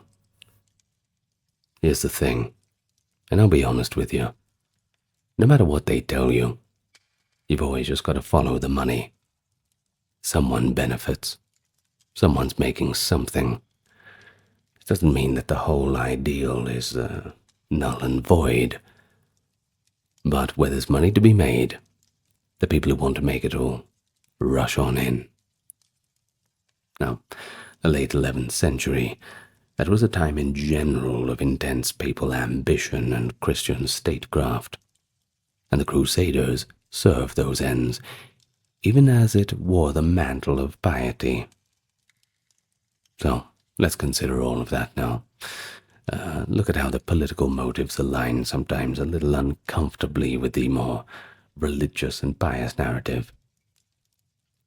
First, the papacy itself had reasons to champion such a venture. Pope Urban II, as we have mentioned, was a reformer following in the footsteps of the great Pope Gregory VII. Now, as for Gregory, he'd once envisioned raising an army of knights to aid Byzantium and maybe even reclaim Jerusalem as early as the 1070s. Well, spoiler alert, that plan never materialized due to conflicts in Europe, but it does show that the idea was germinating in reformist circles. By 1095, Urban saw an opportunity to assert the leadership of the Roman Church over all Christendom. If the Pope could raise an army by mere power of his word, an army not to fight other Christians, as in past political quarrels, but to fight the enemies of God, it would dramatically elevate the spiritual authority of his office. And yes, it is a hell of a legacy. No pun intended with the usage of the word hell. He would, in effect, become the leader of not just the papacy, but Christendom in a very tangible way, commanding not just prayer and doctrine, but armies of the faithful. And you have to remember, at this time, the papacy had been locked in a struggle with secular rulers, the investiture controversy with the Holy Roman Empire, who had ultimate sway over Christendom. The First Crusade, whether intentionally or not, seems to have sidestepped all of these little squabbles. And no reigning king, by the way, went on the crusade. The King of France, Philip I, was excommunicated at the time and stayed home. The Holy Roman Emperor, Henry IV, was tied up in a conflict with the Pope. And the King of England, William II, well, he just wasn't interested. Yeah, no interest from the English, I'm afraid, in the First Crusade. And so this left Urban with a clear field to rally the nobility and knights without royal interference. It is a telling detail. The Crusades were largely led by second-tier monarchs and great lords, rather than kings, and it meant that the Pope's influence was very important. In calling and legitimizing the crusade, Urban was effectively superseding kings in the eyes of many, a bold statement of papal primacy. Of course, if the kings aren't around, who's the second in command? This whole thing was Urban's idea in the first place, so he better be around to take a bit of responsibility. Now, let's consider the Byzantine angle. Emperor Alexios Komnenos, who had asked for help and surely hoped for a force he could control or that would return his lost territories to him. Urban's call fulfilled part of that request. It brought a force far larger than Alexios expected, even frighteningly so. From a Western perspective, aiding fellow Christians in the East was a noble justification. Chroniclers often mention that the Eastern Church was in anguish and needed relief. Urban's own letter to the French churches after Clermont framed this crusade as coming to the rescue of Eastern Christendom. He wrote, "The Christians of the East have implored our aid." This fostered a sense of Christian unity across East-West lines, a potentially healing gesture after the schism. Some believe that Urban also had in mind the reunion of the churches under Rome's leadership. A little ambitious. But if Western knights saved Byzantium, perhaps the Byzantine Church would acknowledge the debt that they owed to the papacy. In any case, to an 11th century Christian knight fighting to protect fellow Christians, whether they be Greeks, Armenians, Syrians, etc., from Turkish oppression, well, that was a just and noble cause. For the great lords who led the Crusade armies, the Prince's Crusade, as we might now call it, political and territorial ambitions walked hand in hand with piety. And don't be naive. Don't think that those like Bohemond, Raymond, or Baldwin of Boulogne were indifferent to worldly gains. Once again, we can't slip into this romanticism of King Arthur-like knightly virtue. Quite a few of them hoped to carve out their own leaderships in the East, and indeed, as events turned out, some Crusade leaders became rulers of the new Crusader states. Baldwin took Edessa in 1098 and later became the king of Jerusalem. Bohemond settled as the Prince of Antioch. Was this outcome completely planned from the start? What do you think? Well, not officially. If it was, they didn't talk about it out loud. They all swore oaths to Emperor Alexios in Constantinople to return former Byzantine lands to him. But the temptation of land and tithe in the exotic East proved to be a little too strong.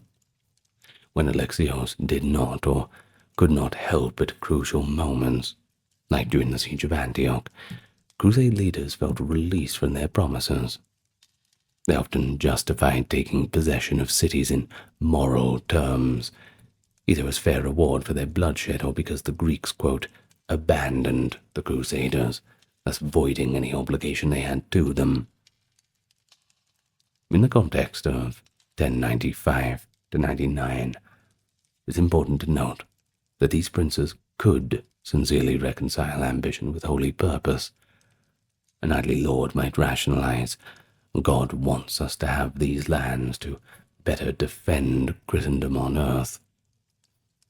For example, when Baldwin of Boulogne assumed control of the county of Edessa, becoming the first Crusader prince to found a state, by the way, he did so at the invitation of Christian Armenians living there, who needed protection against the Muslims. Baldwin became the adopted heir of an Armenian lord and took over Edessa's governance. One could view this cynically as opportunism. Baldwin's first thought was not Jerusalem, but securing a personal domain. But look at it from another angle. Baldwin's actions planted a Christian bastion deep within enemy territory, and arguably, that was going to be a pretty big advantage for a wider crusade. I suppose maybe a little bit of both columns is true. Baldwin likely saw it as a fortunate turn for himself and a service to the cause, protecting fellow Christians on the flank of the main army. This dual reasoning shows how Crusaders merged this principle with a kind of pragmatism. Now, in terms of economic motives, yes, they were there, but they played a little bit of a subtler role. Behind the nobility stood the Italian mercantile cities. Think about Genoa, Pisa, Venice, and they were quick to support the crusade with ships and supplies. Really, the best thing they could do was provide a navy. These city-states recognized that if the Levantine ports were captured by Latin Christians, it would open lucrative trade routes for them. Almost as soon as Crusaders began winning victories, Italian fleets arrived to assist. And, of course, to share in the profits. Cha-ching. Plenty of them to be had. For instance, a Genoese fleet helped the Crusaders take Antioch and later Jerusalem, and in return, Genoa received trading quarters and privileges in those cities. While these arrangements were not the initial driver of the crusade, the expectation of an economic reward certainly helps get support from those who might otherwise remain on the sidelines. Like we always say here, it always greases the wheels. A merchant or craftsman might justify backing the crusade, or even going in person, by the prospect that new markets and wealth would flow from a Christian-controlled Holy Land. And again, the medieval mindset, commerce and faith, they weren't really contradictory. Success in trade, well, that's just another one of God's blessings. Another angle of political motivation was the prestige and influence to be gained by participants. For younger nobles without much inheritance, joining the crusade in the retinue of a famous lord offered quite a chance of advancement. Many obscure knights made names for themselves through bravery or leadership during the Crusade. Chronicles celebrated individuals who would otherwise be forgotten simply because they took part in this grand affair, a rare opportunity for social mobility, or at least fame, a kind of feudal ambition. Well, there is also this balance of sincere faith and shrewd politics, which is perhaps embodied best by Pope Urban II himself. After Clermont, he continued preaching throughout Europe, drumming up support for the expedition. He must have been astounded by the scale of the response. It exceeded even the most optimistic of hopes, yet he always framed the crusade as fundamentally a spiritual endeavor. If there were political side benefits, healing the schism, asserting papal leadership, curbing knightly violence at home, these were portrayed as happy little accidents, a corollary to doing God's work. In fact, Urban never visited the Holy Land, nor did he live to see the outcome. He died in 1099, just 2 weeks after Jerusalem fell, apparently without even knowing the news. Yeah, it took a while for the news to reach you back then. But he had set in motion a movement that would recast the political landscape of the Mediterranean, and from a long-term perspective, the Crusade created Latin Christian states in the East and dramatically increased Western influence. Those outcomes might have been intended or perhaps unintended, but for the people of the time, they were often interpreted as part of God's providence. So, political motivations in their thinking did not really detract from the sense of righteousness. Really, they were entwined. A medieval noble or clergyman could believe that strengthening Christendom's unity and territory was itself a godly goal. There was no hard separation between political and religious spheres as we might think of today. No separation of church and state back then. The church was the state. Installing a Christian prince in Antioch or a Latin patriarch in Jerusalem, that was seen as both a strategic win and a spiritual triumph. And so there it is. Having traveled through all these facets of the First Crusade's justification, where exactly do we arrive to? Well, I suppose from the perspective of the people back then, it was a convergence of righteous cause, divine command, and just communal will. And yes, it did have to happen, because it answered a profound spiritual need, a pressing call for help from fellow Christians, and even a social necessity to quell violence at home, propelled by this genuine devotional energy as well as earthly hopes of those who took part. And so I think that is enough for today. The Pilgrim. Perhaps a minor character in the story of medieval history, but what image comes into your head? Do you imagine a pilgrim as a quaint storybook figure? Perhaps you do. Perhaps you've read Chaucer's merry band on their way to Canterbury. But the reality was far from the idyllic fiction. For the medieval pilgrim, the road was a gauntlet of hardship and danger. Bandits lurked in forests. Storms could wreck ships at sea if you took that path, and many travelers passed the bleached bones of those who died on the same journey. Yet they pressed onward, driven by desperation and perhaps a little bit of faith.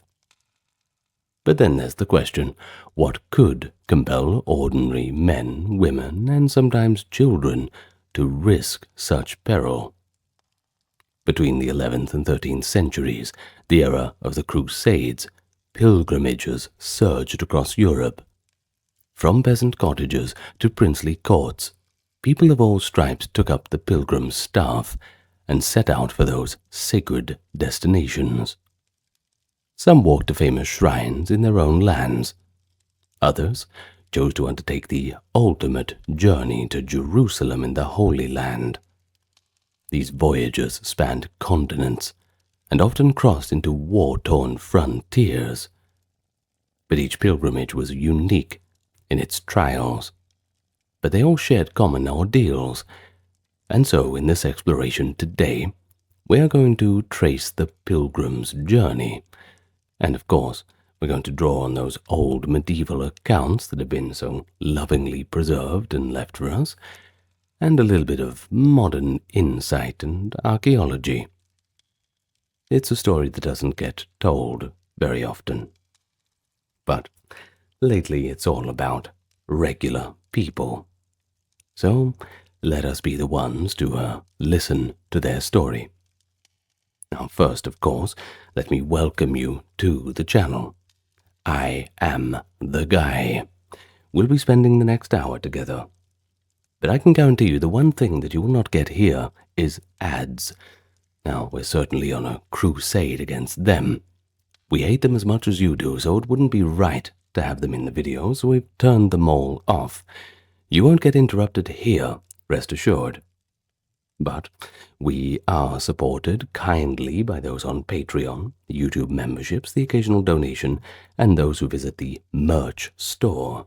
That helps us keep the lights on and not be tempted to click that add button.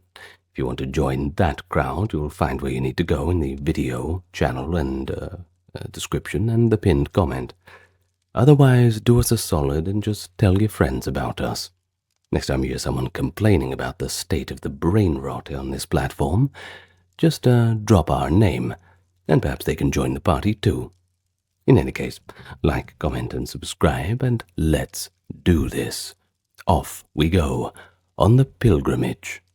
Who knows where we'll end up? Now, you might have caught it in the introduction that we asked that question, what could compel an ordinary man, woman, or even a child to risk such peril? And I suppose that's a good place to start. The reasoning. We have to understand why anyone would want to brave such hardship. And the answer in pretty simple terms comes in the intense religious mindset of the age. You see, in medieval Christian belief, a pilgrimage was one of the greatest acts of devotion or penance that one could perform. By traveling to a holy site, whether that be the tomb of an apostle, the shrine of a miracle-working saint, or Jerusalem itself, pilgrims hoped to earn the favor of God and ultimately forgiveness for their sins. Many believed that enduring suffering on a pilgrimage could cleanse the soul and reduce the punishment that one might face in the afterlife. Now, church authorities encourage this idea, of course. Anything that makes people a little bit more pious is usually a good thing for them. This long journey of penance on earth might also spare one from years in purgatory, if we're speaking in a Catholic sense. Now, of course, motivations varied. Not everyone had this one-size-fits-all religious conviction, because some pilgrims were driven by guilt, and they wanted to expiate grievous sins. Indeed, it was not uncommon for courts or confessors to assign pilgrimage as a kind of penance. We don't really use the word punishment in this case. In any case, this was an alternative to execution for criminals in some cases, so certainly you would be putting your hand up for that. It's kind of like the old, well, I think some countries still have it. You either join the Navy or the Army, or we're going to lock you up for 20 years for stealing that car or whatever it is. Kind of the medieval version of that, if we're going to think about it in a more modernized sense, just for argument's sake. Now, others were traveling in hope of divine help, seeking a miraculous cure for illness, or perhaps the fulfillment of a vow. Now, this is where we have to use a little bit of creative license, but it's all within historical bounds. For example, you might see a farmer vowing to visit the distant shrine of St. James in Spain if his sick child recovered. In any case, vows like this, once they were made, were considered to be binding, and fulfilling them that became a sacred duty. And after all, you can't really skimp out on your contract to God. You can't get away with that one. Now, in some cases, a person who was unable to travel, whether by maybe some circumstance or illness, something like that, might even hire a proxy to undertake a pilgrimage on their behalf. Now, this was not the norm, but it was a practice that allowed the spiritual benefits of the journey to be transferred, though some clergy certainly criticized this separation of sacrifice from devotion. I mean, as a personal note, it kind of defeats the purpose, don't you think? In any case, pilgrimage was also tied to the concept of indulgences and crusading, at least before Martin Luther came along, topic for a different time. The church promised spiritual rewards. Remission of sins was the big one to those who took up the pilgrim's staff. Basically, you would get a clean slate. All of those past wrongdoings just evaporating into the air. That's a pretty good deal. Now, for example, the most popular reference to this, and perhaps the most significant, was when Pope Urban II called the First Crusade in 1095. Now, he described this as an armed pilgrimage, not a war, a pilgrimage to free Jerusalem and protect the Christian pilgrims traveling to and from that city. Well, of course, we all know what happened next. Thousands of warriors and common folk alike took up the cross, became pilgrims with swords in one hand, cross in the other, believing their dangerous trek would earn them salvation. But we have to say that not every pilgrim was purely pious. Of course, there were certainly some at the back of the crowd seeing it as an adventure, or just an escape from mundane life. I mean, think about it this way. They did the same thing in World War I with the propaganda posters. Go and see the world, all the wonders of this place and that place. Of course, when you show up, it's not as glamorous, but hey, no refunds. In any case, medieval writers complained of these false pilgrims who wandered for curiosity or profit rather than true devotion. A few were effectively tourists, or even sometimes fugitives hiding under the guise of a pilgrim. A good way to blend into the crowd. Still, for the vast majority, the decision to undertake a pilgrimage was a very serious and often once-in-a-lifetime spiritual commitment. It meant leaving behind home and family for months or even years, facing the very real possibility that they might not return at all. So only a profound faith, or perhaps a misguided desperation, could drive people to accept such risks, all in the hope of a heavenly reward. Of course, every pilgrimage began long before that traveler took the first step.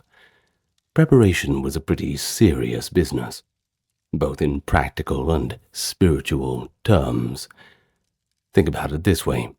The pilgrims were arranging affairs as if they were preparing for death. They settled debts, if they were good. They made a will and said farewell to family. They were completely aware that they might never return.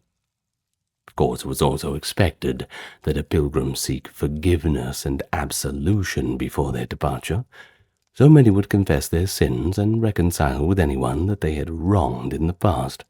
so as to leave a clean soul, no lingering quarrels. In a send-off ceremony at the local church, a priest would bless the pilgrim's staff and scrip, that is his travel bag, and formally bid them Godspeed. The would-be pilgrim took a solemn vow to complete the journey, binding themselves before God to reach their destination. But a pilgrimage was not cheap, and it was certainly time-consuming, so only those truly determined got to undertake it. A long journey could cost a fortune.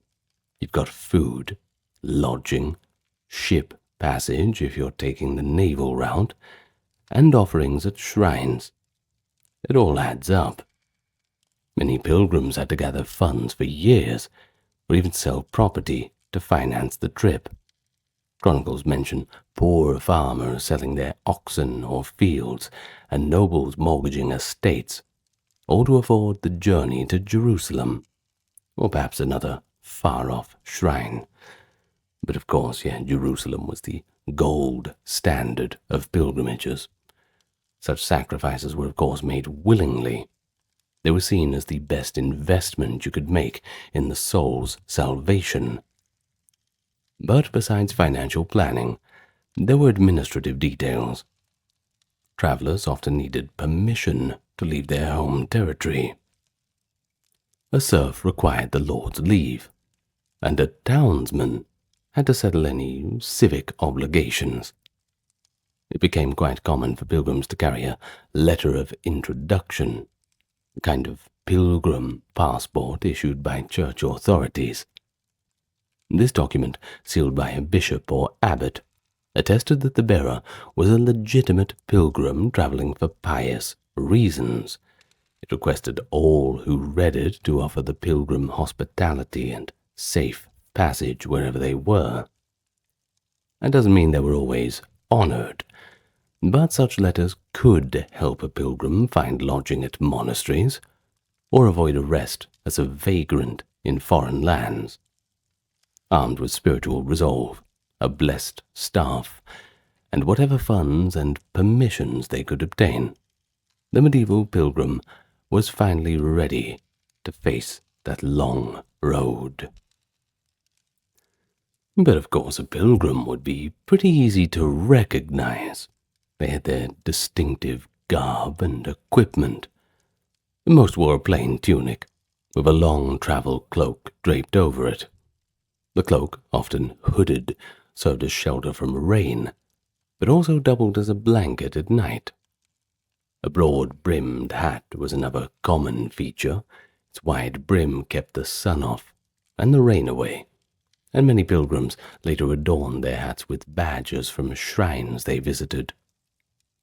But no pilgrim travelled without a staff and scrip. Now the staff, of course, was a stout walking stick, useful for balance on rough paths, and also for fending off wild animals, or hopefully not needed, but thieves if necessary. As for the scrip, we already mentioned that. It's basically a simple satchel or pouch that was slung across the shoulder, in which the pilgrim carried meager provisions and belongings. Now typically one might pack some bread and cheese, a cup, perhaps a small flask for water or wine, maybe a tiny prayer book or a rosary. Many pilgrims also carried a hollowed gourd or leather flask tied to their belt to refill with water at streams and wells. As they journeyed, pilgrims acquired certain symbols of their travels, and those became part of their identity. Chief among these were the aforementioned pilgrim badges, small pewter pins or tokens obtained at famous shrines. For example, those who reached the shrine of St. Thomas Becket at Canterbury would wear a badge depicting a bishop's mitre or a sword, symbolic, of course, of the martyrdom of St. Thomas Becket. Well, the most renowned emblem was the scallop shell of St. James.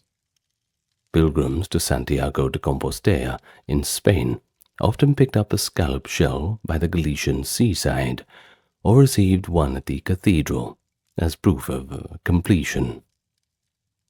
They proudly fastened this shell to their hat or cloak. Likewise, pilgrims returning from Jerusalem sometimes carried a palm frond, earning them the nickname palmers. These items were more than souvenirs. In an era without passports, a pilgrim's badges and tokens were testimonial of their piety, kind of like how bikers put patches on their jackets, if this kind of thing, places that they've been. Somewhat of a different flavor, but you know what I mean. In any case, they often granted the wearer good will and hospitality on the way home, as people recognized the hardships the pilgrim must have overcome. But not all pilgrims were poor, that's for sure. Wealthier travelers might have sturdier boots, better cloaks, or even travel part of the way on horseback. But that's if they were truly well-to-do. However, ostentation was discouraged. Many nobles deliberately dressed down to mingle with the common pilgrims, equals in the eyes of God. Regardless of social rank, the basic ensemble of hat, cloak, staff, and humble scrip became a great equalizer, the uniform of those on the road for faith. So, in medieval Europe, there were countless roads that led to countless holy places. But the major destinations included Jerusalem, of course, then Rome in Italy, Santiago de Compostela in Spain, and many others.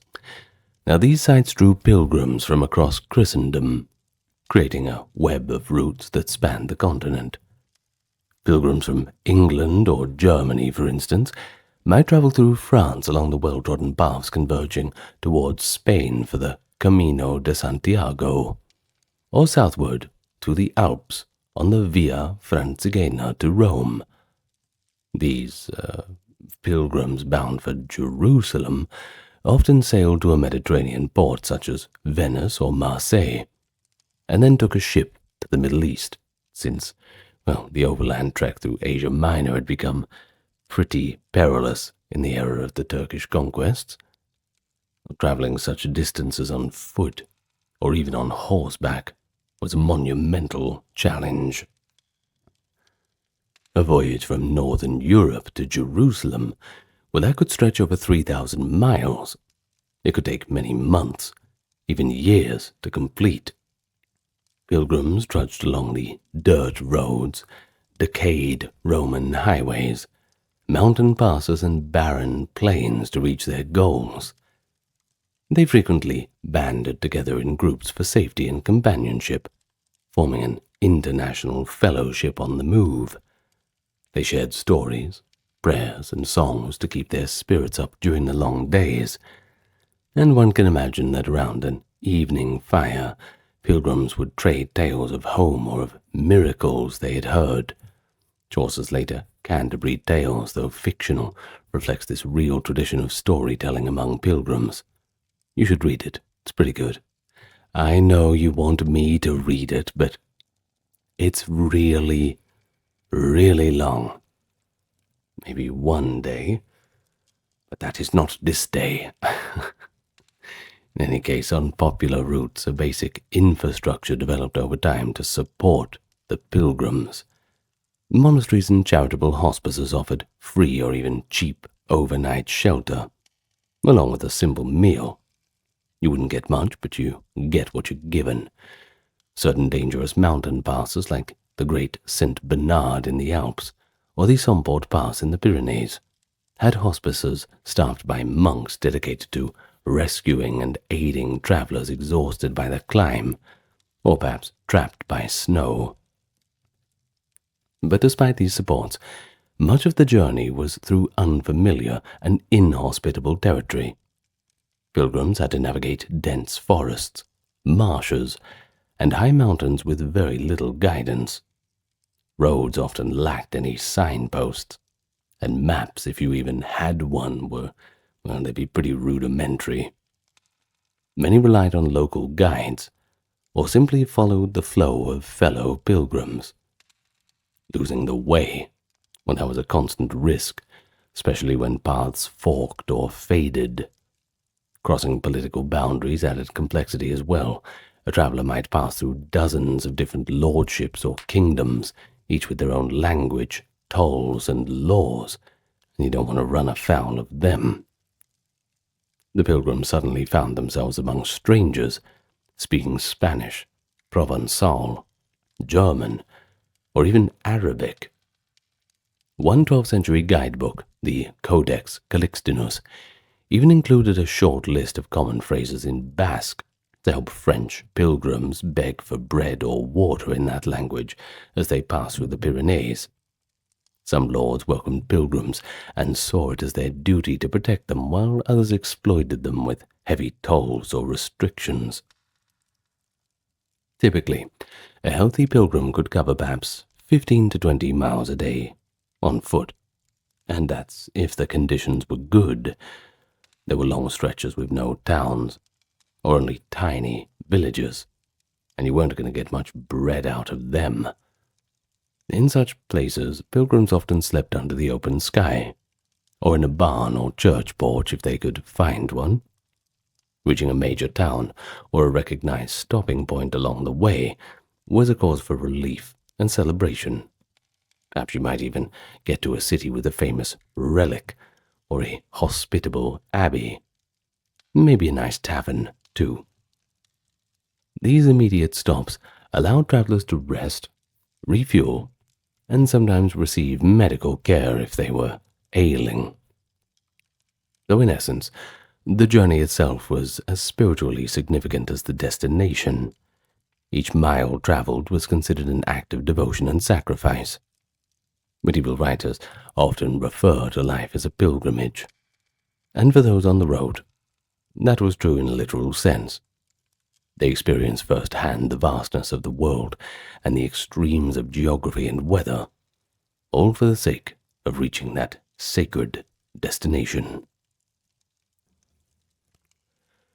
But even without human threats, the natural world posed plenty of hazards to pilgrims. Poor road conditions were the first and most immediate challenge. See, most medieval roads were little more than rutted dirt tracks.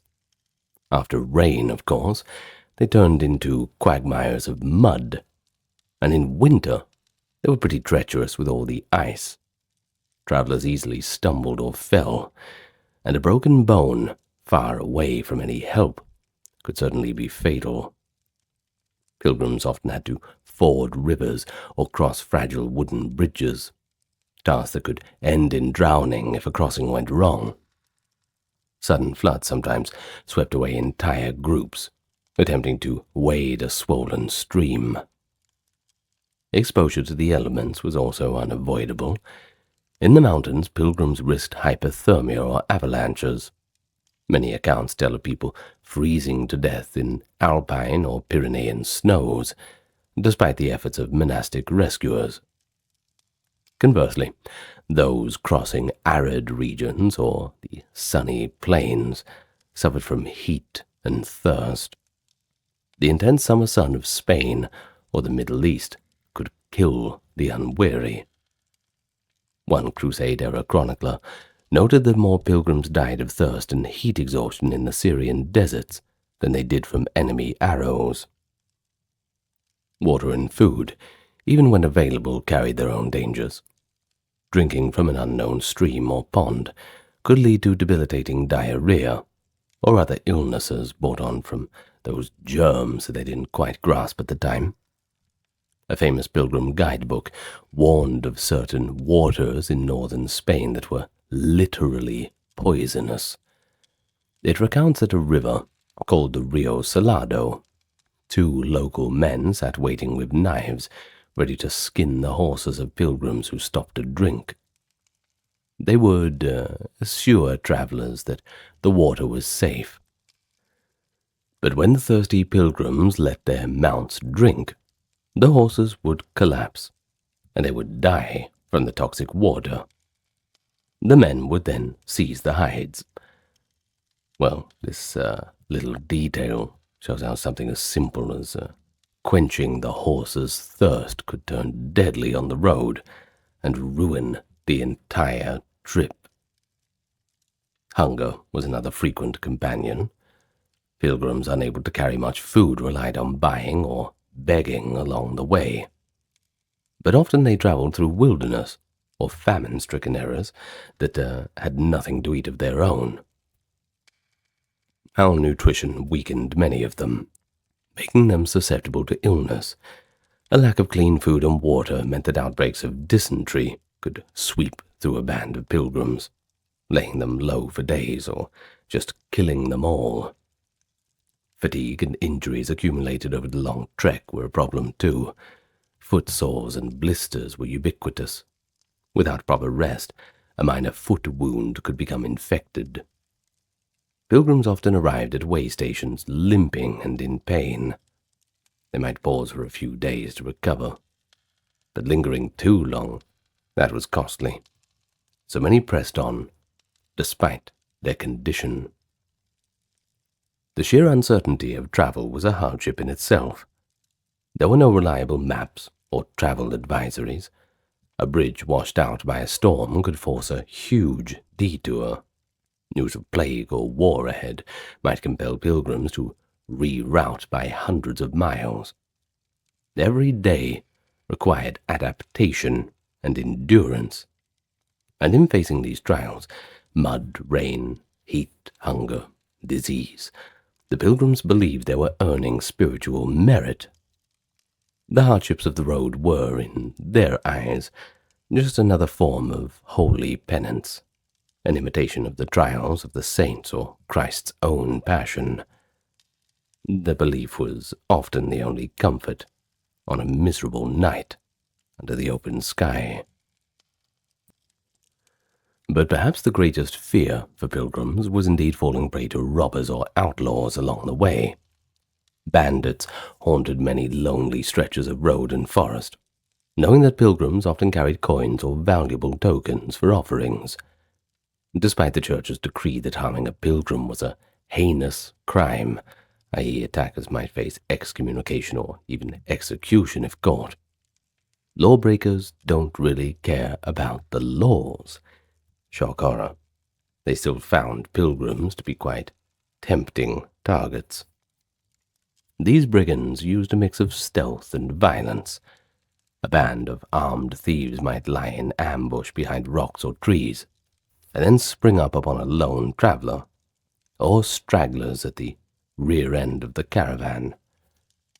Some even posed as fellow pilgrims to infiltrate a group and strike at an opportune moment. Armed with clubs or knives, they would demand money and food. Those who resisted could be beaten or killed. Bodies of unlucky pilgrims were sometimes found in ditches or woods, of course stripped of all their valuables. So the pilgrims learned that safety in numbers was the way to go. They formed bands at popular crossroads or staging towns and traveled together under an elected leader, or sometimes, if they could afford it, a hired guide who would see them through. A strong group could deter petty highwaymen who feared being outnumbered. However, traveling in company was not always a guarantee of security. Some historical accounts reveal that false pilgrims joined convoys only to betray and rob their fellow man. Quarrels within groups could also turn deadly. Same chroniclers also mention fights over money or provisions that ended in bloodshed. The very people meant to be comrades in faith could, in desperate circumstances, become threats. And then there was wild animals, just another layer of danger, especially in sparsely populated regions. Packs of wolves shadowed roads in winter, ready to pick off anyone who fell behind at dusk.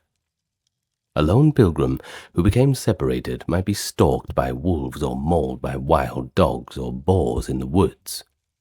Travelers recounted nights of terror, hearing howls in the dark and keeping campfires burning to fend off any creatures. The situation was worst in politically unstable areas or borderlands. In the Holy Land during the 11th century, raiders preyed on Christian pilgrims with impunity. The most notorious incident occurred in 1065, when a caravan of thousands of German pilgrims near Caesarea was ambushed by Bedouins. Hundreds of unarmed men and women were slaughtered, and many others died of thirst while being besieged by the attackers. News of the massacre shocked Europe, and it was one of the factors that spurred calls for the First Crusade to secure safe passage to Jerusalem. After the First Crusade, new knightly orders like the Knights Templar and the Hospitallers took on the duty of protecting pilgrims in the Holy Land. These armed, kind of warrior monks escorted travelers and patrolled the roads between the ports and Jerusalem, which greatly reduced but never really eliminated the possibility of robbery in those areas. Elsewhere, pilgrims remained vulnerable. Local rulers sometimes provided guards or safe conduct for prominent pilgrim groups, but ordinary folk were often left to their own devices. One had to trust in Providence to keep a wary eye. Pilgrims carried stout staves not only as walking aids, but as a just-in-case potential weapon. A few even armed themselves with daggers or short swords. This was despite the religious rules against bearing arms on a pilgrimage. Better to risk a reprimand than to be utterly defenseless. So, each narrow escape from bandits or wild beasts would be remembered as a miracle of sorts, and each peaceful day on the road was a blessing. The constant peril forged bonds among traveling companions, and deepened pilgrims' reliance on faith to see them through what often felt like a veil of darkness, the real valley of death. But for those pilgrimages that required crossing the sea to reach the Holy Land or to sail to Spain, for example, the journey became even more perilous. You see, medieval ships were small, and voyages were long and unpredictable. Pilgrims were typically packed onto merchant vessels or special pilgrim galleys in pretty cramped conditions. Berths were basic or non-existent. Many had to sleep on deck in the open. Sanitation, that was extremely poor, and the stench of dozens of unwashed people crammed together. You can only imagine that. Seasickness struck pilgrims who were not used to the motion of the waves, and had left them wretchedly ill for days. It's not like you can just pull over and let them off the boat. Fresh water and food often ran low after a couple weeks at sea. Ships rationed water strictly, and malnutrition or scurvy from the lack of fresh food might set in on longer voyages. But the greatest terror at sea was storms. Violent tempests could blow up without warning on the Mediterranean or the Atlantic. Pilgrims and crew alike huddled together as towering waves tossed the ship like a rag doll around the sea. One English pilgrim, Ceolwulf, described how in 1103 a sudden gale struck as his convoy arrived off the port of Jaffa in Palestine.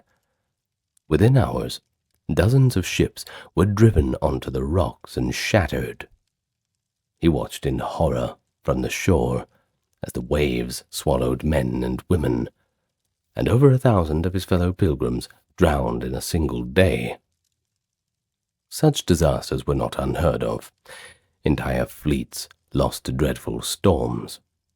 Surviving a shipwreck was largely a matter of luck, or, as pilgrims believed, divine mercy.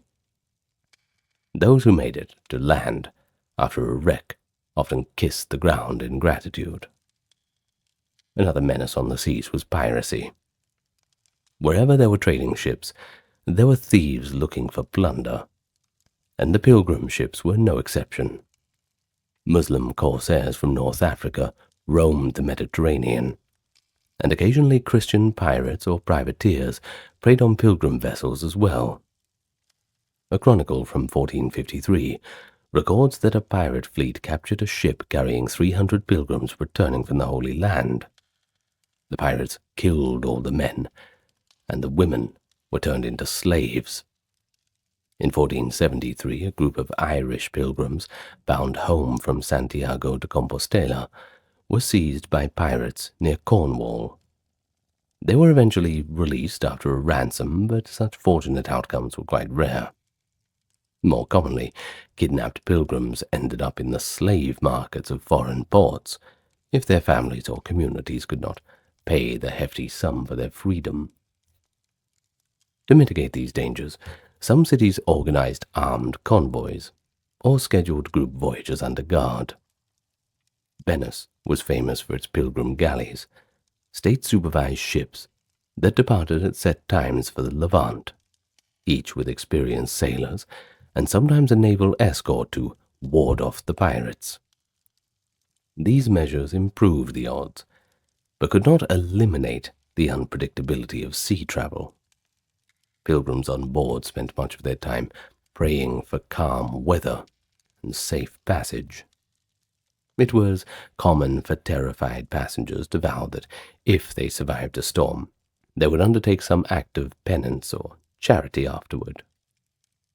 Every sailor and pilgrim knew the immense relief of sighting land after a long and fear-filled crossing. When a ship finally dropped anchor at Java, or another destination port, pilgrims often sang a hymn of thanks after kissing the ground and going straight to the church to express the gratitude for their deliverance. They had faced one of the harshest realities of the pilgrimage, the untamed sea, and by God's grace, they had lived to continue their journey, and just now on solid ground. But beyond the obvious dangers of violence or storms, they also had to contend with just the general health problems. The strain of travel, the poor diet, the exposure to unfamiliar microbes meant that illness was pretty common. Contagious diseases could sweep through groups of travelers who slept and ate in close quarters. Dysentery was the main one. If you don't know what that is, it's a severe intestinal disease that we won't describe in great detail. But then there were other fevers, occasionally striking at crowded hostels. Chroniclers tell of pilgrim bands delayed for weeks because so many of them were bedridden with what they called camp fever, which likely could have been typhus or another similar infection. In an age before germ theory, people just didn't understand how diseases spread. But they did observe that crowds of pilgrims often led to outbreaks of illness. The general lack of hygiene, of course, did not help, rather compounding the problem. Pilgrims could rarely bathe on the road. Lice and fleas were constant companions, and these pests spread illness like typhus around. Even the Black Death pandemic of the 14th century was likely accelerated by the movement of people along trade and pilgrimage routes. Apart from major epidemics, a typical pilgrim might suffer from malnutrition or dehydration, then fall victim to a common cold that turned into pneumonia, or a simple infected blister leading to a fever. Medical care was rudimentary. If a pilgrim fell seriously ill, their best hope was to reach a monastery or a town that had a hospital, which, in the medieval sense, more like a charity infirmary. They developed a little bit over time, but monasteries along major routes also kept a small ward for sick pilgrims. Monks or nuns would provide the basic remedies. You had herbal potions, maybe bloodletting, and, above all, rest, and throw in a prayer for good measure. In the Holy Land, the Knights Hospitaller ran a famous hospital in Jerusalem, dedicated to caring for poor and ailing pilgrims. In fact, it was pretty big, too. It could house hundreds of patients, and was renowned for its compassionate care. But these were few and far between. Outside of such institutions, most ill pilgrims had to rely on the kindness of locals or the help of fellow travelers. Many pilgrims died far from home due to illness. Those who perished en route were usually buried right where they died. There was no practical way to transport bodies long distance. Sometimes companions would carry a deceased pilgrim to the next holy site for burial, considering it better to be interred in sacred ground. Cemeteries in places like Jerusalem and along the Camino de Santiago contain graves of foreign pilgrims who never made it back. Such a death was often interpreted in a spiritual light. To die on pilgrimage was seen as a pretty good end, almost like a martyrdom, since the person passed away while performing a holy act. And of course, not every pilgrim who set out reached their intended goal either. Many had to abandon their journey midway. Maybe they got ill, maybe they got injured, or they were just too exhausted. Some turned back in despair, or ran out of money and stopped in a foreign land. These cases were lamented, but they also served as cautionary tales about the more practical needs, not just funds, but also physical endurance. Even pilgrims who survived serious illness often bore lasting effects. Accounts mention travelers returning home crippled or chronically infirm from diseases contracted on the journey. Yet despite all the harsh realities, the prospect for spiritual salvation and the allure of sacred places outweighed the fear of sickness for many. The pilgrims pressed on, trusting that God would protect them, or if it was their fate to die on the road, then it would be a good death. They would earn the merit of having perished in pursuit of holiness. For those who survived the long journey, arriving at the sacred destination was pretty overwhelming. Sure, you can imagine the select few, after months of hardship, to finally gaze upon the spires of Jerusalem or the towers of Santiago de Compostela. It must have felt like a dream come true. Pilgrims often burst into tears of joy and relief. Well, many had fallen upon their knees at the first sight of the holy city, offering prayers and thanksgiving.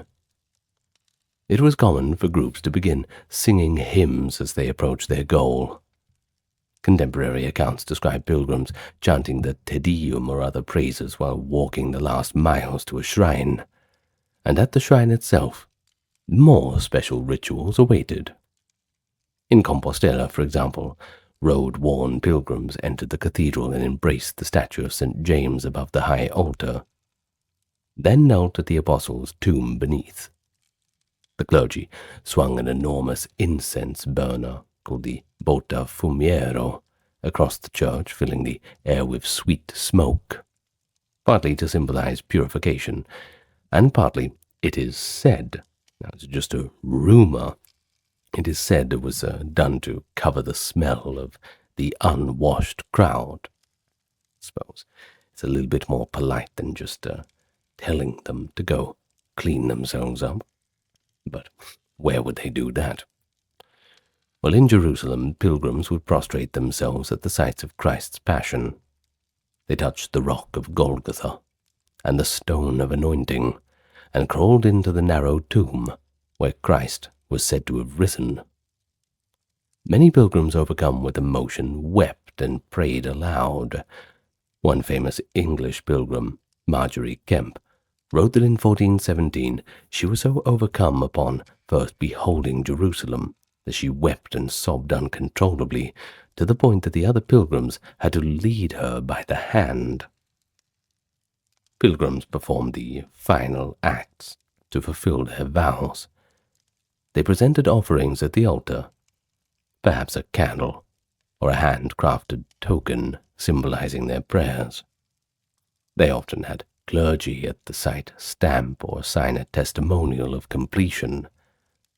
By the late Middle Ages, by the way, Compostela and Rome would issue official certificates to pilgrims as proof of their journey.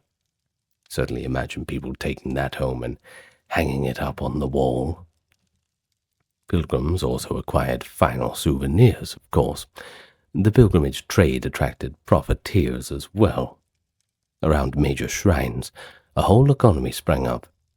Inns, taverns, souvenir stalls, money changers, ironically, and vendors hawking all manner of relics.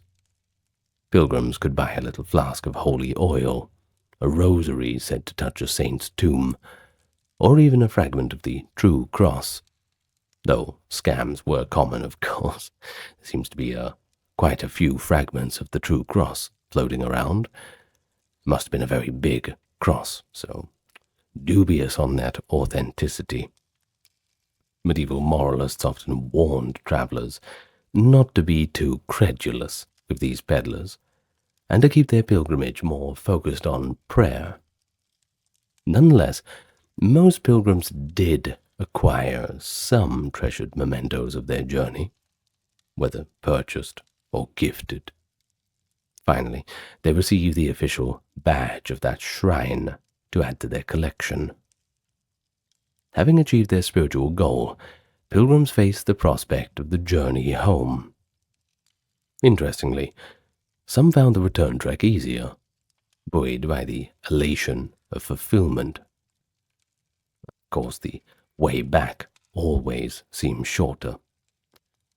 But others discovered their funds were exhausted, and their bodies, well, they were almost broken. A few never left the holy places. They might join a religious community there, or in some cases, die shortly after accomplishing their life's mission. Most, however, began the long road back with lighter hearts than before. Medieval society held successful pilgrims in high esteem. Back in their hometowns, they were welcomed with celebration and curiosity. Neighbors would gather to hear the tales of distant lands and miracles. Pilgrims often donated their travel-worn cloaks to their local church as a thanks offering, or sewed their collection of badges onto a cape to wear in processions, proudly displaying that proof of their piety. In some communities, returned pilgrims banded together. In the city of Utrecht, for example, a special Brotherhood of Jerusalem Pilgrims was formed. Its members, all of whom had made the journey to the Holy Land, gathered to share their experiences and wore insignia featuring the Holy Sepulchre. Such honors underscored the prestige a successful pilgrimage carried in medieval society. So over the rest of their lives, these men and women could reflect on a rather extraordinary accomplishment. They had seen with their own eyes the sacred places of scripture and legend.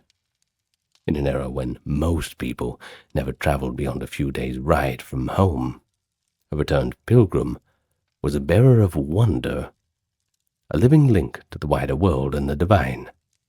In completing a pilgrimage, they believed they had not only honored God and the saints, but also transformed themselves. Despite all the trials along the way, or perhaps because of them, the pilgrimage's end brought a profound sense of peace and spiritual renewal. So, the pilgrims of the Middle Ages, they sacrificed comfort, health, and quite often their own lives in pursuit of the holiest goal. They trudged across continents, through mud and dust, braving the storms and bandits, the hunger, the sickness, and the fear. By modern standards, their suffering is pretty difficult to imagine. I mean, think about it. Traveling even in the modern day is a little bit frustrating, sometimes a little scary. Imagine back then. Yet for those pilgrims, every hardship was imbued with meaning. They believed that each step, each wound and privation, brought them that little bit closer to God, and to the salvation of their souls. the harsh realities we have explored, the physical dangers, the exhaustion, the constant uncertainty, well, they only highlight the extraordinary determination of these travelers. The fact that thousands of people of all classes kept undertaking pilgrimages, year after year, well, that speaks to the powerful hold of religious devotion in that era. Reaching a revered place like Rome, Jerusalem, Compostela, was for them worth any cost. Many who returned home did so permanently changed. They carried not only the badges and souvenirs, but also stories of distant lands and perilous adventures that broadened their horizons. In a society where most lives were confined to a small region, a tale of a pilgrim, of the far-off places, and miraculous deliverances could both educate and inspire those who stayed behind. So looking back with our modern perspective, I think we can see the medieval pilgrimage as a pretty remarkable phenomenon, one that fostered cultural exchange and resilience, but above all it was a profoundly personal trial. The medieval pilgrim set out in hope and faith, and in facing the brutal trials of the road, they discovered reserves of courage and conviction. So, I think having heard the true accounts of such journeys, of all the poisoned rivers and pirate attacks, we can appreciate the immense courage it took to be a pilgrim in those days. And despite all that suffering, it was a road that thousands were willing to walk, sustained by the hope that at journey's end they would find divine grace, and perhaps a glimpse of heaven on earth. Bad times, bad people. Mix in a little bit of wealth and power, and things can get quite disastrous. Of course, the Middle Ages too have the images of chivalry and piety, but also history's most despised tyrants. And so, just imagine a medieval banquet hall filled with the poor and hungry. They think they're there for a meal, a bit of relief from their ordinary lives. But then the doors get barred, and the entire hall gets set on fire. Or envision an invading army halted in horror before a forest of impaled, suffering people.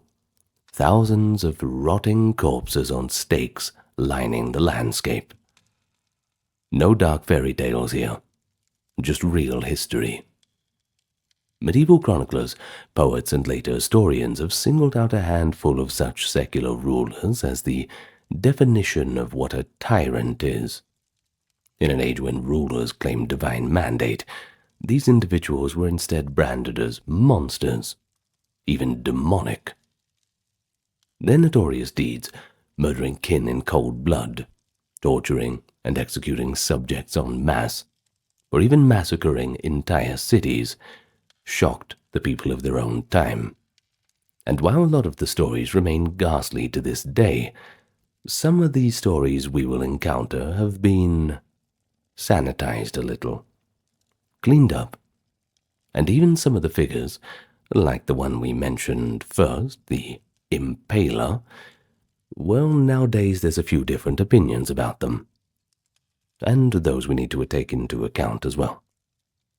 So, what follows is our exploration of about 5 of the most hated secular tyrants of the medieval world, with a little bit of a pinch of salt to the mix. And so let me welcome you first. Any newcomers, it's good to have you with us, and for those returning, good to have you back.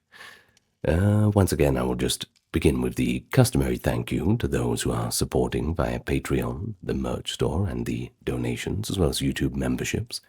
That's the reason why the entire channel is ad-free, because there's nothing more tyrannical than advertising, at least I think, in the modern day.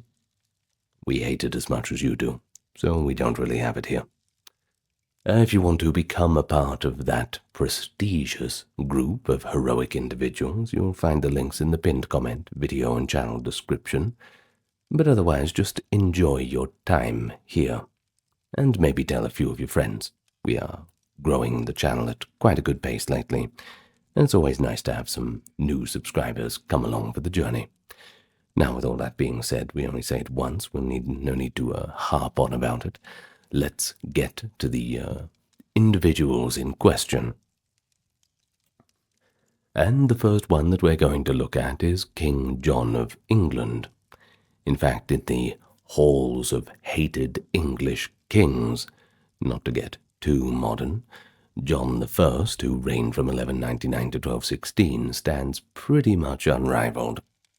Now, later generations actually gave him a quite disrespectful nickname, Bad King John, and even his own court chroniclers and barons considered him to be a tyrant. The verdict of one 13th century monk, Matthew Paris, was particularly scathing. Here's the quote: "Foul as it is, hell itself is defiled by the presence of John." Doesn't get much worse than that, doesn't it? Quite a one-star review. Well, this comment suggests that in the eyes of contemporaries, John's sins were so great that even the underworld would be made worse by having him around. Which, of course, the next question is, why? How exactly did John earn such a hated reputation? Well, to begin, in the simplest terms, John was seen as a treacherous and cruel man in both personal and political life. He was the younger son of the revered Henry II and Eleanor of Aquitaine, and the brother of the celebrated Richard the Lionheart. Quite a roster of characters, Yet, as they say, the apple falls far from the tree. John's character contrasted sharply with his predecessors. Almost immediately after taking the throne, he faced accusations of murder within his own family. In 1202, during a war in France, John's teenage nephew, Arthur of Brittany, who, by the way, was a rival claimant to the throne, was captured and thrown in prison. According to a chronicler's account preserved by Roger of Wendover, John first ordered that Arthur be blinded and then castrated to neutralize him. Could have just sent him on a retirement, but I think they probably wanted to make sure that he was never going to come back.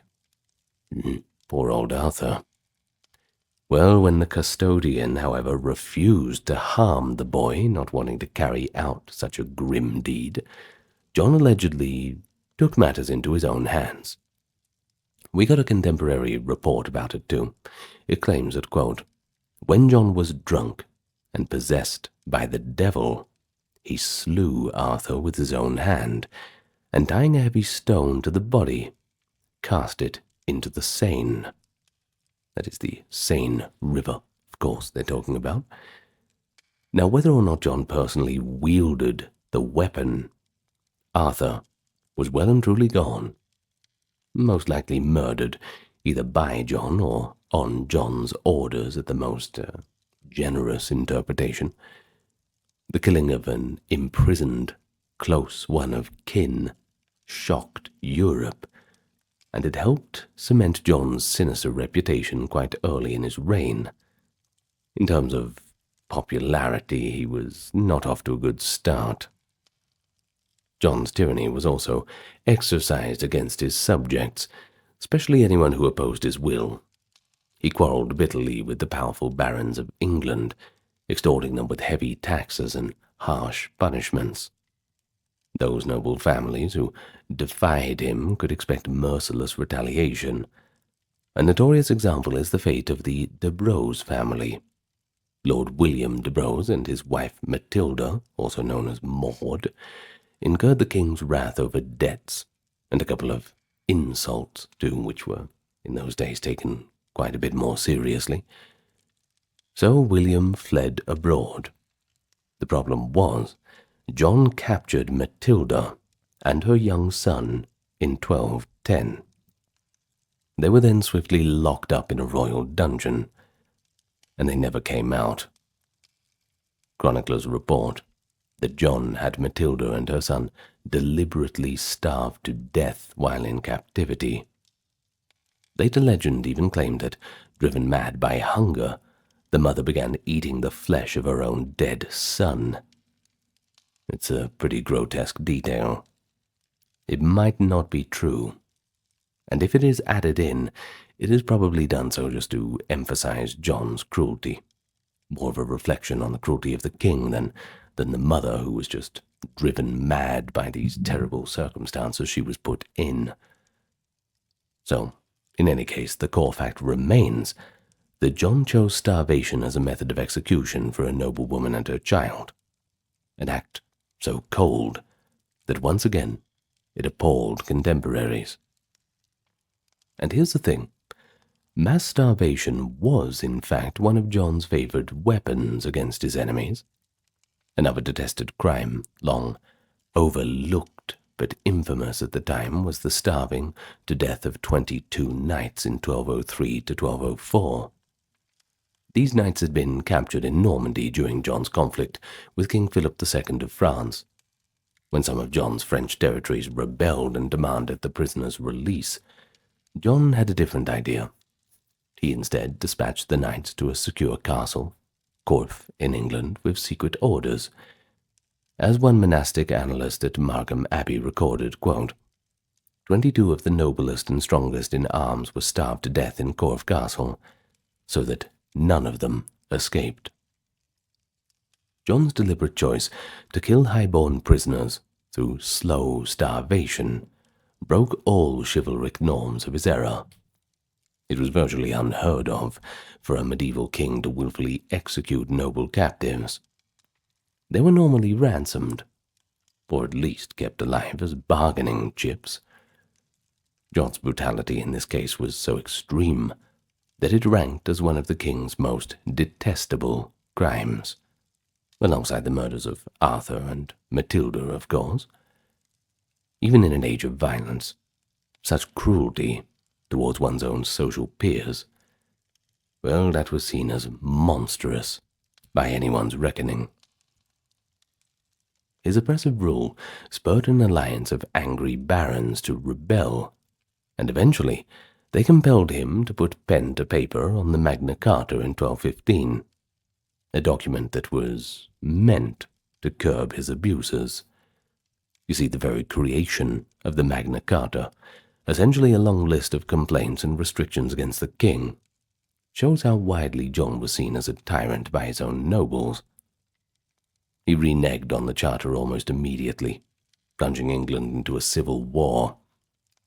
It was during this chaos that some barons invited Prince Louis of France to invade, preferring a foreign prince to their own king.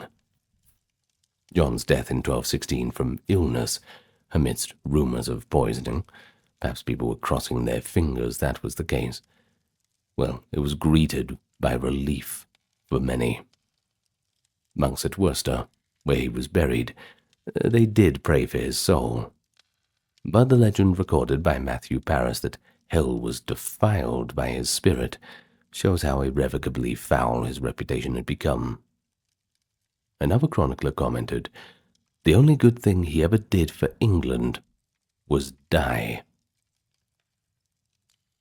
Well, of course, we do have to note that modern historians sometimes defend John in part, suggesting he was an unlucky ruler who came into the throne at a time where there were big problems, like the loss of Normandy to France, for example, and that monastic chroniclers were biased against him. Yet, even in these revisionist terms, they admit that John's personal rule was marked by arbitrary justice, greed, and cruelty. Indeed, the clergy of John's day despised him for his defiance of the church. He was actually excommunicated for a time too, which is quite a big deal. While the common folk spun tales of John as the villain in the Robin Hood legends, his own barons called him John Softsword, No, not for that reason, but rather for his military failures that would have readily agreed with the label of tyrant for his governance. Perhaps a double meaning. Who knows? Well, the accumulation of anecdotes, executing prisoners, murdering his own nephew, and abusing women. By the way, he was rumored to have tried to seduce or take barons' wives by force. He also extorted money, and even allegedly plotted the assassination of his own mother, Eleanor. It all painted John in the darkest of colors. It's little wonder that after his death, chroniclers like Roger of Wendover and Matthew Paris unleashed their full scorn, once they knew he was out of the picture, that is. Not brave enough to say that while he was around. Can't really blame them. In any case, he left England so unstable that it was said that he attempted to tear up by the roots the very kingdom he ought to have governed. A verdict, I think's pretty befitting of a hated medieval tyrant. But I dare say, most people would have heard of King John, whether it be through a historical sense or a lens of fiction. But on the medieval peninsula in Italy, an even more terrifying figure was rising to power. Ezzelino III de Romano, reigning from 1194 to 1259. Now, Ezzelino was a feudal lord, and a warlord at that, in the turbulent era of the Guelphs versus the Ghibellines. If you're not familiar with that, basically the papal versus the imperial factions. His career unfolded in the March of Treviso and Lombardy, where city-states fought bitterly for supremacy. By the mid-13th century, Ezzelino had carved out a dominion over Verona, Vicenza, and Padua, and he ruled it with an iron fist. His contemporaries viewed him not just as a ruthless man, but as virtually inhuman in his cruelty. And it was so much that later writers outright claimed that he was not human at all, but sired by the devil. In his own lifetime, his atrocities were the stuff of horrified whisperings. He was a staunch ally of Emperor Frederick II, and with imperial backing he suppressed any dissent in the cities under his control. Ezzelino was the first medieval Italian ruler who sought to found a throne by wholesale murder and seemingly endless barbarities. His use of torture and mass executions was on a scale that Italy had never before seen, even back in the old days. Ezzelino had maintained a network of dungeons and constructed what amounted to a Tower of Death in Verona, where political prisoners were locked up in windowless cells and left to perish slowly from hunger and thirst. According to multiple chronicles, he routinely had prisoners and suspected plotters tortured, blinded, and executed in gruesome fashion. By 1254, disgust at Ezzelino's cruel behavior had become so widespread that even the Pope, Innocent IV, by the way, excommunicated him and preached a special crusade against the Christian laymen, denouncing him as an enemy of humanity and God. The breadth of his cruelty can be seen in a few particularly hair-raising stories. One legendary one says that Ezzelino grew tired of the numerous beggars in his cities in Padua, whose poverty he saw as a blight. In an episode eerily reminiscent of one attributed to Vlad the Impaler, whom we will talk about a little later, Ezzelino invited all of the beggars, sick, and homeless into the city for a great feast at his palace. The paupers came eagerly, and they ate their fill of rich foods and wine. Then, once they were all sated, and perhaps a little drowsy, he ordered the doors to be barred and the hall set on fire, burning hundreds of those defenseless people alive. As the flames engulfed the screaming crowd, the tyrant supposedly remarked that he was merely cleansing his realm of those who contributed nothing to it. A pretty callous sentiment echoed in later tales that quote him saying, "These men live off the sweat of others, so they are useless to humanity." Whether this specific event occurred exactly as described, it was widely believed at the time, and it certainly shows the terror that Etzalino inspired. The fact that such a story was plausible to his contemporaries, well, that speaks volumes about the reputation he already had, and it's not a bridge too far for people to believe that something like that would happen in regards to Etzalino. But unlike King John, whose brutality was somewhat limited to the nobility and immediate political sphere, Etzalino's cruelty was often directed at the general population of entire cities. When the people of Padua rebelled against him, the retaliation was so much in scale that it was almost biblical. In 1256, during a campaign to recover Padua, which had briefly thrown off his yoke, Etzalino reportedly massacred thousands. One source claims that after recapturing the city he imprisoned the entire adult male population of Padua, many thousands of them, and that most of these unfortunates died in their captivity. Essentially, he exterminated an entire generation.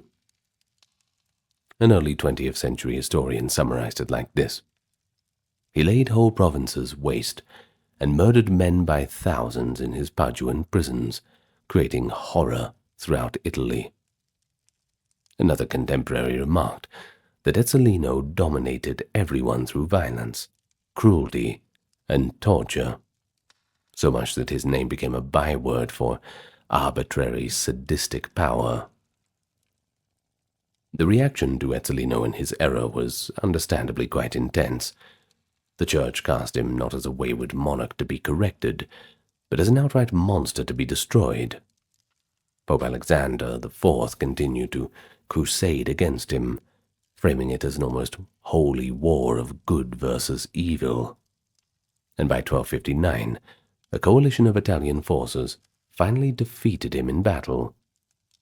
Wounded and captured, the 65-year-old tyrant was taken to prison at Sonchino. But true to form, he refused all medical treatment and sustenance, essentially killing himself by starvation rather than giving in to his enemies, no satisfaction of a parade or execution. It is said that when guards came to inspect his cell, the dying Etzalino glared at them with such ferocity that none dared approach until he died. In the year of his death, a chronicler wrote that his fall was greeted not merely as a political victory for the Guelphs, but as a triumph for humanity outraged by the iniquities of such a great monster. His posthumous infamy only grew. In literature and history he was transformed into a near mythic figure of evil. Dante Alighieri, writing half a century later, placed him in the 7th circle of hell, among those who were violent against their neighbors. Dante's Inferno portrays these sinners as submerged in a river of boiling blood, and he singles out Etzalino by name, as up to his lashes in blood as punishment for his own massacres. In Paradiso, Dante even has Etzalino's own sister, a spirit in heaven, allude to her brother's ferocity, calling him a firebrand who brought great devastation to his region. This poetic immortalization shows how notorious Etzalino had become in northern Italy. His very name symbolized tyranny. Another early 14th century writer, Albertino Musato, wrote a play called Equerins in 1315, that is, Equerinis, in which Etzalino is literally depicted as the son of Satan, with his mother testifying that a demon impregnated her. Such works may be allegorical, especially that last one, but they were grounded in genuine collective memories of his extraordinary cruelty. All right, well, let's go over to Castile. Now, if you're not familiar with that term, we're pretty much talking medieval Spain, 14th century. And there was a king that was so brutal that he earned the epithet the Cruel. King Pedro I of Castile, that is, known to his supporters as the Just, but to many others, the Cruel. It's a study in how political turmoil and personal ruthlessness combined to forge a tyrant's reputation. In fact, I talked about him in the Spanish medieval serial killers video. And yes, for good reason.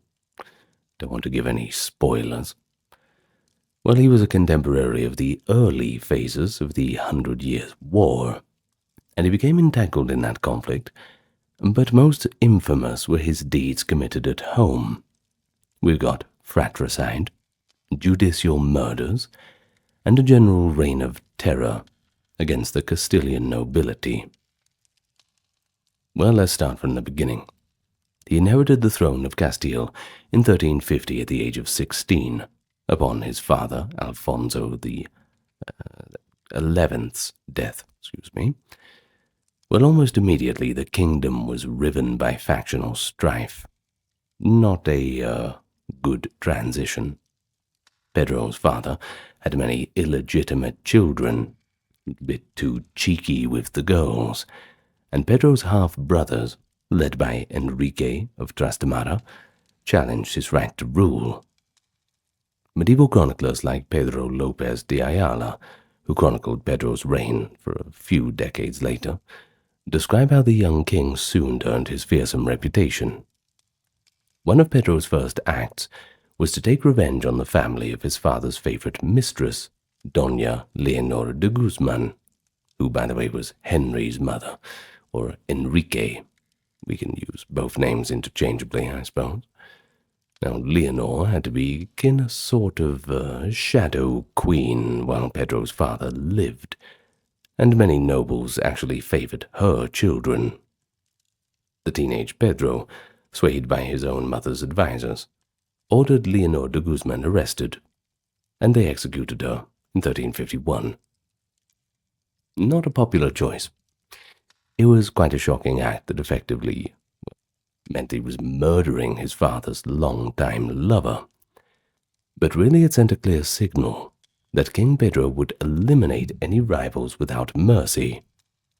Word like that spreads pretty quick, but it also ignited the hatred of his half-brothers. And just like that, civil war was about to begin. As Pedro grew into his kingship, he displayed a volatile mix of viciousness and charm. Contemporary accounts acknowledge his intelligence and boldness, but also note his paranoia and cruelty. Ayala's Cronica details how Pedro could be personable one moment and a complete murderous psycho the next. He had his famously passionate liaison with Maria de Padilla, his beloved mistress, and often claimed that influence of love tempered him. Yet even Maria's pleading could not always stay his hand. There's only so much she can do. One anecdote has Maria de Padilla secretly warning Pedro's half-brother, Fadrique, master of Santiago, that Pedro had indeed marked him for death, but even her intervention could not save him in the end. Fadrique was murdered in 1358, and it became one of the most notorious episodes of Pedro's rule, described by chroniclers and later historians for its treachery. According to Ayala, as quoted by later writers, King Pedro lured his half-brother Fadrique to the royal Alcazar in Seville under friendly pretenses.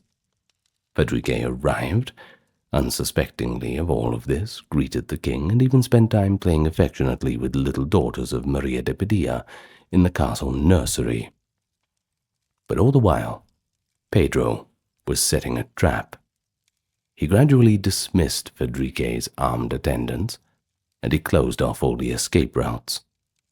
At one point, a monk reportedly approached Fadrique outside and warned him cryptically of danger, but the master of Santiago paid it no heed. Finally, as Fadrique was preparing to leave, two of Pedro's henchmen barred the way. In a sudden, brutal stroke, Pedro gave the signal. He shouted the order, "Seize the master." Fadrique was grabbed, and before he could fully react, royal crossbowmen, called ballesteros, by the way, rushed upon him. As Ayala writes, quote, "The master stood silent, full of dread, realizing too late the betrayal." In the hall called the Room of Iron, Fadrique was stabbed to death at the king's feet. Legend has it that Fadrique's blood spattered on the walls. Some of it even stained Pedro's clothes. The king then coolly stepped over his brother's corpse and proceeded to his dinner plans. In one lurid and perhaps apocryphal detail, it said that later in that evening, when another courtier innocently asked what caused such a bloodstain on the king, Pedro answered that it was the blood of a traitor. Such stories, repeated in chronicles, cemented Pedro's image as a pitiless and treacherous tyrant, violating the sacred bounds of kinship and hospitality without a second thought, and not to mention dirtying up the walls. Now, Pedro's catalogue of cruelty did not end with Fadrique. He systematically eliminated other siblings and rivals. Another half-brother, Don Tello, barely escaped a similar fate by fleeing. Pedro also executed Don Juan, a legitimate cousin from Aragon, and even a former close friend, Juan de Hinestrosa. When he suspected them of plotting against them, he turned to the knife to sort out any of those problems. Now, high nobles who fell out of favor were also swiftly imprisoned or killed. The courts of Europe were well aware of Pedro's bloody deeds. Chronicler Jean Froissart, writing not long after, noted that even Pedro's erstwhile allies were wary of him, citing his reputation for great pride and cruelty. In fact, the Black Prince of England, Edward of Woodstock, that is, who intervened in Castile to help Pedro during the Castilian Civil War, was warned by his advisers about Pedro's cruelties and the opprobrium attached to his name. These warnings proved to be quite justified. Although the Black Prince restored Pedro to his throne at the Battle of Nayera in 1397, he found Pedro ungrateful and still quite savage as an ally. Froissart relates that Pedro failed to pay the English and kept indulging in vindictive violence which disgusted the Black Prince and continued their alliance breaking down. But perhaps the most infamous act attributed to him, one that rang out beyond Castile, was the treacherous murder of Abu Sa'id, the deposed Muslim ruler of Granada. In 1362, during a period of truces in the Reconquista wars, a Granadan prince named Abu Sa'id, dubbed the Red King, sought refuge with Pedro after being ousted by a rival. Abu Sa'id came to Seville laden with treasure, including a legendary giant ruby. Greed and cruelty intersected. Pedro decided to kill his guest for both political advantage and plunder. He invited Abu Sa'id and his retinue to a banquet, and there, at Pedro's signal, the guards fell upon the Granadans. Abu Sa'id and his nobles were bound to stakes in the ground. A royal herald proclaimed this was punishment for their alleged treason and killing of their own lord. And then, one by one, Pedro's knights hacked the Moorish princes to death, a grim parody of justice. The colossal ruby was taken, of course, and later given or sold to the Black Prince as part of the bargain. It is believed to be the very gem that ended up in the British crown jewels, known as the Black Prince's ruby.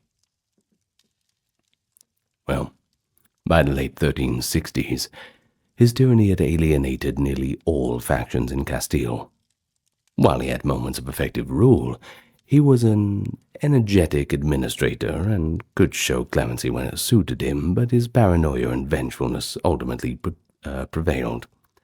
Civil war engulfed Castile as his half-brother Enrique, with substantial support, challenged him for the throne, and in 1369, Pedro was cornered at the fortress of Montiel.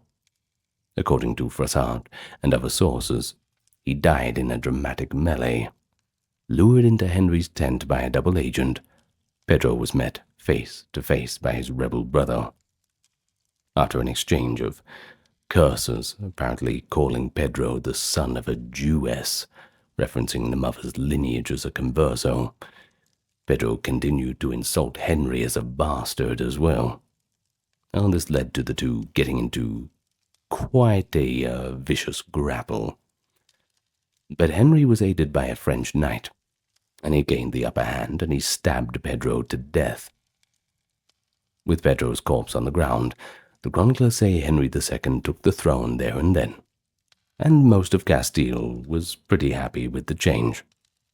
Even many of Pedro's former supporters accepted Henry, for Pedro's extremes had exhausted their loyalty.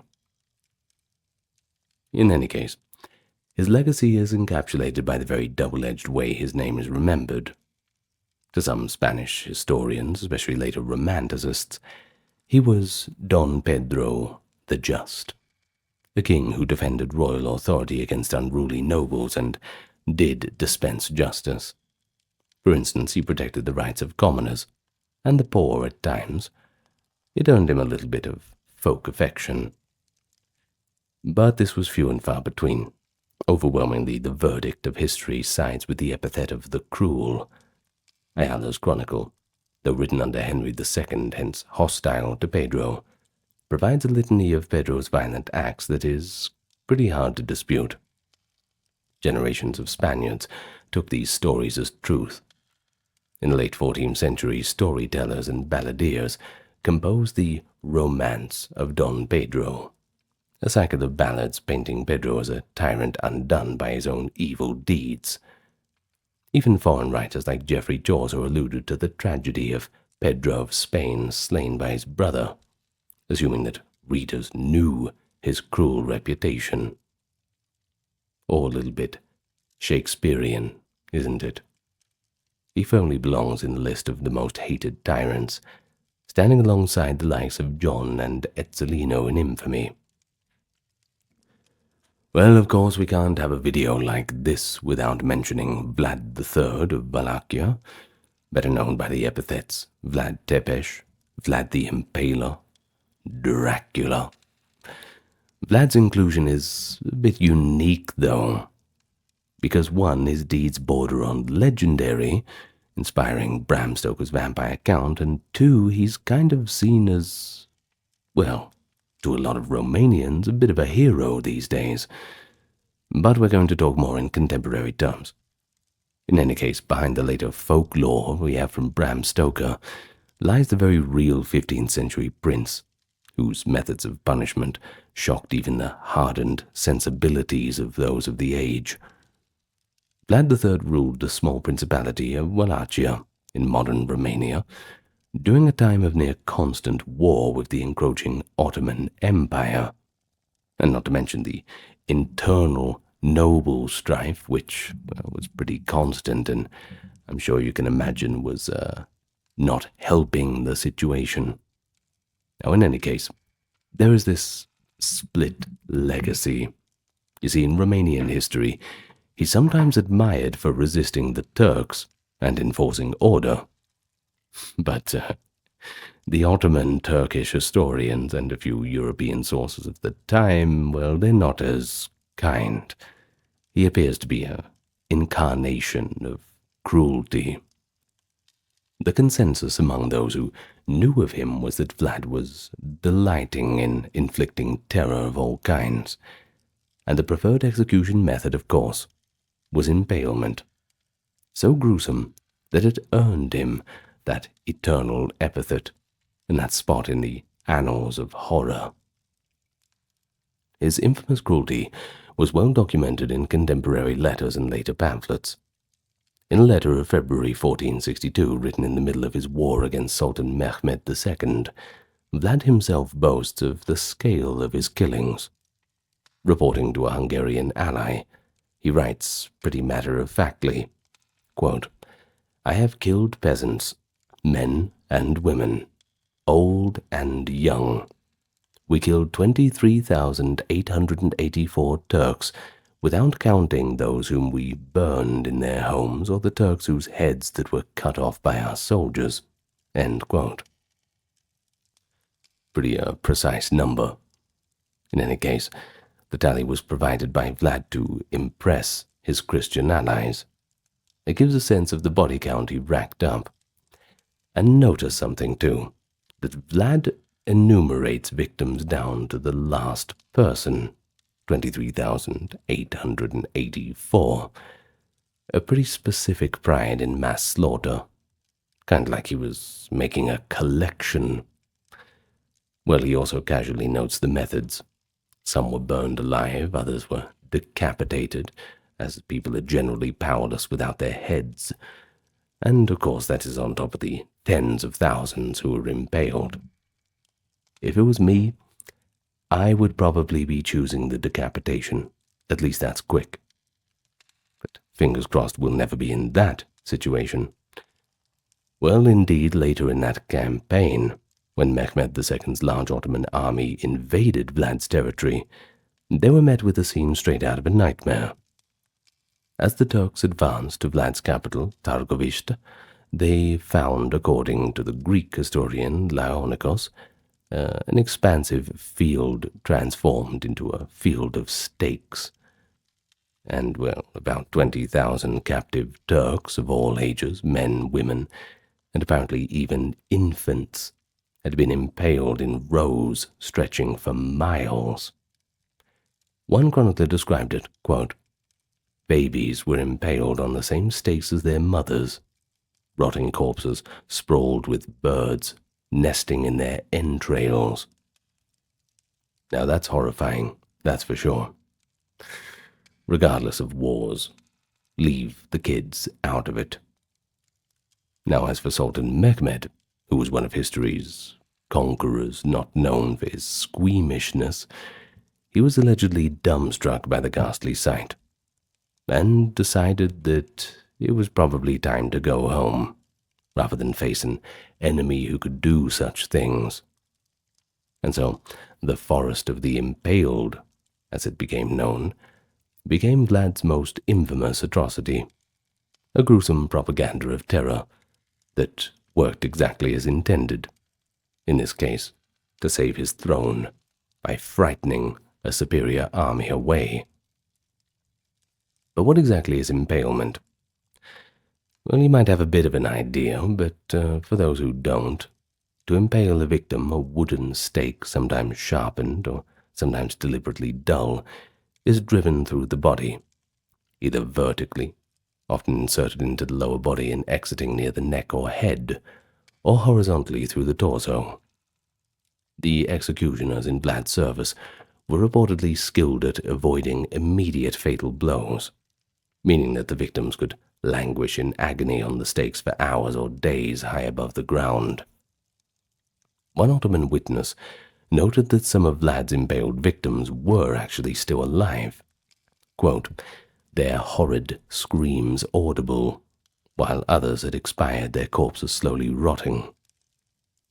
Unimaginable suffering, that is for sure. But Vlad would arrange these grisly displays as both punishment and a kind of psychological warfare. In one case, he impaled an Ottoman general and had the stake raised higher than the rest to signify the man's elevated rank.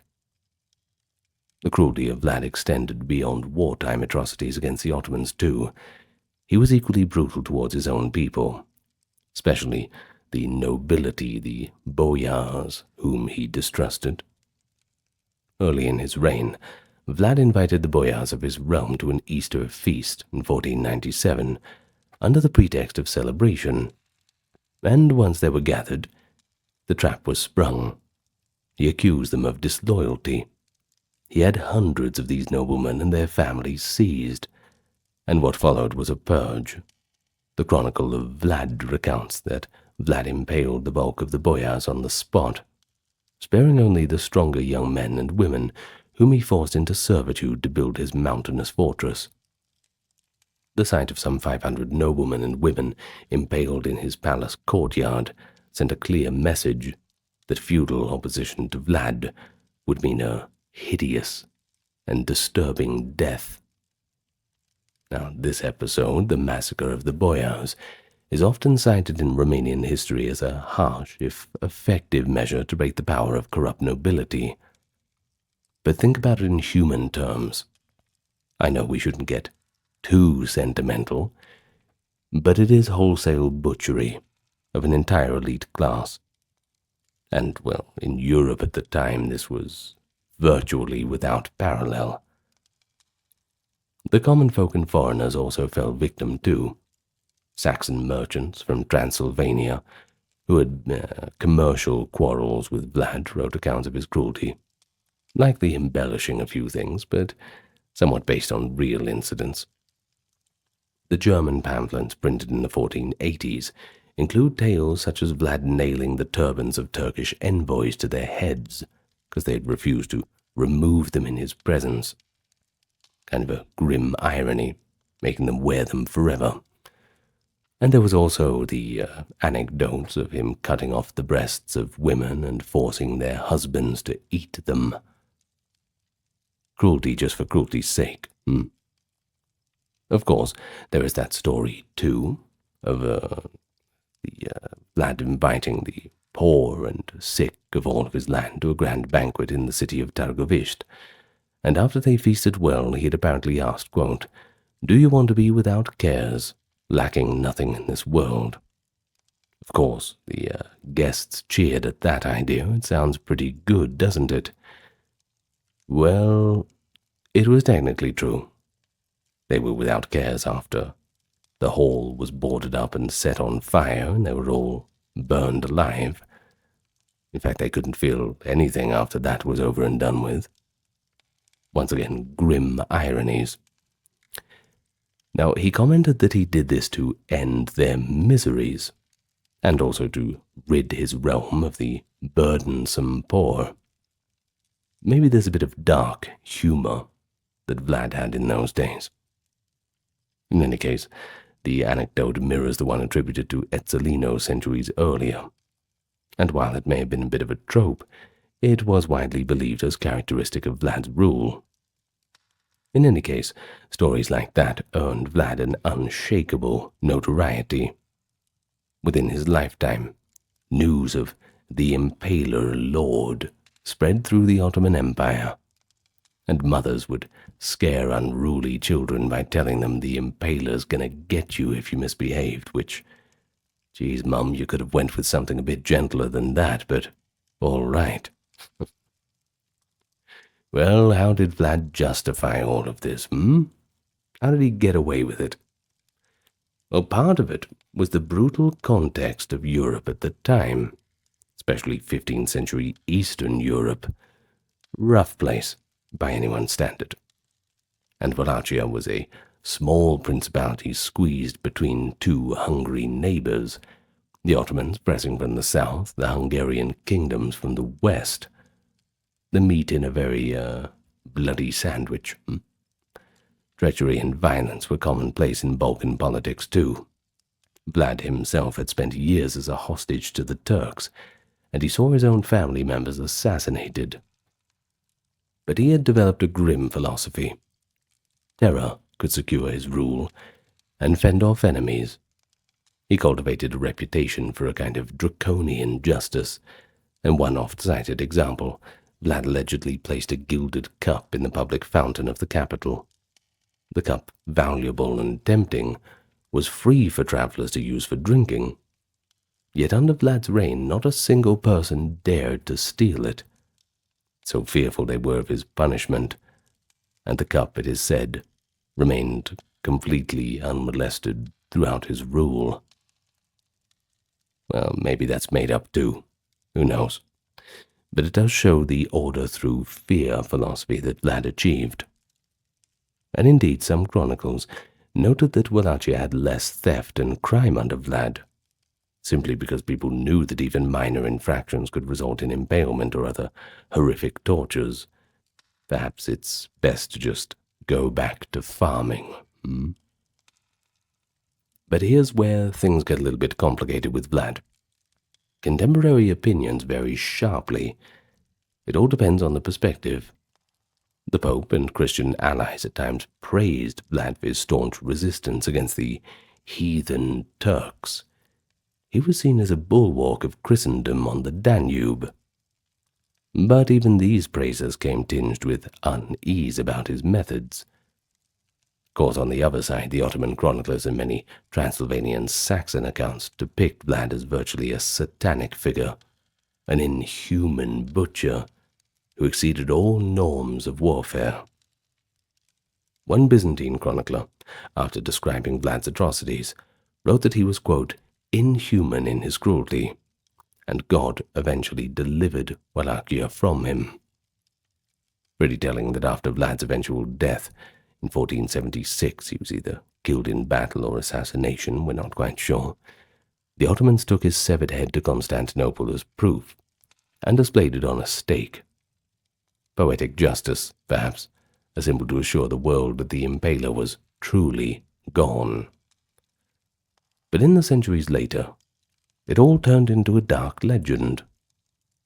But we're here to talk about primary sources, his own letters, the reports of envoys, testimonies compiled by German pamphleteers shortly after his death, albeit colored by their own biases, of course. They do leave little doubt that he perpetuated acts of extreme cruelty. His moral calculus appeared to place no value on human life, if it stood in the way of his authority or security.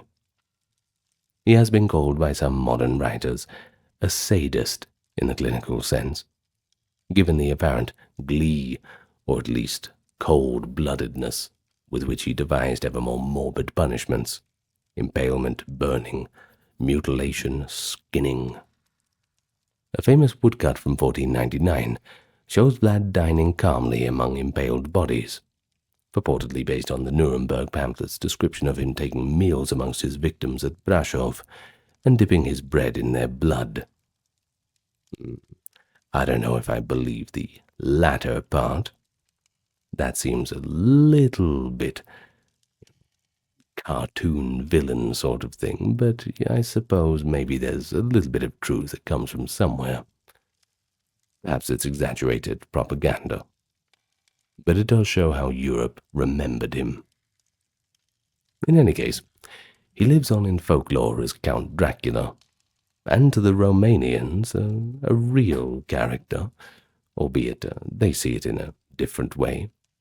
Everyone has their different spin on it, especially when it comes to nationalist spins and that sort of thing. There is lots of different opinions. Regardless of your opinion on him, I don't think the legacy of Dracula is going anywhere soon. The son of the dragon. Indeed. Now we've bounced around Europe a bit, from England, Spain, and Italy, Romania.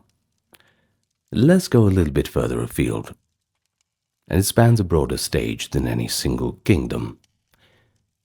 Genghis Khan, the founder of the Mongol Empire, and a conqueror of unparalleled scope, and his legacy includes being one of the most fearsome and reviled figures in many different medieval cultures.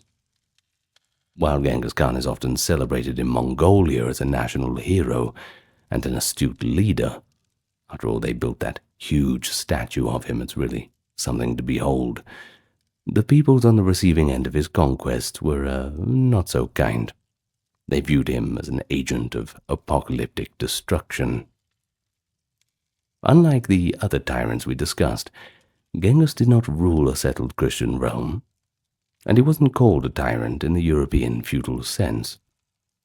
Yet if we're going to judge things in terms of mass violence and terror, his actions really did exceed any single European king's. Contemporary observers across Asia and Europe, from Chinese Confucian scholars to Persian chroniclers to Russian monks, all recoiled in horror at the carnage wrought by the Mongols. One Persian historian famously estimated that Genghis's campaigns, quote, killed millions of people and left whole cities as ghostly ruins. Indeed, modern historians often label the Mongol conquests as genocidal, and it's really hard not to label them as that. But to appreciate why Genghis was so hated, or rather feared, by his contemporaries, we can look at a few representative episodes in his campaign of conquest. Genghis emerged from the steppes of Mongolia, and after uniting the Mongol tribes, unleashed them on the civilized centers of the 13th century world. Between 1211 and 1227, he led devastating invasions into North China, Central Asia, Persia, and Eastern Europe. Now, the Mongol strategy was often to offer a city surrender, promising them relatively merciful treatment if no resistance was met, but to utterly annihilate those who resided once they got in. In practice, even surrender did not always save a population, and resistance virtually guaranteed mass slaughter. One notorious example was the destruction of Merv in 1221. Merv, in present-day Turkmenistan, was a thriving Silk Road metropolis, sometimes said to be one of the largest cities in the world at the time. When Genghis Khan's sons and generals took the city after a brief siege, they carried out a slaughter that left even hardened observers aghast.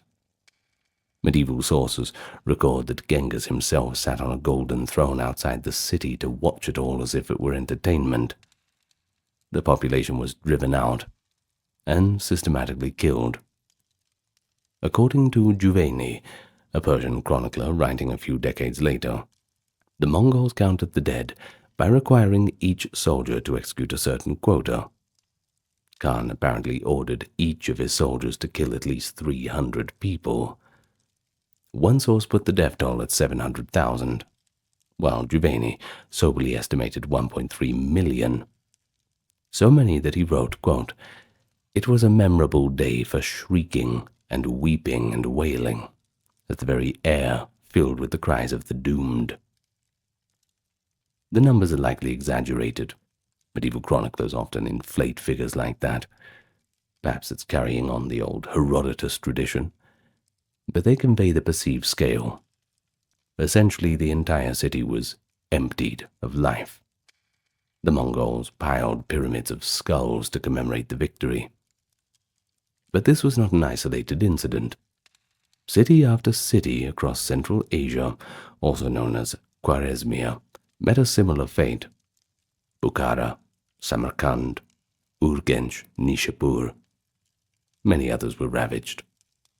Now, the siege of Nishapur in the same year of 1221 provides another illustration of Khan's ruthless retribution. Nishapur in Khorasan, northeastern Iran, resisted the Mongols, and in the fighting, a son-in-law of Genghis was killed by an arrow. Enraged, Genghis reportedly promised his daughter that she could exact vengeance. Well, that's the slain man's widow. That's that daughter, you know. So, when Nishapur fell, the Mongols butchered the inhabitants with methodical thoroughness. Chronicles say that not even a cat or a dog was left alive. The victors made 3 great pyramids of skulls outside the city, separating the heads of men, women, and children into separate piles.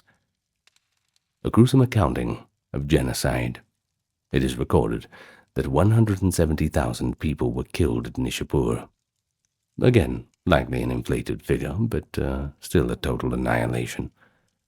Genghis's commanders followed his order that nothing should remain.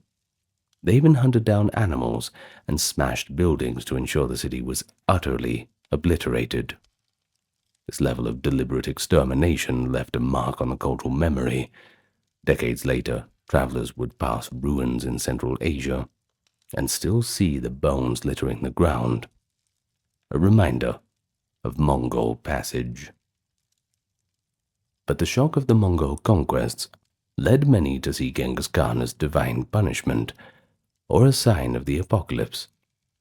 A famous quote from the Arab historian Ibn al-Athir, who lived through the early Mongol era, captures the despair. After long refusing to write about the Mongol horrors because they were too traumatic, he finally broke his silence. Quote, "This deed encompasses the greatest event, the most awful catastrophe that has ever befallen anyone from the time God created humans until now. Histories contain nothing that even approaches it." He essentially asserted that the Mongol invasion was unprecedented in all of history, a cataclysm beyond any compare. Many in the Islamic world called the Mongols the scourge of God, a term Europeans had once used for Attila the Hun. To Islamic commentators, who saw flourishing cities of the Caliphate reduced to smoking ruins, Genghis's campaigns appeared as an existential calamity for civilization itself. The fall of Baghdad, though that was by Genghis's grandson Hulagu in 1258, only reinforced his view, with accounts that the Tigris River ran black with ink from destroyed books and red with the blood of the learned. Genghis set this template of terror, and his successors just continued. Now, even in Europe, where Genghis himself never reached, his generals reached Eastern Europe a few years after his death, the frightful news traveled quickly. In 1241, Mongol armies invaded Poland and Hungary.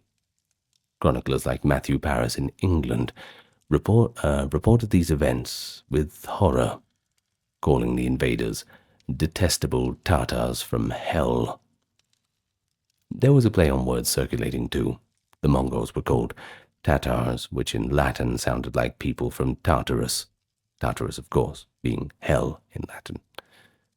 Interesting little fact there. I love Latin. Latin is so cool. We ought to bring it back. Anyway, one European letter even stated, "The race of the Tatars, coming from Tartarus, poured out so much human blood that scarcely anyone can contemplate it without tears." Now this reflects how the Europeans processed the reports as something infernal, beyond human. Well, a Franciscan envoy, Giovanni de Pian de Carpine, who actually visited the Mongol court shortly after Genghis's time, wrote that as he traveled through the devastated plains of Kiev and Kievan Rus, quote, "we came across countless skulls and bones of dead men lying on the ground, evidence of Mongol destruction in the land of the Rus as well."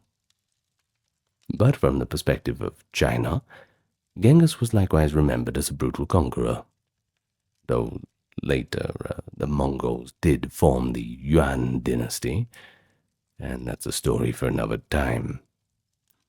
Northern Chinese chroniclers wrote of cities that were utterly wiped out and populations enslaved or massacred. One Chinese source recounts of how after a battle Genghis Khan had piled prisoners onto the ground and a victory banquet table was set upon them, so that he could literally use living men as his dinner platform. Maybe made up, once again. Still, it is worth noting that Genghis's primary aim was conquest and submission, not just wanton slaughter for its own sake. You see, in Mongol ideology, those who submitted became part of the empire, and they could even be treated leniently. Cities like Kaifeng or some trading centers were spared if they opened the gates. But because so many cities resisted or rebelled, the Mongol response was often total destruction, a circle of atrocity that never ends. Genghis also utilized terror strategically, by spreading fearsome tales of his cruelty ahead of his armies. He sometimes induced other settlements to surrender without a fight. However, this strategy also cemented his legend as a cruel tyrant in the eyes of the vanquished. Well, most people who came across him were too dead to remember, in any case. But here's an ironic twist of history. Genghis himself apparently died in 1227, apparently of illness or a fall from a horse, and his burial has been a secret ever since. And, of course, the brutal legends continue after his death, that the funeral escort killed anyone they encountered on the way to the secret burial ground, ensuring that no living person knew of the site. Maybe exaggerated, but it's a nice little epilogue to the ruthless Mongol story.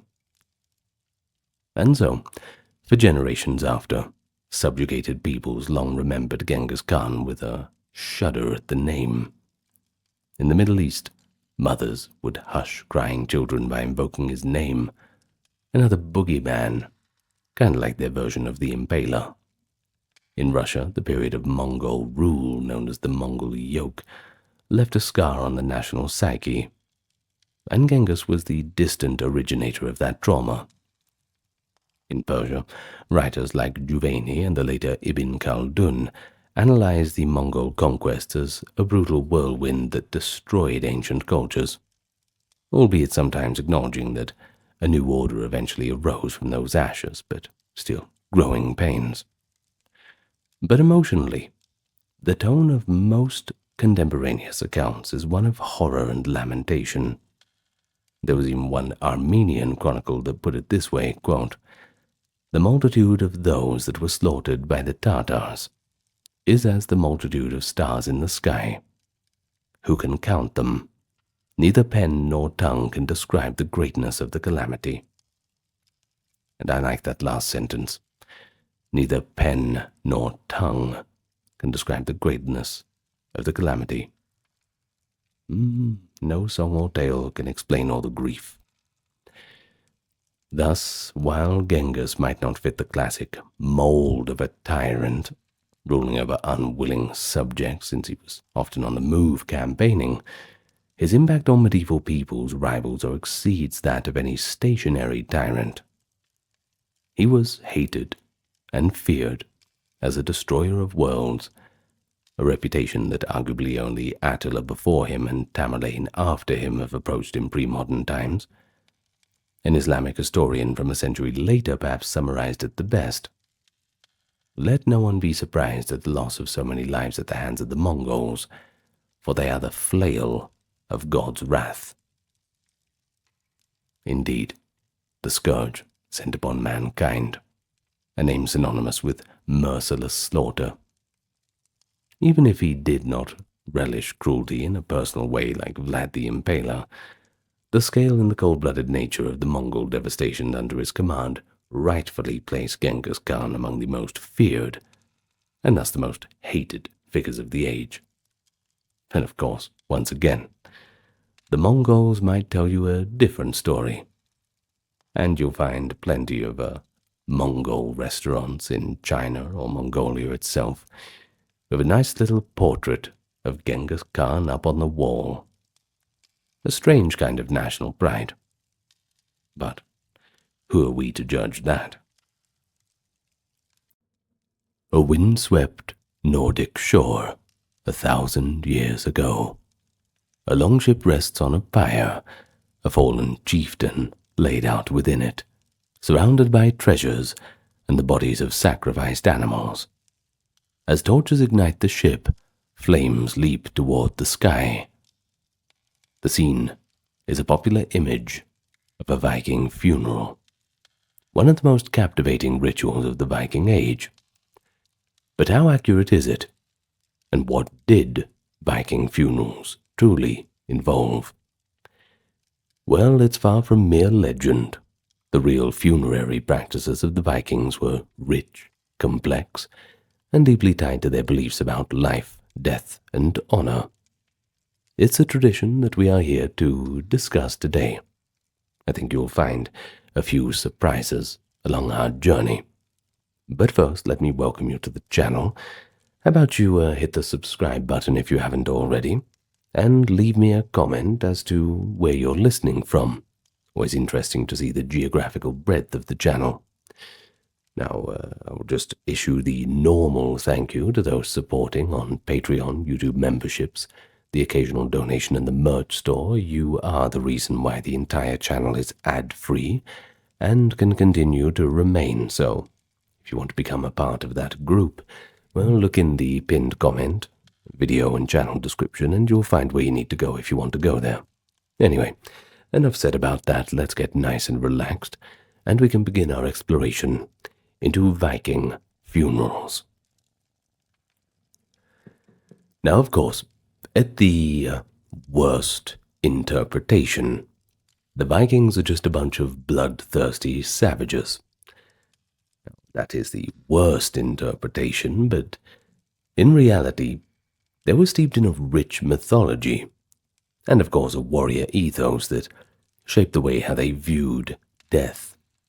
Central to their belief system was the idea that death was not the end, but rather a transition to another realm of existence.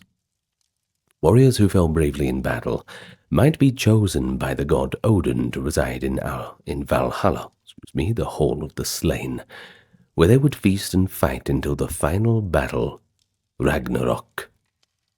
Those who were not taken by Odin might go to the goddess Freya's hall, or to Hel. Now, that is Hel with one L. Don't get it too confused. The peaceful abode of the dead beneath the earth, not the place of punishment, but simply a realm of the departed. Well, these beliefs gave Viking funerals a profound purpose. The rites were meant to equip and send off the deceased to their next destination, ensuring that they had everything they needed in the afterlife, and that their spirits would not linger uneasily among the living. One famous anecdote from Norse tradition attributes the very custom of cremation and burial to the god Odin himself. In the Ynglinga saga, which blends myth and early history, which will be a prevailing theme among many of the sources, Snorri Sturluson describes Odin's law-giving on funerals. Here's a direct quote from the work. Thus he established by law that all dead men should be burned, and their belongings laid with them under a pile, and the ashes be cast into the sea or buried in the earth. Thus, said he, everyone will come to Valhalla with the riches he had with him upon the pile, and he would also enjoy whatever he himself had buried in the earth. End of quote. Well, according to this legend, Odin taught that burning the dead with their possessions would allow the departed to take their worldly goods into the next life. For the more mightier of men, a burial mound should be raised as a memorial, while lesser warriors might have a standing stone marker, customs which Snorri notes, quote, remained long after Odin's time. We're talking about Christian period, getting into that now, but we are going to stay in those pagan times. Now, this mythological explanation reveals the ideology behind grave goods and cremation. The Vikings believed the dead could literally make use of whatever was sent with them. If a fallen warrior was burned with his weapons and wealth, well, then he got to carry those honors into the next world. Likewise, anything hidden in the earth, perhaps hoarded treasure, would be enjoyed by its owner after death. Such beliefs justified the tremendous resources that were sometimes invested in funerals. Of course, we know all this from archaeology. Now, another vivid detail from the Ynglinga saga shows how the Norse imagined the funeral pyre working as a kind of, I suppose we can say, a spiritual elevator. While Odin himself died, in the lore he departs alive to the spiritual realm, then his body is burned. Quote from Snorri Sturluson, Odin was burnt, and at his pile there was a great splendor. It was their faith that the higher the smoke arose in the air, the higher he would be raised whose pile it was, and the richer he would be, the more property that was consumed with him. End of quote. God, we are so lucky to have Sturluson to explain all this to us. Well, in other words, tall flames and thick smoke were believed to carry the deceased upward toward the heavens, and the more wealth that went up in smoke with that body, the greater the honor and prosperity of the soul. This idea helps explain why funerals of important individuals could be quite spectacular. Burning heaps of valuables and treasures, it was never seen as a waste, but a final act of homage that benefited the dead person's spirit. But not all Norse beliefs about death were so optimistic. The Vikings also greatly feared the prospect of a restless dead, the ghosts or revenants of those not properly laid to rest. Old Norse sagas and folk tales abound with mentions of Draugr, the undead corpses of the greedy or evil, who might haunt the living if their burial was insufficient. There was an element of caution and even taboo around death. It had to be handled correctly to prevent the deceased from waking up and walking the earth again. Nobody wants that. For example, the sagas describe how if a dead person was suspected to be haunting a house, drastic measures might be taken. The corpse could be dug up and a stake driven through the body, or the head cut off to finally still the undead spirit. Tales like that show that Viking funerary rites weren't just about honoring the dead, but protecting the living.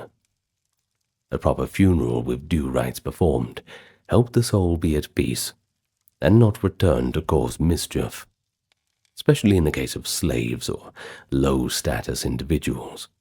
The burial might be deliberately minimal and handled in a way to prevent any haunting. One source suggests a slave might be thrown into an unmarked hole to ensure he did not return to haunt his masters. Thus, Vikings approached death with a mix of reverence and fear. Reverence in terms of sending off their loved ones to join the ancestors and gods, and fear in making sure the dead stayed that way. Fame and memory were also crucial to Norse concepts of death. In a society with no written gravestones for much of the pagan period, reputation was the true immortality. The Vikings believed that while a person's body would perish, their name and deeds could live on in the stories told by survivors. An Old Norse verse encapsulates this idea. This is a line from the Havamal, which shows that honor outlives death. It goes like this: cattle die, kinsmen die. One day you die yourself. I know one thing that never dies: the fame of a dead man's deeds. A grand funeral, therefore, was as much for the living as for the departed. It proclaimed the glory of the deceased to all present and imprinted their memory in the community's lore. But if you were to die without recognition, or to be cast aside without proper rites, that was the most terrible fate in the Viking mindset. By contrast, a well-conducted funeral ensured that the departed would be remembered and spoken of kindly, achieving a measure of immortality through story and song. If you're lucky enough, they might even write a whole saga about you. So, I think we can agree that these funerals were deeply rooted in cultural beliefs that death was a journey to another realm requiring provisions, and that honoring the dead could influence their fate, and even your own luck, and that a person's legacy on earth was secured by how they were memorialized. All beliefs that set the stage for the remarkable funerary customs that we are about to explore, customs which aim to give the dead a fitting farewell, and to reinforce that social fabric of the living souls left behind, waiting for their turn. So how exactly did they dispose of the dead? Well, the answer is basically that they practiced both cremation and inhumation, that is, burial, and the method could vary by time, place, and personal preference. During the early Viking Age, that is, between the 8th through to the 9th centuries, cremation on a funeral pyre was the more common thing. In fact, as the myth of Odin's lore suggests, it was considered the proper way to send off a soul to Valhalla. The body of the deceased would be placed on a wooden pyre and burned, often along with their possessions and any sacrificial offerings, reducing everything to charred bone and ash. These remains might then be buried, or sometimes scattered. In many cases, Vikings gathered the ashes and bones after the pyre cooled and buried them in a mound or pit, often contained in an urn or a small wooden box. The cremation grave might then be marked by a heap of stones, a mound of earth, or even an arrangement of stones in symbolic shapes, such as the outline of a ship. Cremation was often seen as a way to ritually free the spirit from the body. The consuming fire had a purifying and transformative significance. It meant the person was truly delivered from the world of the living to the realm of the dead. As one modern scholar put it, the grave goods had to be subjected to the same treatment as the body if they were to accompany the dead person to the afterlife. If a person were immolated, that is, cremated, then the grave goods had to be burned as well. Now, in other words, quite simply, when Vikings chose cremation, everything got burned up. They burned everything intended for the afterlife along with the body, weapons, clothing, even animals, so that these too would be spiritually transported with the soul. Fire is the vehicle to which you reach the afterlife. And this is why in major cremation burials, archaeologists often find a mixture of calcined bone fragments among blackened and contorted metal artifacts, like melted sword blades or warped shield bosses. All of these were on the pyre together, and they undergo the same fiery passage. But that is not to say that cremation was the only practice. Throughout the Viking Age, many people were also buried unburned, whether in coffins, graves, or chambers dug into the earth. Such inhumation burials could be simple, a body laid in a dug grave with a few goods, or an exceptionally elaborate one involving wooden burial chambers and even entire ships used as coffins. We will discuss the famous ship burial shortly. But burial without burning might reflect local customs or the status of the individual. It's notable that by the late Viking Age, that is the 10th to the 11th centuries, inhumation became more prevalent, influenced in part by the spread of Christianity, which frowned upon cremation. In fact, as Christianity gained hold in Scandinavia, the old rites began to hybridize with new customs.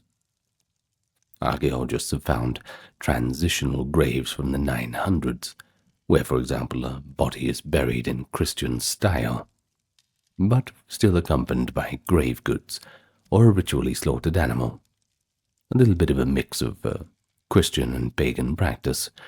Old habits die hard, it seems. One recently studied burial site in northern England, dating to the Viking presence there, demonstrated exactly this blend. A man was buried following Christian norms, but grave goods and possible remnants of a sacrificial ritual were present, indicating a Norse pagan element.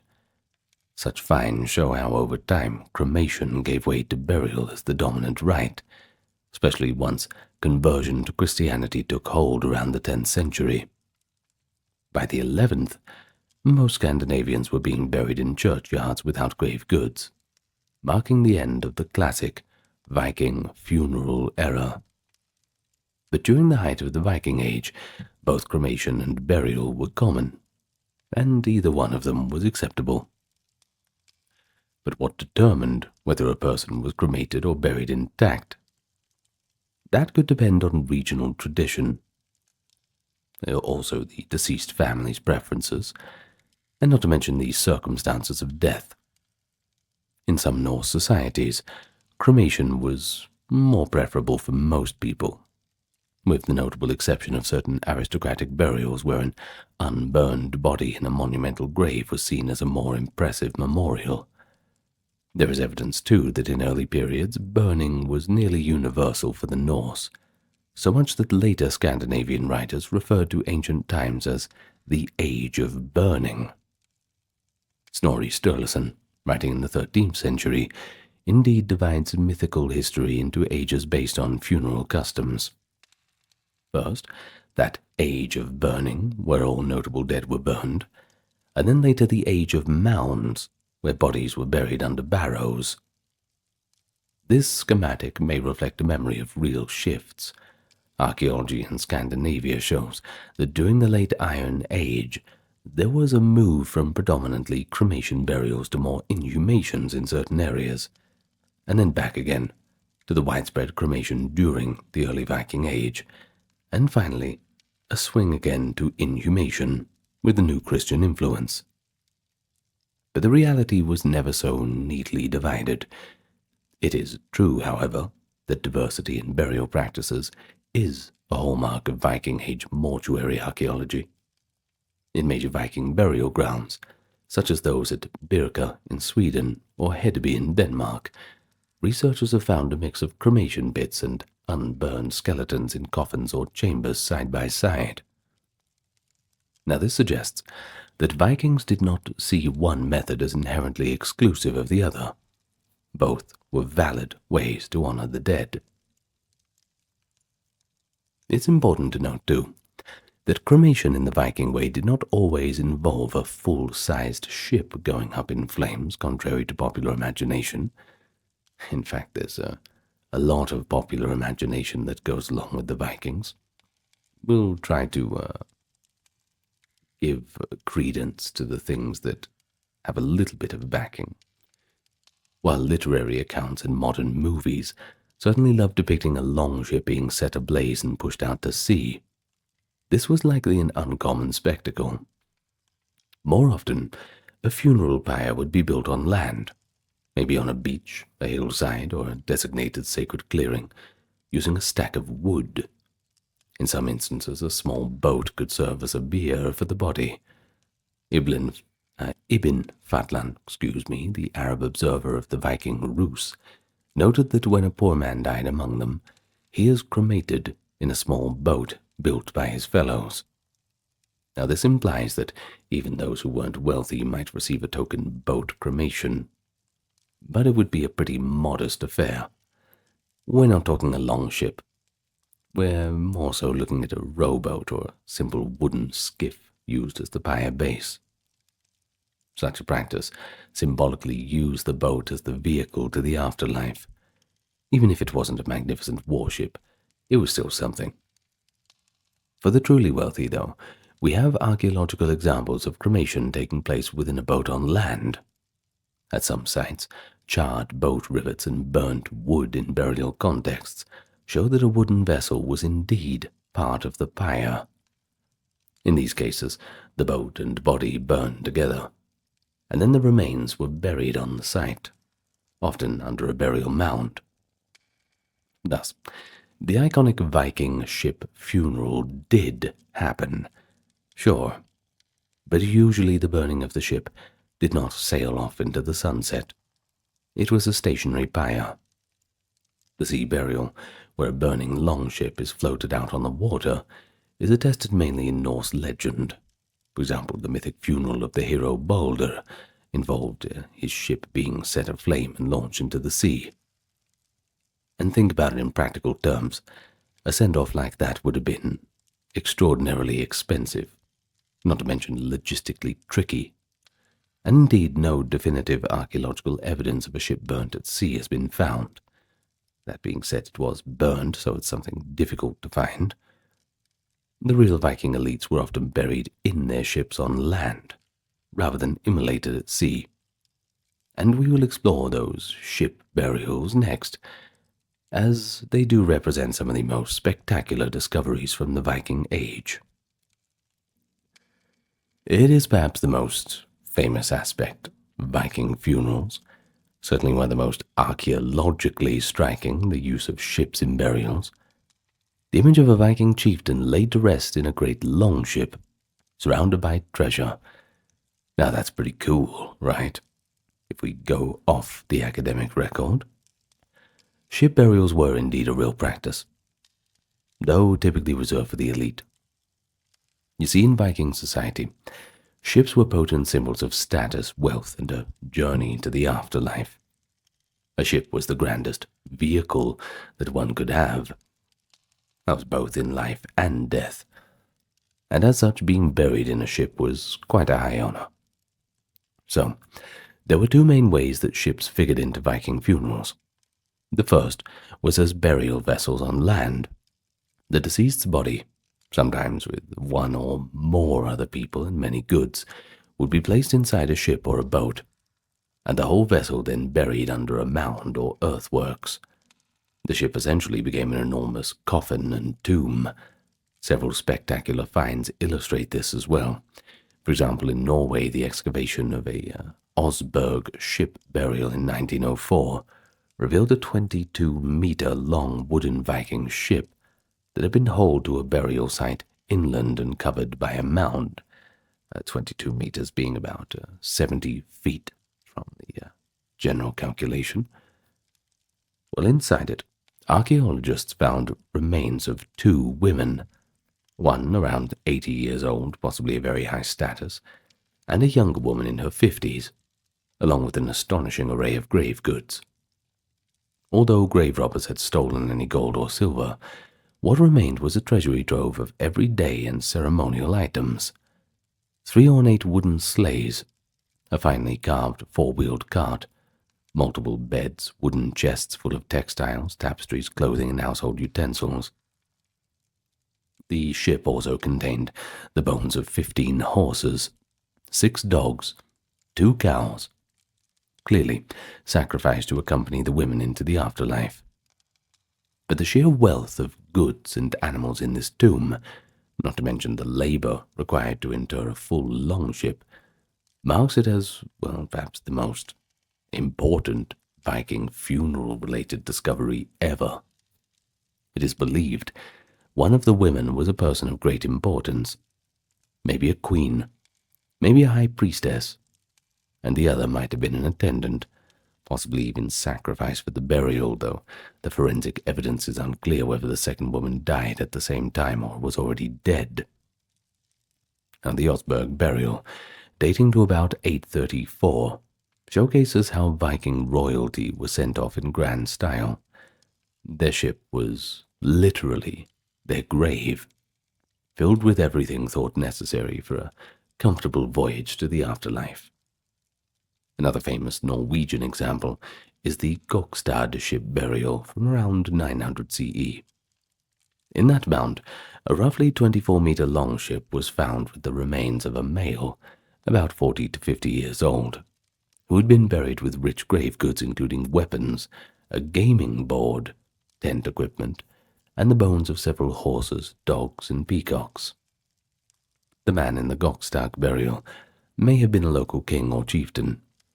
His ship had space for 32 oars and was seagoing, yet it was deliberately used as a burial chamber on land, and then covered by a great earth mound.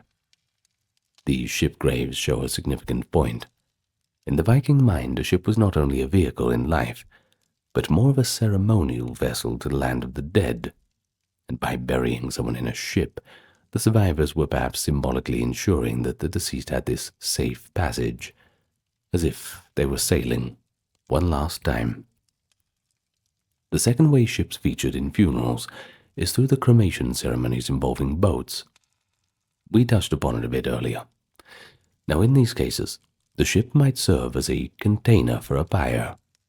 One extraordinary eyewitness description of such ritual comes from Ahmad ibn Fadlan, a 10th century Arab traveler who observed a Viking Rus chieftain's funeral on the Volga River. He describes how a dead leader's body was placed in a boat and set on land, effectively a sacrificial vessel, and after days of ritual, the boat was burned and later covered by a mound. We will return to the full details in a later section, but it's worth noting here that this narrative confirms ship cremation did occur for high-status funerals.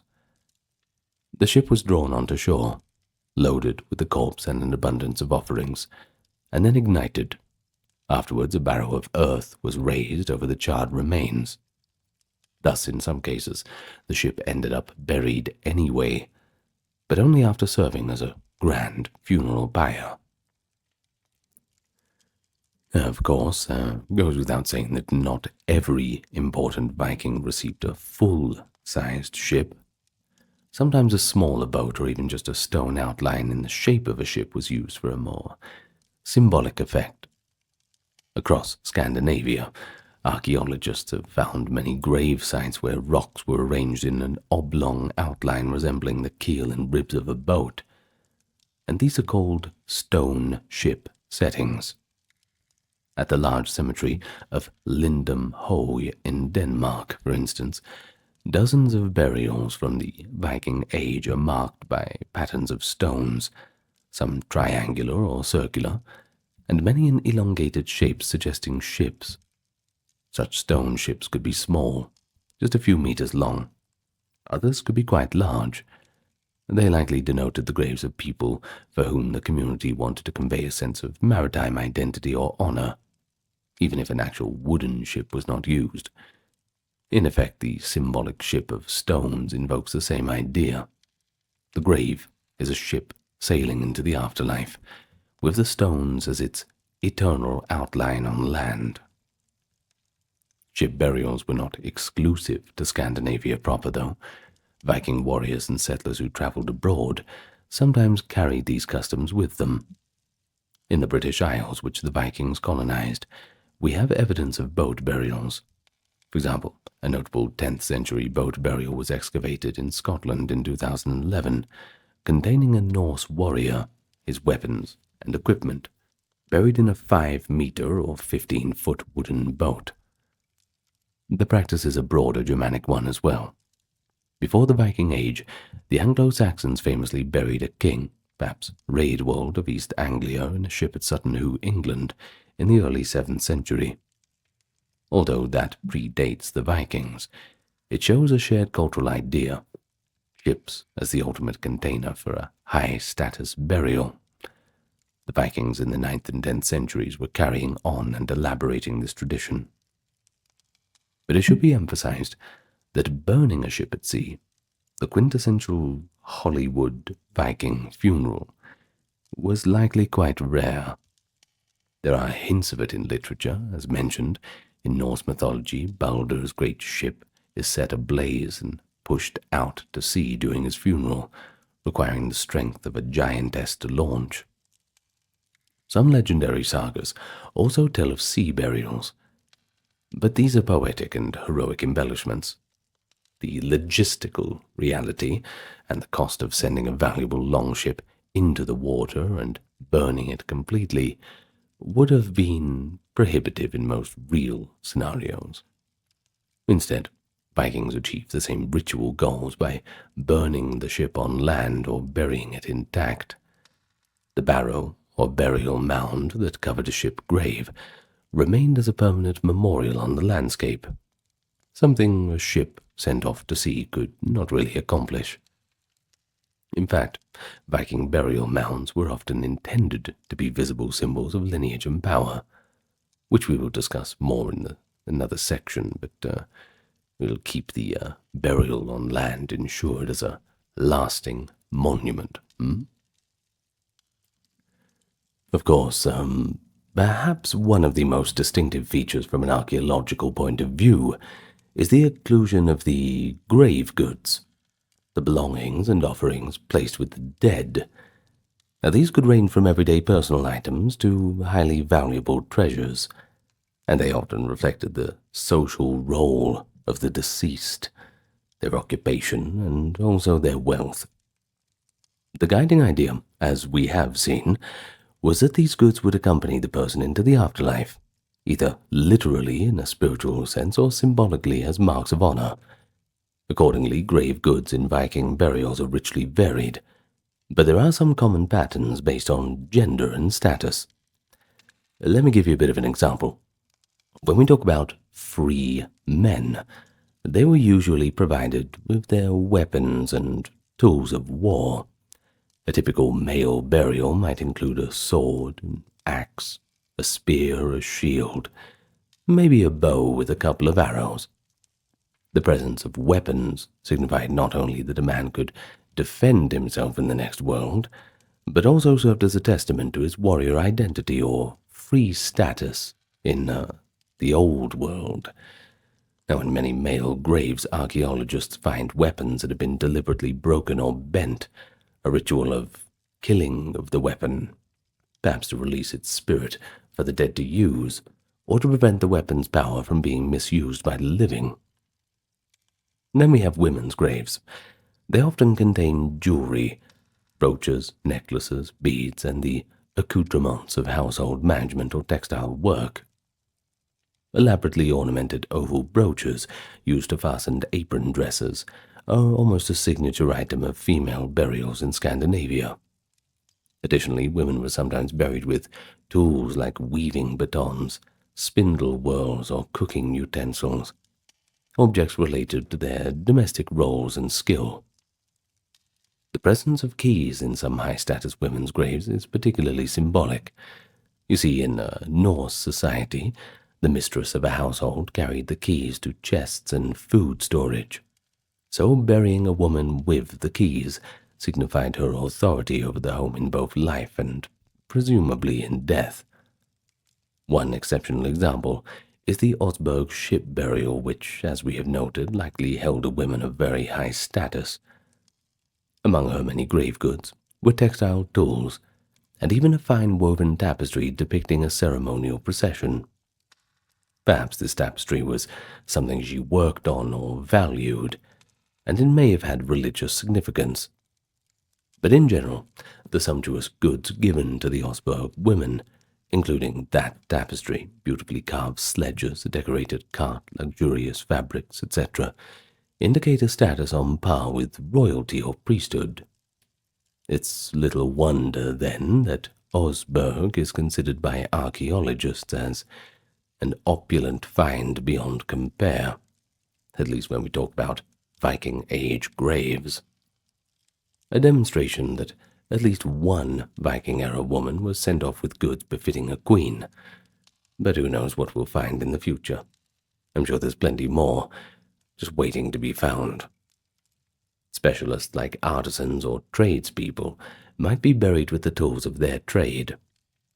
For example, a blacksmith's grave could contain his hammer, tongs, anvil, and other smithing tools, effectively his entire workshop in miniature. One Norse text, indeed, notes that an artisan received his entire set of tools in burial. Well, the idea here is pretty clear, I think, that the man could continue his craft in the next life, or that the tools mark his identity for eternity. And I must say it's a pretty good hint for the archaeologists to find out what this person was doing, that's for sure. If only every find was so easy. Now, as for the farmer, he or she might be buried with a scythe or a plough, the hunter with hunting gear. There are even graves with cooking pots and ladles, suggesting provision of food preparation in the afterlife journey. But beyond personal goods, the Vikings also included provisions of food and drink for the dead. Earthenware or wooden vessels found in graves often contained remnants of food or alcoholic beverages such as mead or ale. In Ibn Fadlan's recounting of the Rus funeral, the dead chieftain was initially put in a temporary grave with nabid, a type of fermented drink, also with fruit and a drum, while they prepared the final cremation. Later, when placed on the ship for burning, he was given bread, meat, onions, and more nabid around him. So what does this tell us? Well, it shows that the practice of giving sustenance to the dead for their voyage was around, and indeed many graves yield animal bones that seem to be cuts of meat placed as food offerings, separate from any sacrificed animals, of course. Barrels or buckets in graves might have been filled with ale for the deceased to drink, too. But one can't discuss Viking grave goods without talking about the practice of animal sacrifice as part of the funeral. It was indeed very common for animals, especially horses, to be killed and laid in the grave or on the pyre with the dead. Horses were of great importance as status symbols and as transportation in both life and, it was assumed, the afterlife. In the vulgar Rus funeral observed by Ibn Fadlan, 2 horses were made to gallop until sweaty, and then sacrificed, cut into pieces and thrown into the ship with the dead. In the Osberg burial, as highlighted, no fewer than 15 horses' remains were found, likely sacrificed to accompany the honored women. The sheer number suggests a display of wealth and devotion, giving up a stable's worth of fine horses so that the deceased woman would have a full team in the next world. But along with horses, dogs were frequently sacrificed. They could serve as a faithful companion or protector. The Osberg grave actually included 6 dogs, and dog remains are found in many Viking graves, sometimes at the foot of the human body as if lying loyally by their master. Other animals could include oxen or cattle, for strength and as sources of meat. Birds like chickens or hawks, perhaps symbolic or practical. A hawk might denote noble status. Chickens might be a food source. You know what I mean. Tell you what, I can't go without eggs. I usually eat 7 or 8 of them a day. It's good for testosterone. That's what I hear. Seems to be working, I suppose. Well, anyway, in one account by the chronicler Theotmar of Mersburg, though describing a pagan Slavic rite not strictly Viking but similar in ethos, it was said that people sacrificed horses, dogs, and hens so that these would serve them in the kingdom of the dead. The logic was analogous for the Norse. The animals were given so the deceased would have livestock, transportation, and meat in the afterlife.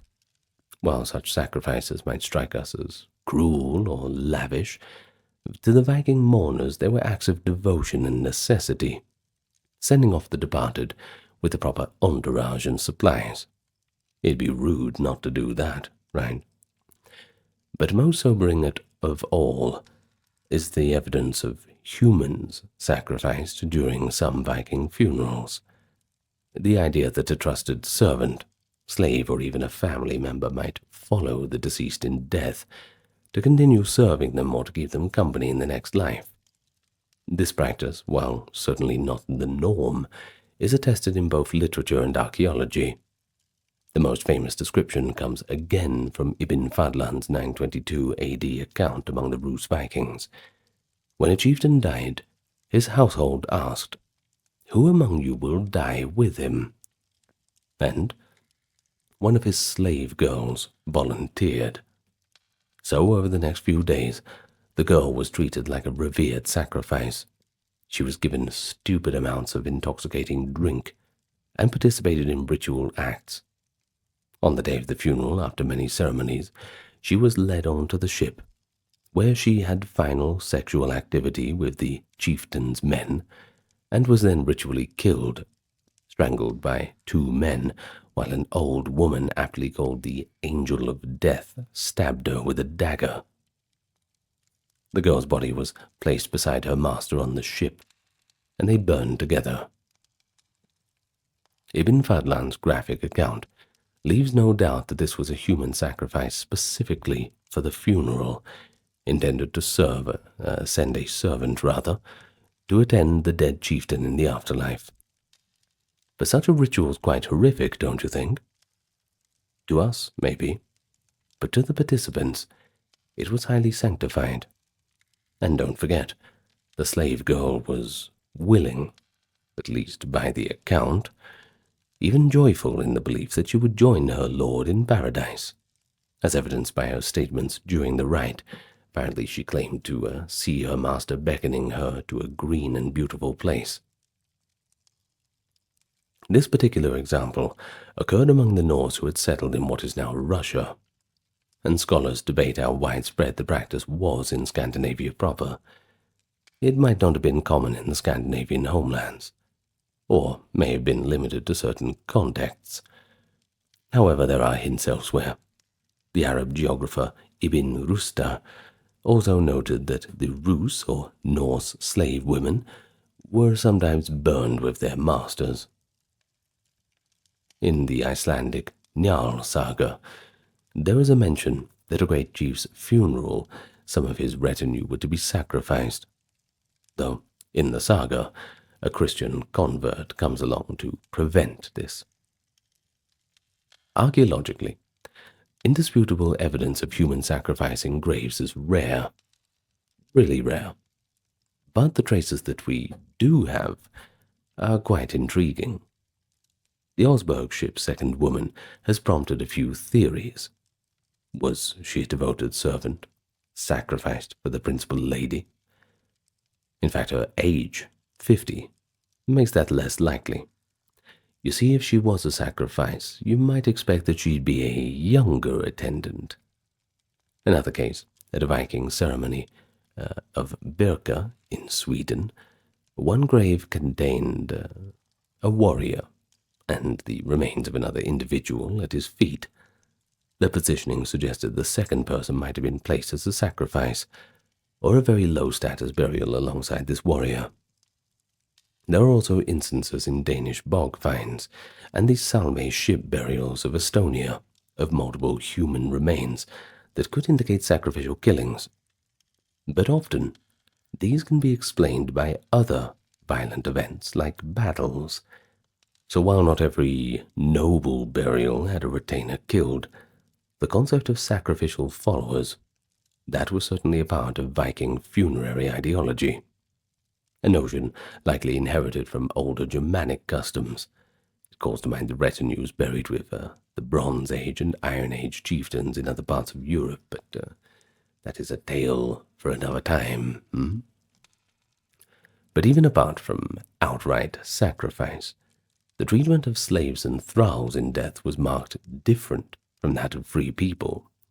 A slave's burial might be a pit in the ground with very little ceremony. And in some accounts, when a slave died naturally, their body was not given burial at all, but it was just discarded for scavengers. Ibn Fadlan mentions again that among the Rus, quote, when a slave dies, the dogs and carrion devour the body. And this shows how low worth assigned was to a slave's individual life in that society. Of course, not unique to the Vikings, but just a little footnote there. However, paradoxically, a slave could gain significance in death if chosen to accompany a master, and in such a case, the slave becomes part of a grand funeral. Even a central figure of ritual, such as the volunteer girl in Ibn Fadlan's story. One might say that for the Vikings, the funerary treatment reflected social status. A king gets a ship, and perhaps a sacrifice servant. A warrior gets his weapon and a decent mound.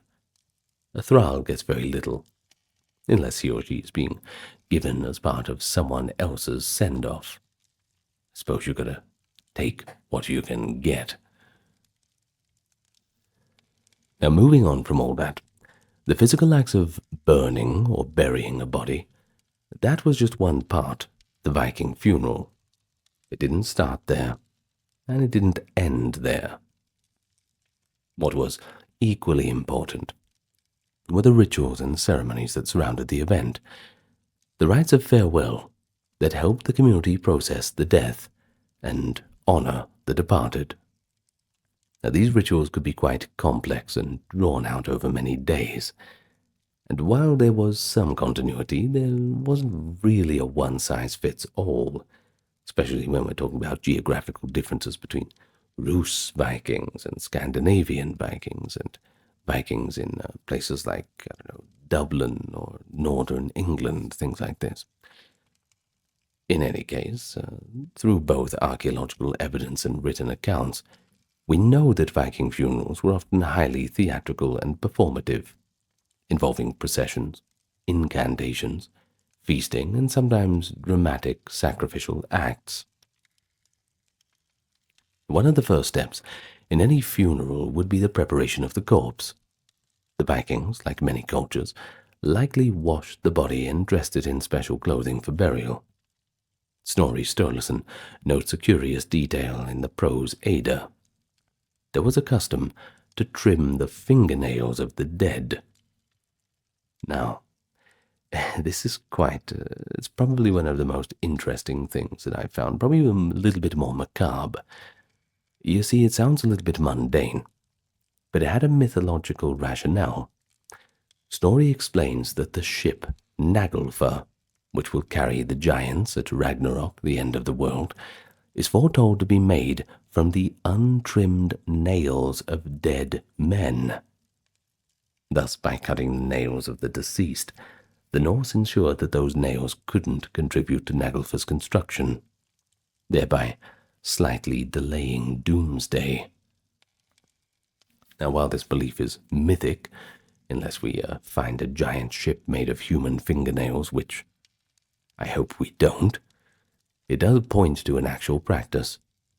Preparing a corpse included grooming tasks, and it suggests that even small rituals like nail trimming had a great symbolic weight to them.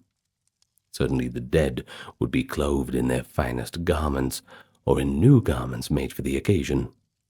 Ibn Fadlan observed that the Rus sewed new clothes for their chieftain's corpse during the 10 days of mourning, so that when they took him from his temporary grave, they dressed him in fresh, custom-made funeral attire before the cremation took place. And this indicates a belief that one should meet the afterlife looking one's best. The body might also be adorned with jewelry or given amulets. In the case of that Rus chieftain, they even propped him up in a sitting position on the bed within the ship, surrounded by cushions arranged by that angel of death, the ritual officiant. Could have given her a less threatening name, but, I suppose it's suitable. One can only imagine if normal modern funeral homes, instead of calling their master of proceedings that, they would call them the angel of death. Good Lord. Well, anyway, this arrangement made it appear as if he were seated in state, ready to receive those offerings around him. During the days leading up to the final funeral, various ceremonies and rites would take place. These could include chanting of poems, incantations, dirges, that is, ritual laments, presumably sung by kin or skalds, that is their word for poet, and possibly shamanistic practices. The account of Ibn Fadlan provides unique insight. The slave girl designated to die with the chieftain underwent what we can only call an initiation ritual into death itself. She drank heavily and sang, and at one point was lifted above a door frame 3 times by the men, each time speaking of a vision she saw. First seeing her father and mother in the spirit realm, and then seeing her deceased relatives. Finally, seeing her master in that green, pleasant afterlife, beckoning her to join. This doorframe hoisting is a dramatic ritual that likely has symbolic meaning. You see, doors, they often represent thresholds, and here she is, literally lifted through a threshold to glimpse the other side. And interestingly, there is a similar motif that appears in Norse lore. A medieval text called Volsabater mentions lifting someone over a doorframe in a pagan rite. Now this suggests that the ritual described by Ibn Fadlan was not a one-off oddity, but part of a broader set of Norse ceremonial practices, possibly to induce visions or prophecy during funerals. Throughout such proceedings, it seems women often played key roles. Eyewitness accounts credit women as the directors of the funeral drama. That angel of death in the Rus funeral was an older woman who orchestrated much of the ritual, from the sacrifice of animals to the killing of the slave girl. She was essentially the priestess of the ceremony. In Norse societies, there were indeed volur or seeresses, who would have taken charge of important rites. We might think of these women as a kind of pagan clergy. The fact that Ibn Fadlan calls her the Angel of Death, perhaps translating a Norse term, indicates that she was recognized as a ritual specialist. Moreover, saga literature sometimes depicts women as lamenters, or as those who prepare the dead. For example, in Egil's saga, women tend to the bodies of the fallen after a battle. Thus, Viking funerals were not exclusively a warrior's affair. They involved the whole community, and gender roles in ritual were pretty well defined, with women often handling the spiritual mediation, and men performing the supportive tasks like building the pyre or digging the grave. Sacred spaces were likely chosen for ceremonies too, equally important. While burials often occurred in established grave fields or family burial grounds near farms, the actual rites might utilize prominent natural features. Ibn Fadlan noted the funeral he saw was near a river. The body initially put into a grave by the river, and then the boat pulled onto the bank. Other sources suggest that clearings, hilltops, or even sites near lakes or large trees were favored ritual spots. In Norse religion, certain groves or boulders were considered holy, so it's plausible that funerals, which are a form of sacrifice or offering in their tongue the blot, took place in those consecrated locales.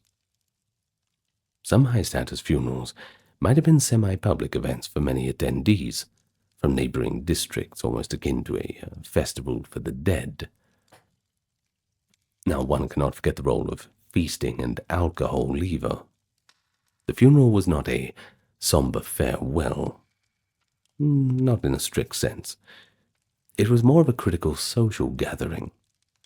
After the burial or cremation, the family would host a funeral feast, also known as Arvel or Erfi, inheritance feast in the more familiar tongue. The specific tradition was the Sayund, the seventh-day funeral ale. Now, as the name implies, on the seventh day after death, the community gathered to drink a ritual ale in honor of the deceased. This ale drinking had profound legal and symbolic significance. It was only after drinking the funeral ale that the heirs could rightfully go and claim their right to their inheritance. In other words, this act of communal toasting and drinking marked the official close of the deceased life chapter and the transfer of their roles and property to the next generation.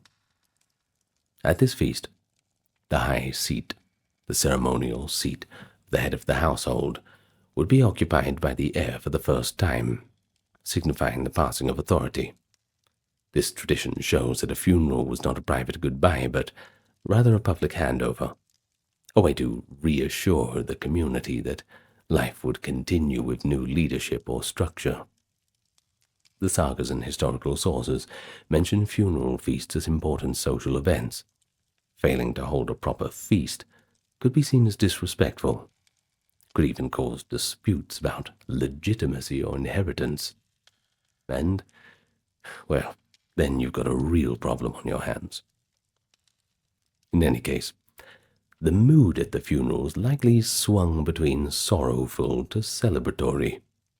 There are indications of eulogy-style speeches or songs praising the dead, and indeed poetry was a huge part of Viking culture, and skaldic verses were composed to commemorate great deaths.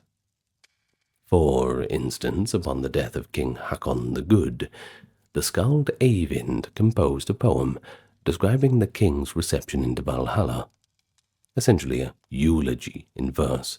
It's called Hakonarmal, if you want to go and look that up. We can imagine at a chieftain's funeral, a poet might recite the lineage and deeds of the departed, while the listeners responded with ritualized affirmations or communal chanting. Some funeral rituals were downright macabre by design.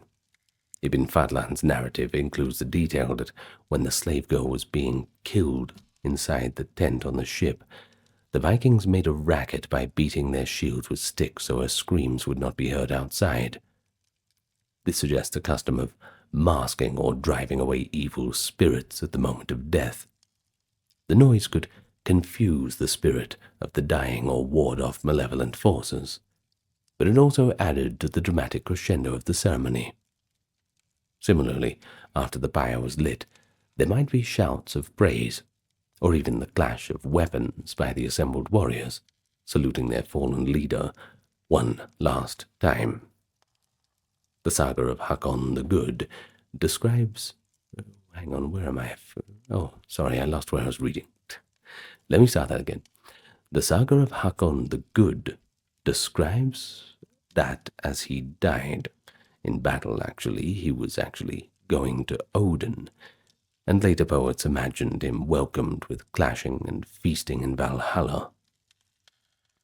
So the line between ritual and theatre was pretty thin. Viking funerals were performances that engaged all the senses: sight, the fire, the costumes, the procession, the sound, the chants, the songs, the ring of weapons, taste, the ale and the feast, and even the smell, the wood smoke, perhaps the incense of herbs like basil, which Ibn Fadlan curiously noted was used in the Rus funeral. Well, time was an important factor. The funerals were not rushed. The account of a drawn-out funeral lasting 10 days is corroborated by Ibn Fadlan. It took time to sew garments, you see, prepare the ship if there was one, and a grave, and allow people from far-flung areas to arrive and pay their respects. Meanwhile, the body of the dead might be temporarily buried or kept in some preserving material. The Rus buried their chieftain in a shallow grave with some offerings for 10 days. But in colder climates, winter funerals might even wait until spring if the ground was frozen. There are hints of sagas that sometimes burial was delayed for practical reasons, and all this shows a bit of flexibility, but also the importance of timing. The funeral happened when the omens were right. The arrangements were complete, and the community was assembled, rather than just quickly, immediately upon death. And so, when the moment finally came to commit the body to its final rest, whether lighting the pyre or closing the burial mound, it was likely accompanied by ritual gestures. The closest male relative of the deceased had a very specific task in Ibn Fadlan's account. He approached the ship completely naked, walked backwards towards it with a torch in hand, and lit the pyre while covering his anus with the other hand. Yes, you heard it right. Well, this bizarre detail probably had a ritual meaning, perhaps an act of humility or a gesture to ward off the spirit from entering him. One can only speculate. Once the fire took, others threw more wood onto the flames, ensuring a thorough cremation. After the cremation, the Vikings would collect any remaining bones and ashes, and then build a barrow over them, a kind of burial mound. In the Volga case, they erected a birch post on the mound inscribed with the dead man's name and his king's name, effectively a tombstone made of wood. In Scandinavian context, raising a mound or a standing or carved rune stone often served to mark the grave and eternalize the memory of the person. So it is clear that a Viking funeral ritual was community-centered. It was not private, family-only affair, but involved a wider society. At times, multiple individuals might be interred or commemorated in one ceremony.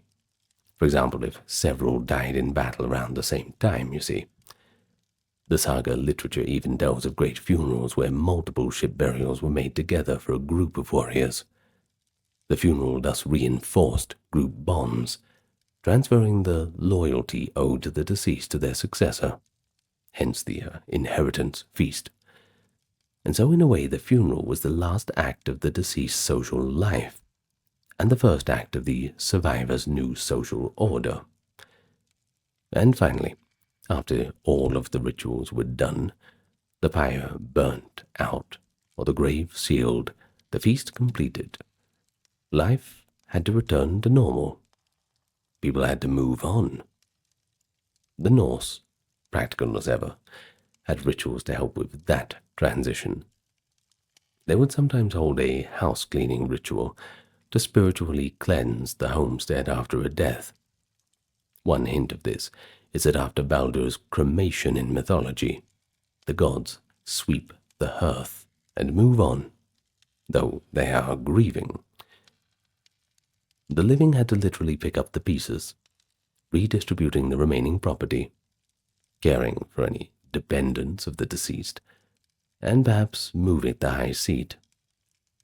But they did so with confidence that the proper rites had been observed, the deceased soul was sent on its way, and the favor of the gods and the ancestors was finally secured.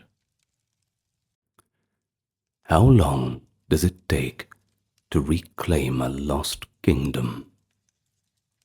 Imagine a conflict so prolonged, so entwined with religious fervor, shifting alliances and political ambition, that it spanned nearly 8 centuries.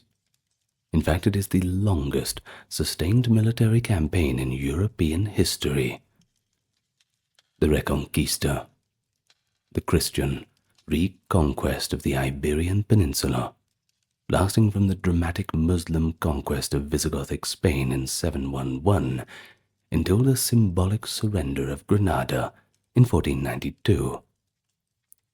But this period is not just about the sieges, the battles, the shifting borders.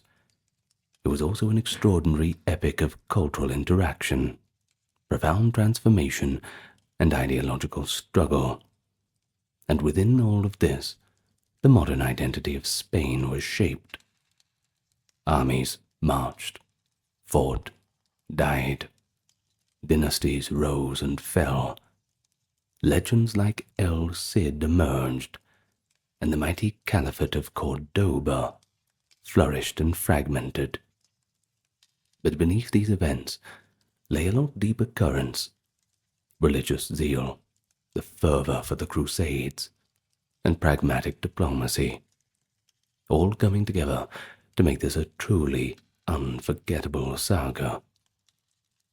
So come with me today, and we'll talk about the incredible breadth and depth of the Reconquista, from the initial resistance in the Asturian mountains to the final surrender. And along the way, we'll try and unpack a few myths and realities of one of history's most fascinating chapters.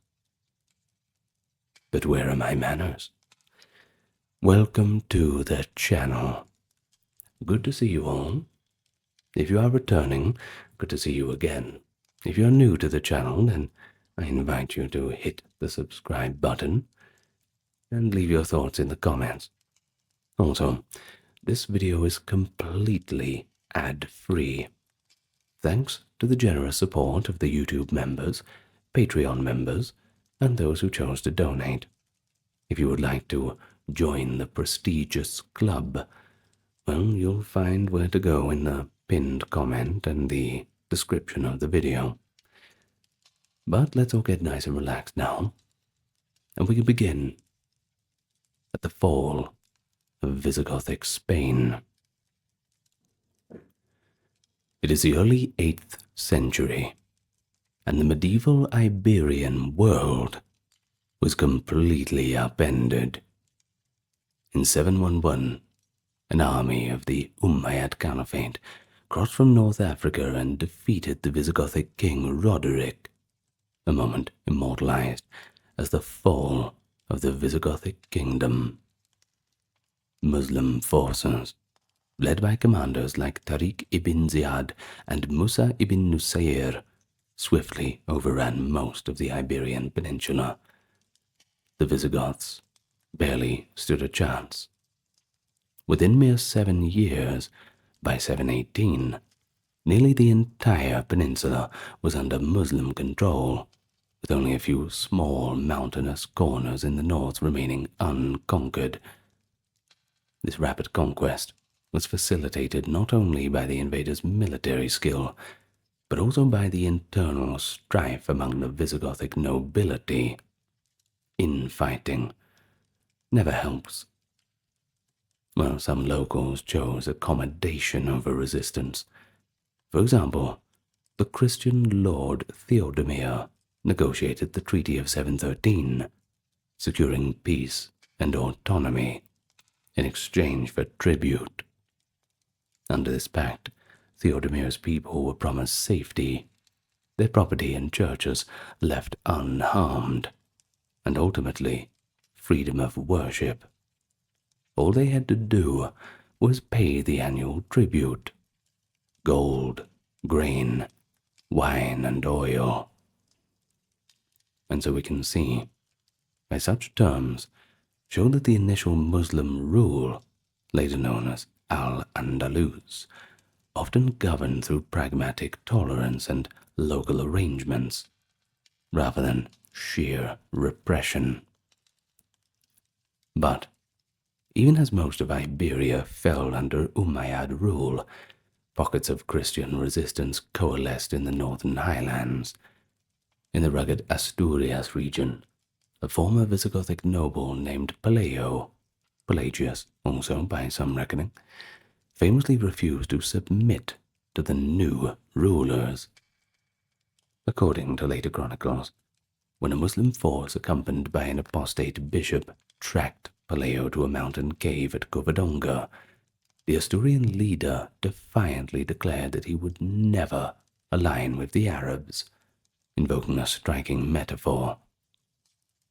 Have you not known that the Church of God is comparable to the moon, which, though it may wane, always renews itself?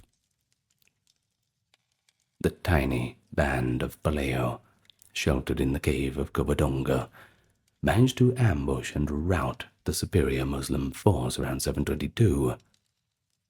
The Battle of Covadonga, while small in scale, carried enormous weight symbolically.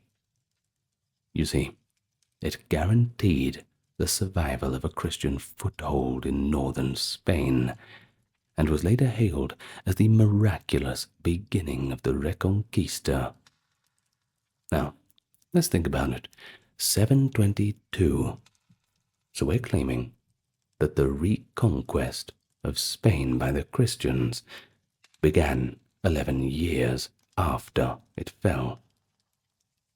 Well, in reality, at the time it likely seemed a minor skirmish, and early Muslim chroniclers barely mention it, but in the Christian mind, it would enshrine Covadonga as the first triumph, the sparks that would set off the reconquest. And so, from the seed of resistance grew the kingdom of Asturias, led by Peleo and his victorious successors. They claimed continuity with the fallen Visigothic realm, styling themselves as rightful Christian rulers of Spain. And by the late 9th century, an almost irredentist ideology had emerged in the Asturian writings, the anonymous Chronica Prophetica, 883-84, explicitly linked the Asturian kingdom to the old Visigoths, and stressed a providential mission to drive out the Muslims and restore the lost territories. But hold your horses. Even though medieval Spaniards did not yet use the term Reconquista, we can see the early formation of the idea. The notion that the Christian princes were not merely fighting for survival, but for a more general restoration of Christian Hispania that had been usurped in 711. I didn't want to say 711, but 711, it's all okay.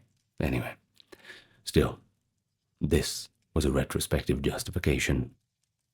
In the 700s and 800s, daily reality was less about grand ideology. and a fair bit more about securing mountain strongholds, and at the end of the day, just surviving. As for the Christian North, well, that was fragmented and weak. The new Muslim province of Al-Andalus, with its capital at Cordova, was becoming a world of astonishing wealth and sophistication. Take a look over to the northeast. In the Pyrenees, the Frankish Empire under Charlemagne also cast its gaze on Muslim Spain. In 778, Charlemagne answered a plea to intervene in a quarrel among Muslim lords in the Ebro Valley. He led his Frankish army into Iberia, an early instance of an outside Christian power engaging in the peninsula. But the campaign did not go as planned. Charlemagne, he found himself turning back before capturing Zaragoza. And as his army withdrew through the Pyrenees, it suffered a famous disaster. Basque mountaineers ambushed and annihilated his rear guard at the Battle of Roncesvalles Pass. This encounter between the Christian Franks and the indigenous Basques had nothing to do with Islam. You see, the Basques, they were likely motivated by revenge for Charlemagne's ravaging of their land. Yet, in later legend, the skirmish was transformed into a heroic epic of Christianity versus Islam. The Song of Roland. I'm sure you've heard of it. An 11th century French epic. It depicts Charlemagne's rear guard led by the valiant Roland, attacked by a massive horde of Saracens. Over time, history has romanticized into a bit of a myth. It's one of the first myths that we'll be talking about here. The Basque ambushers, who were mostly Christian or pagan, were replaced by 400,000 Saracens, turning Roland's last stand into a proto-crusade of Christian martyrs against Islam. This legend, wildly divergent from reality, nonetheless inspired generations of Christian knights and fed the crusading spirit that later intertwined with the Spanish Reconquista. But the reality on the ground in the 8th century, however, was that Christian, Muslim, and Basque forces all jockeyed for power, and in rather complex ways too, forging alliances across lines of different faiths as often as fighting wars of religion. By the 9th century, the map of Iberia had well and truly settled into a Muslim south and center, and a Christian north that was slowly consolidating. The Emirate and later Caliph of Cordova, as Al-Andalus was known, became one of the most powerful states in Western Europe. Under Abd al-Rahman III, who in 929 proclaimed himself Caliph, Cordova reached a zenith of unity and cultural fluorescence. The caliphal court was renowned for its learning, architecture, and prosperity, a jewel of the Islamic world. And this dominance meant that for much of the 9th and 10th centuries, the Christian principalities in the north, Asturias morphing into the kingdom of Leon, Navarre in Pamplona, and the Catalan counties in the northeast, remained on the defensive, or at least preoccupied with their own internal growth. Open warfare was intermittent, often punctuated by long periods of truce, tribute payment, and even alliances here and there. As a matter of fact, for the majority of the 700-plus years of Islamic rule in Iberia, outright war between Christians and Muslims was not really a constant thing. It was more often than not that coexistence and cautious peace were the norm. Frontiers were porous, and cultural and economic exchanges continued even amid the hostilities. I'll give you an example. Christian kings sometimes fought along Muslim allies against rival Christian lords, and vice versa. This era defies any simple us versus them narrative. It's not like it's being rewritten like the Song of Roland was.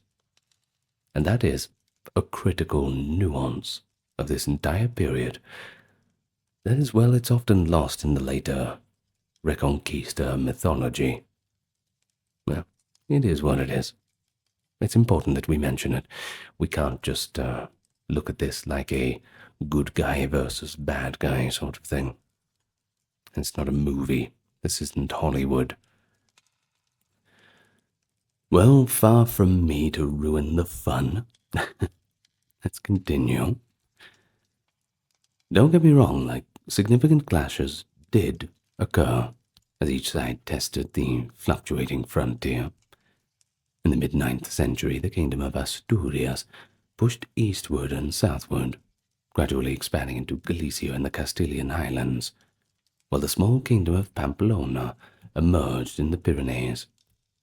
This fragmentation of Muslim authority during periods of unrest in Cordova occasionally offered a few opportunities. One notable confrontation came in 844 at the probably legendary Battle of Clavillo, where later Christian tradition claimed that St. James himself, Santiago Matamoros, the Moor Slayer, miraculously appeared on a white horse to aid King Ramiro I of Asturias against the Moors. Citation needed on that one. Of course, modern historians, at least 99% of them, doubt that Clavillo ever really occurred, viewing it as a pious legend invented in the 12th century to legitimize the cult of Santiago. But still, the legend of St. James' heavenly intervention, it attests to the growing religious fervor coloring these wars. By the 10th century, Santiago de Compostela, the Apostles' shrine in Galicia, had become a major pilgrimage site and a spiritual rallying point for Christian Spain. Ironically, it was respected and generally left in peace by the Cordovan authorities for most of the century. Lucky they got away with that one. In the late 10th century, the balance of power dramatically tipped in favor of Al-Andalus under the dynamic leadership of Al-Mansur. Al-Mansur was the de facto ruler of Cordova as its powerful vizier, and from about 977 until his death in 1002, he launched annual jihad campaigns deep into the Christian north. For nearly 30 years, he became the scourge of the northern kingdoms, seeking to cement Muslim dominance for good.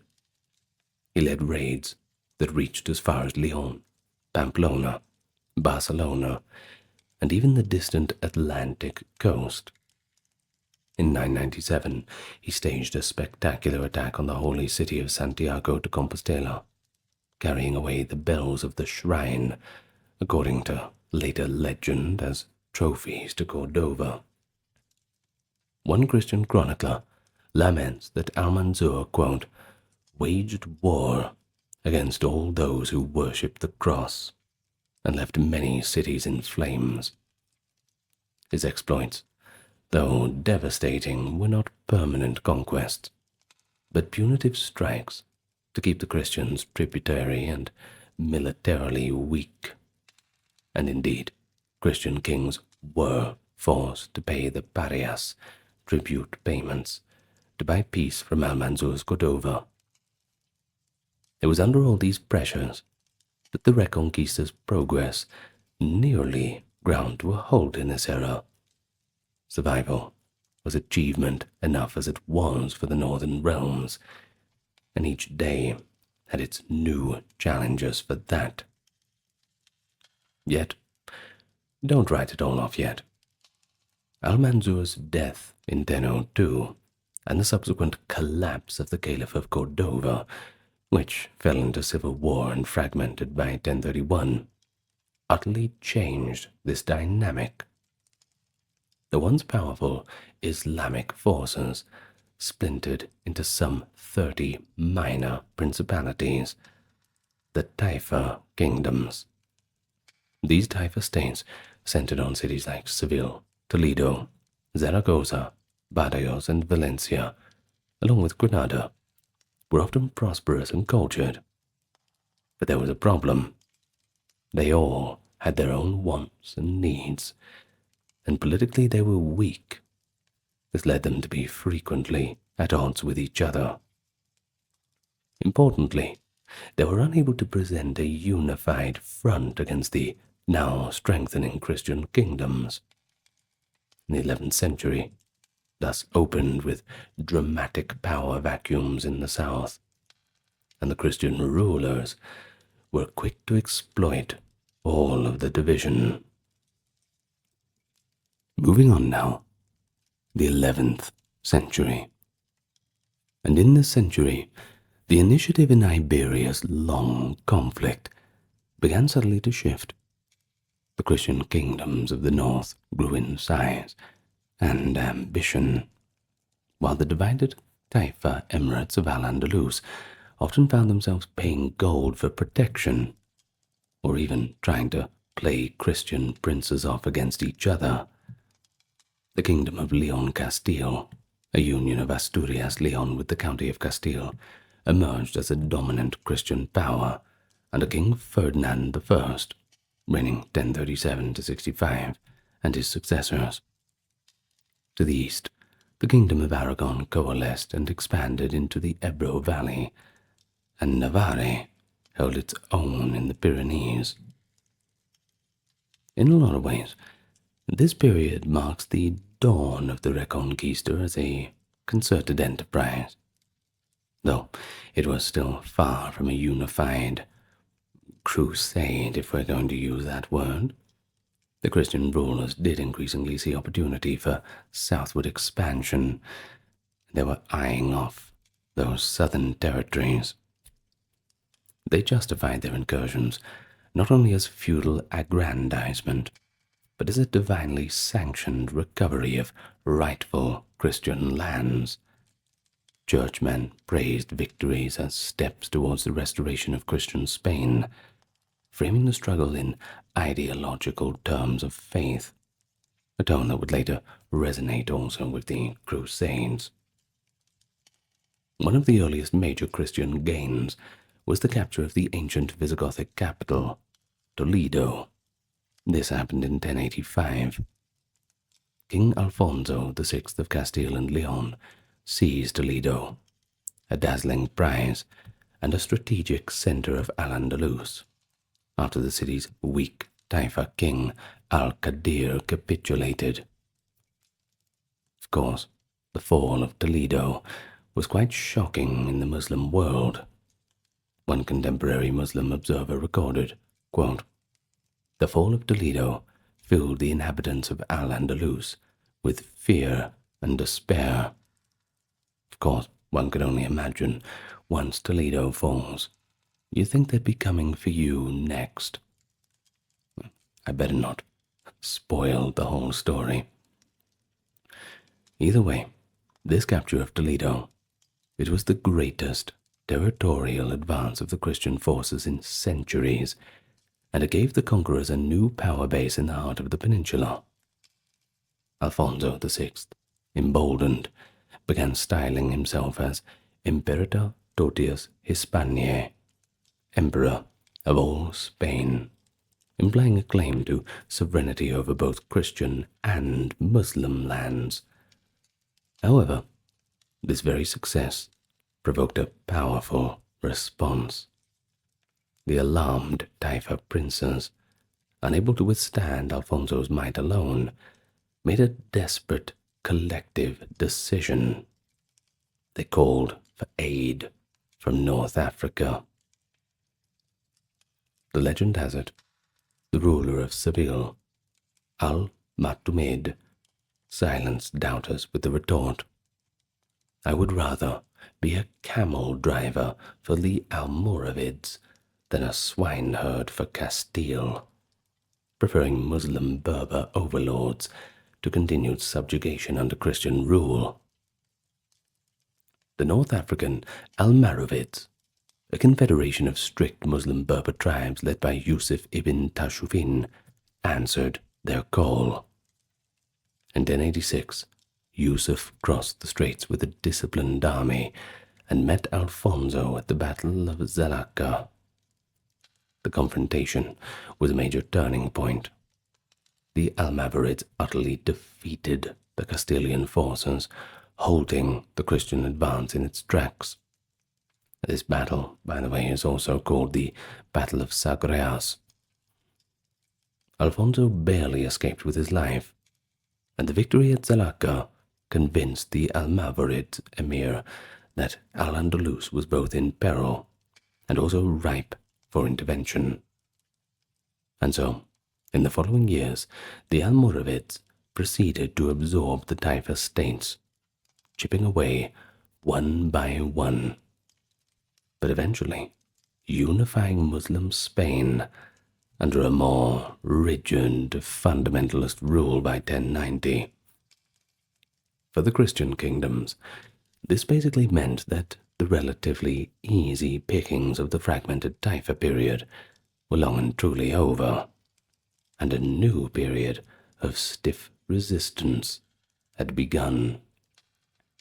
Notably, these events unfolded in parallel with the wider crusading movement in the East. Decades before Pope Urban's famous call to arms in 1095, Iberia had already witnessed a form of proto-crusade. In 1064, Pope Alexander II reportedly gave his blessings and an indulgence to an international force of knights from France, Italy, and beyond to attack the Muslim-held city of Barbastro in Aragon, a campaign some historians would actually dub the First Crusade, before the traditional First Crusade of 1095. This papal-sanctioned assault succeeded, briefly, prefiguring the ideology of holy war in Iberia. By the 1080s and 90s, the papacy was increasingly attentive to the Spanish theatre. Pope Gregory VII had encouraged Iberian Christians and even considered leading a campaign to Spain himself. After the triumph of the First Crusade in the Holy Land in 1099, the Knights Templar and other military orders also established a presence in Iberia, blending the Reconquest with the broader Crusader ethos. And thus, from the late 11th century onwards, the Reconquista was suffused with this crusading spirit, at least as we understand it in the 11th century context, as papal indulgences and church-sanctioned knights from across Europe joined the fight for Spain. Spanish warriors were increasingly portrayed as soldiers of Christendom, and victories were celebrated as part of a wider Christian holy war. And it was amid all this fervor that legendary figures arose. The most famous, of course, is Rodrigo Diaz de Vivar, known as El Cid Campeador. El Cid was a pretty complex character, both a hero of Christian Spain and at times a mercenary in the service of Muslim rulers. In the 1080s, after a falling out with King Alfonso, El Cid fought for the Muslim king of Zaragoza, even defending him against the Aragonese and Catalan armies. But later, he carved out his own fiefdom in the east. In 1094, El Cid captured the city of Valencia, ruling it as a virtually independent lord until his death in 1099. The Poema de Mio Cid, an epic composed about a century later, celebrates him as an ideal knight, loyal, brave, and cunning, who even in death was said to win victories, Well, one colorful legend claims that after El Cid died during a siege, his wife Jimena had his corpse armored and set on a horse to rally the troops, a ruse that so terrified the besieging Muslims that they fled.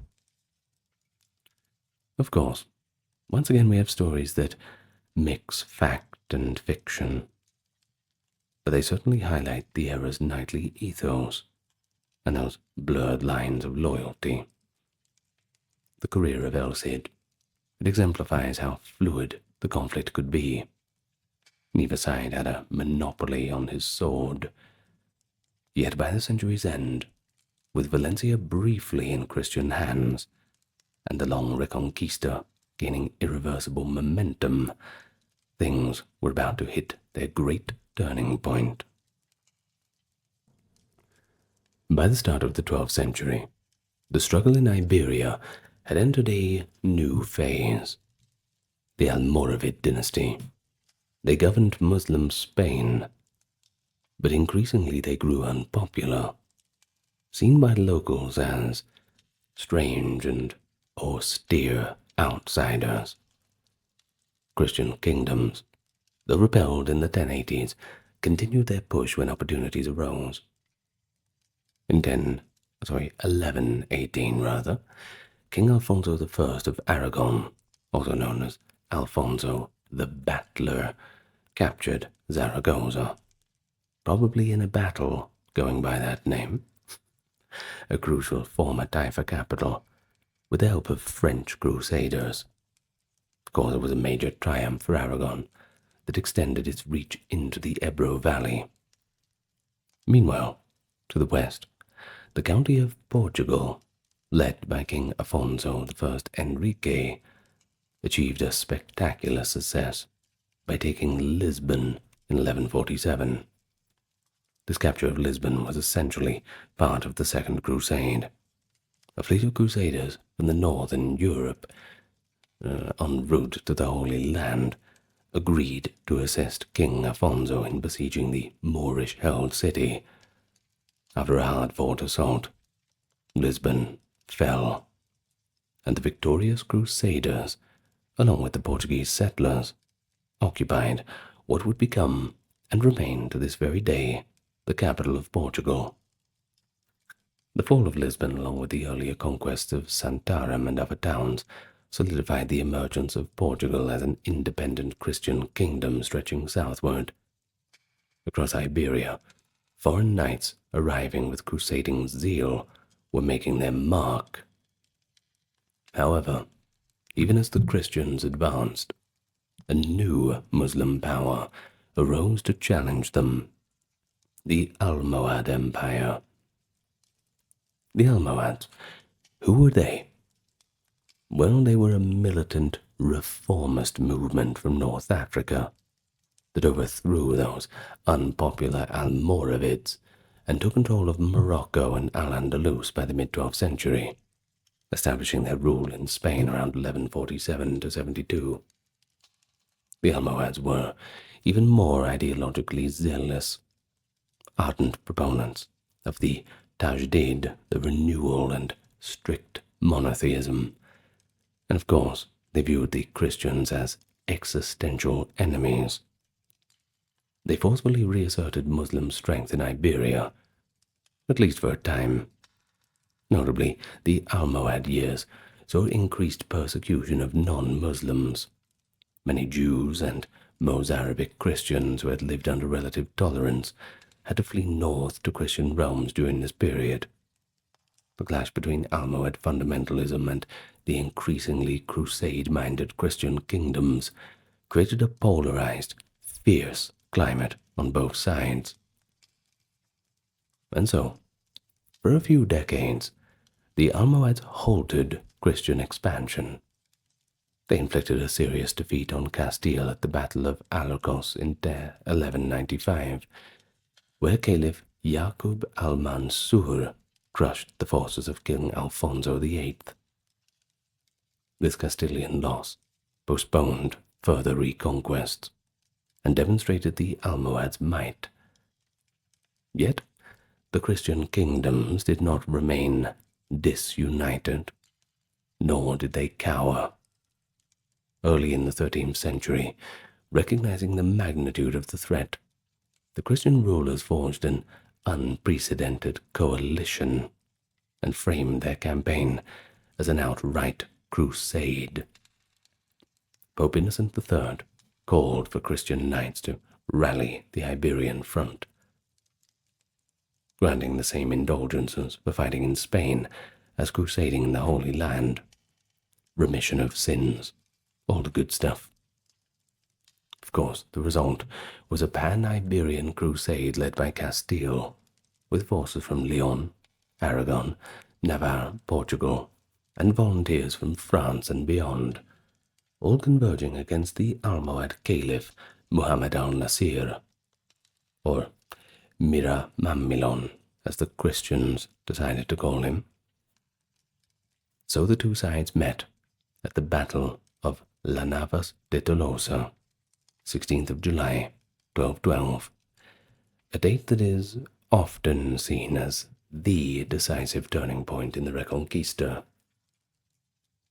The battle was fought in the Sierra Morena of Andalusia.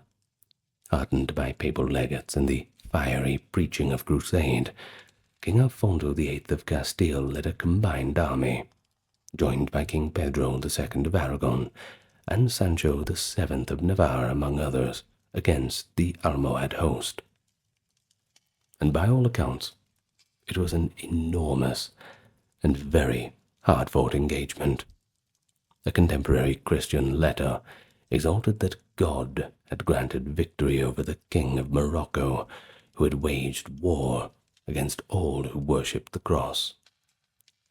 The allied Christian army managed to outflank the Moorish defences and rout the Almohads in a slaughter that left the field strewn with the enemy's dead, as one chronicle put it. And legend has it that King Sancho of Navarre charged directly at the caliph's tent, guarded by African slave warriors chained together, slicing through the chain barricade. Afterwards, Navarre's coat of arms featured golden chains to commemorate this feat. Well, whether or not, he literally cut the caliph's tent chains. La Navas de Tolosa was a crushing defeat for the Almohads.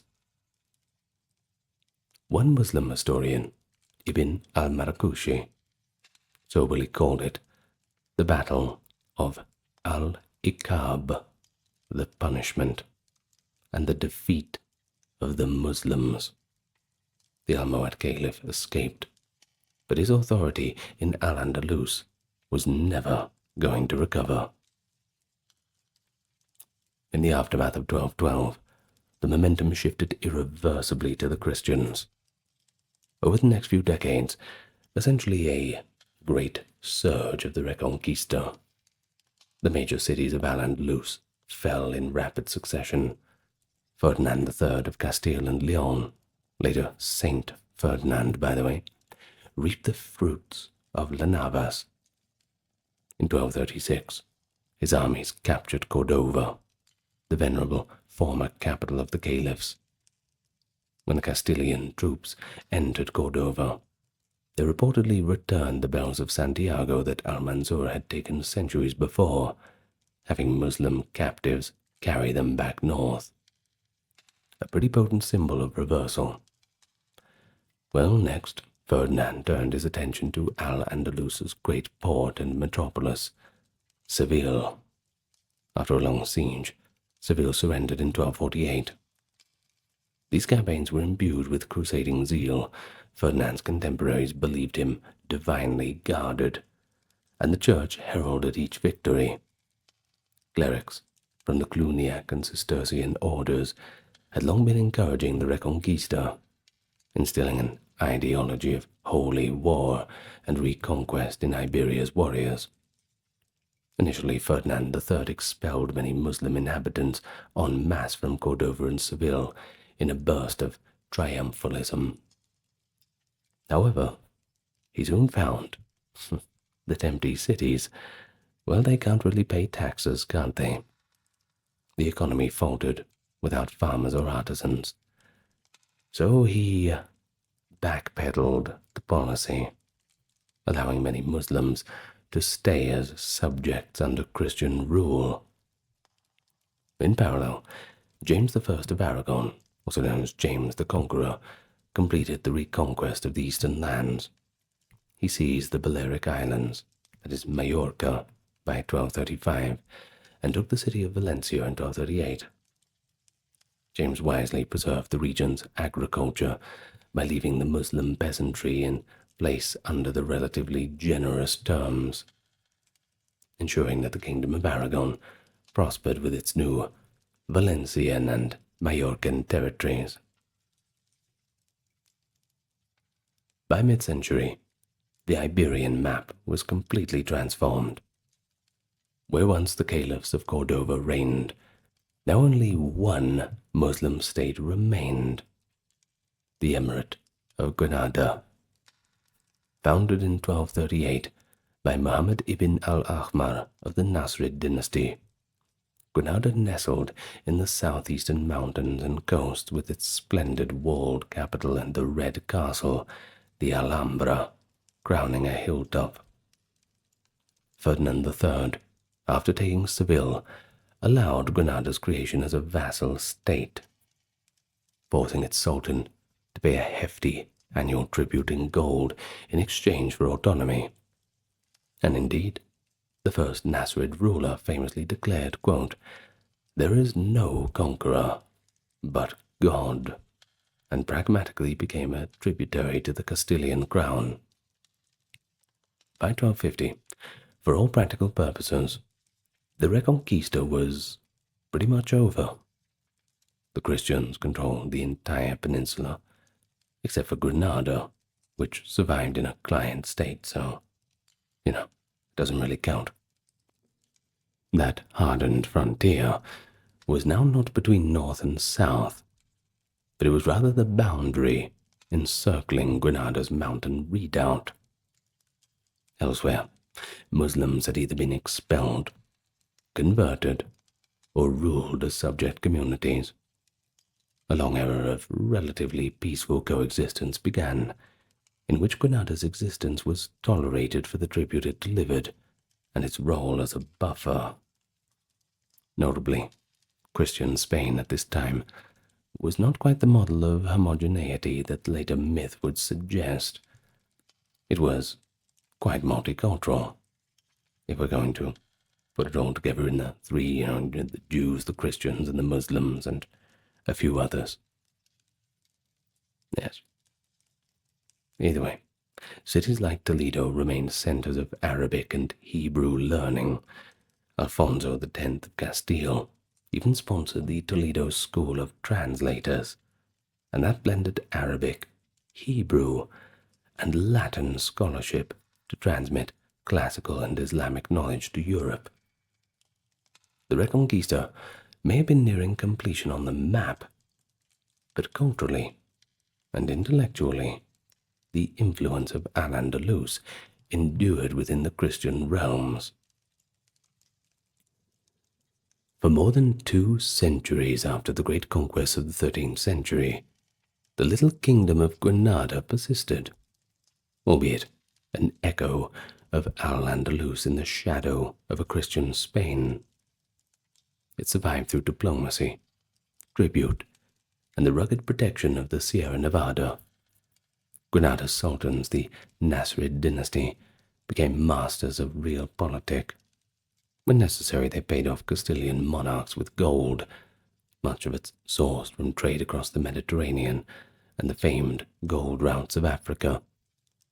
And occasionally, they played Castile against Aragon, or against their North African neighbors. In terms of culture, Granada flourished in its twilight.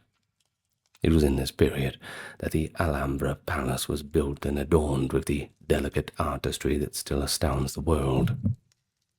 In some ways, Granada's existence showcased the multi-religious reality that had characterized medieval Spain.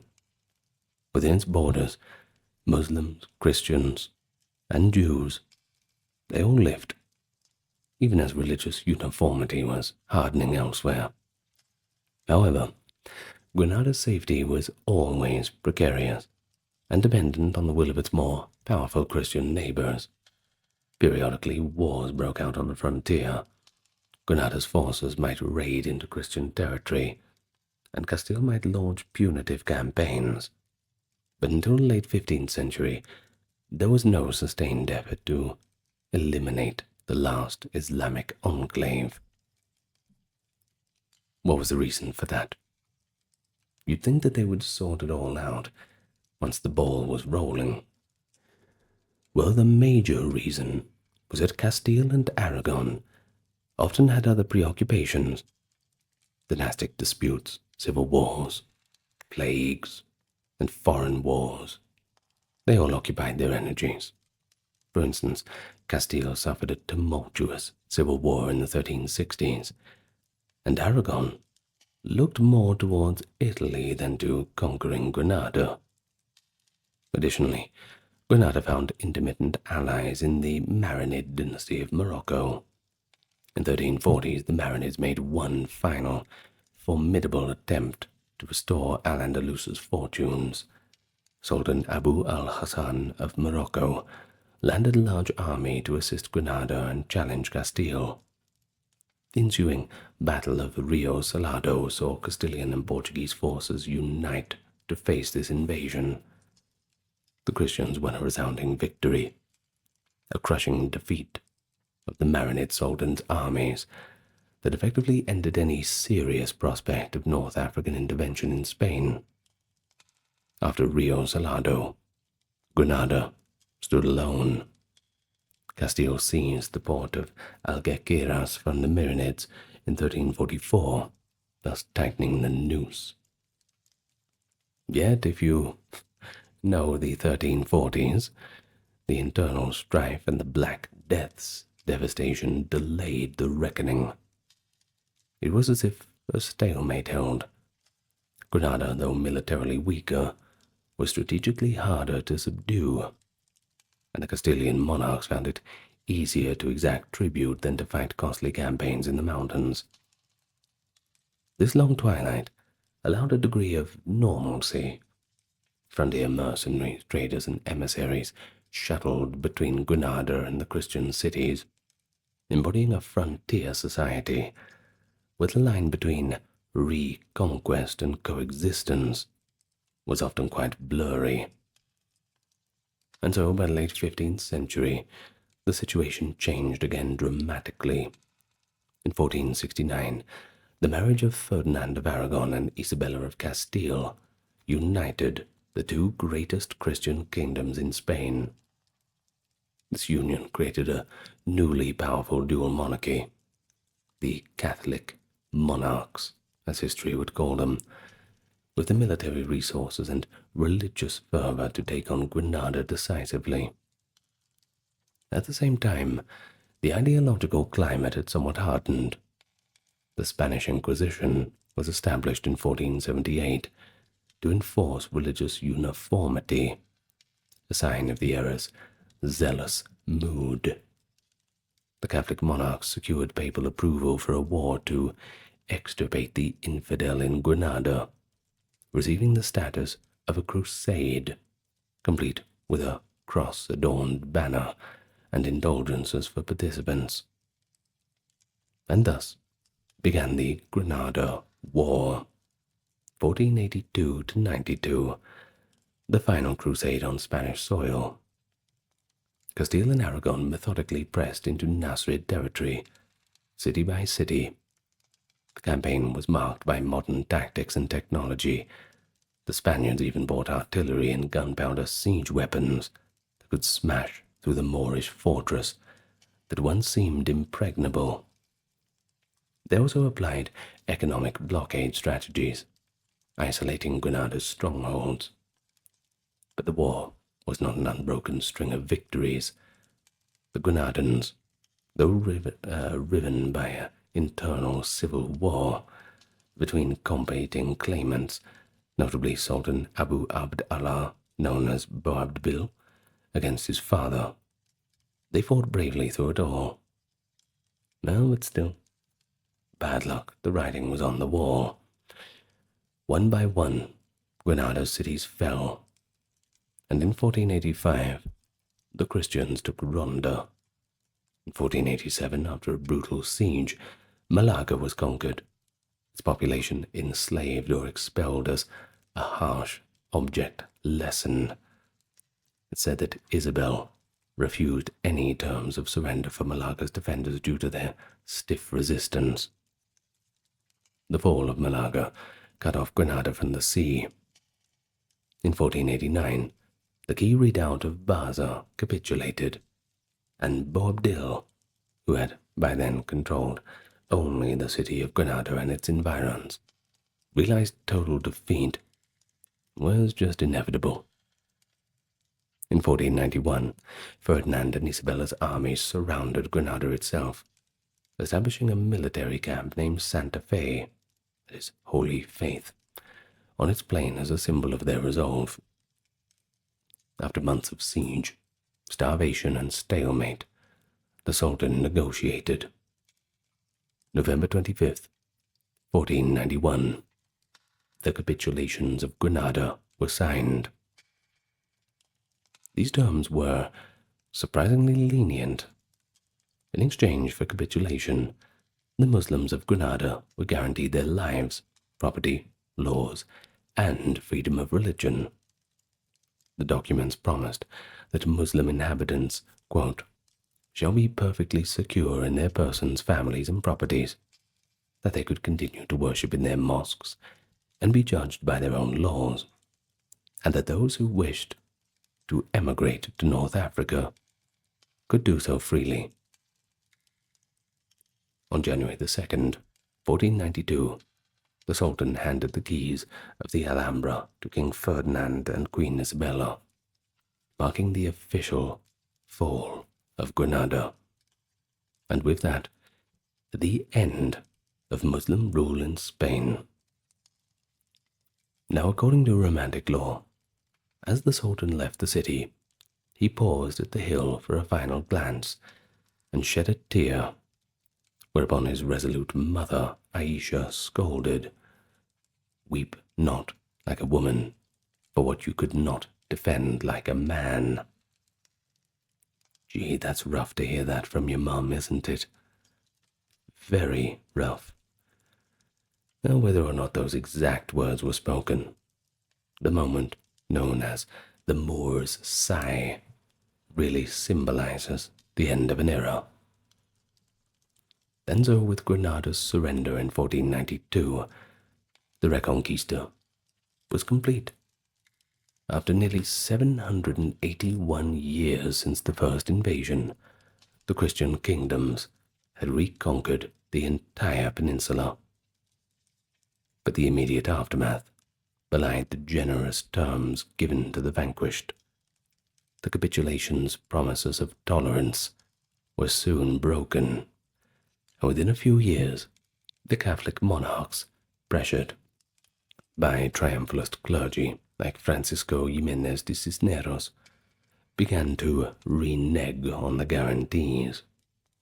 In 1499, mass forced conversions of Granada Muslims began, leading to a brief Muslim uprising. By 1502, Castile ordered an edict requiring all remaining Muslims to convert to Christianity or leave. Crown of Aragon followed suit in 1526. Those who converted, often only on the surface, became known as Moriscos, and they too would face later expulsion in the early 17th century. Likewise, 1492 saw the infamous Alhambra decree expelling Spain's Jews. Well, the multi-faith landscape that had characterized much of medieval Spain was, for the time being, well and truly over. So, what can we say in conclusion?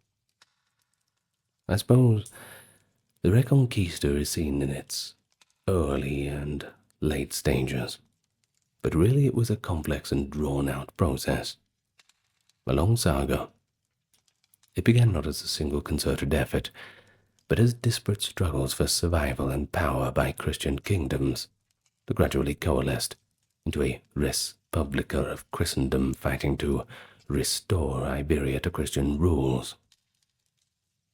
Well, critical thinking certainly reminds us that material ambitions and pragmatic politics were always interwoven with piety. The men and women who lived through the Reconquista witnessed not a straight line holy war, but a tangled history of war and peace, tolerance and intolerance, myth and reality. By 1492, when the cross was raised over the Alhambra, the Christian kingdoms had forged a unified Spanish realm, setting the stage for Spain's emergence as a global empire. And we all know about that. Well, the memory of the Reconquista, with its heroes, martyrs, legends, it would soon become a cornerstone of Spanish identity, celebrated in chronicles and later in different nationalist lore. But behind the triumphant narrative, there's a richer and more nuanced story. Not one of a quick, one-and-done campaign, but of centuries of resilience, conflict, coexistence, and transformation. And right there is where we end our talk on the Reconquista. I hope you enjoyed it. I'm going to thank my top-tier patrons now, both on Patreon, YouTube, and, well, yes, both on Patreon and YouTube.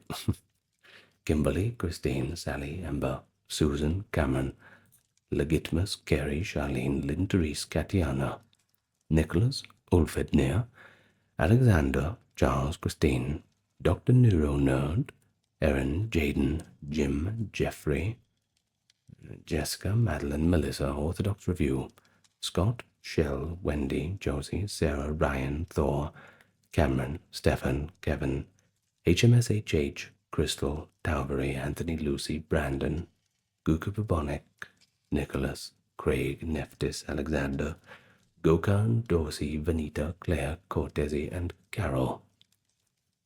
Thanks so much.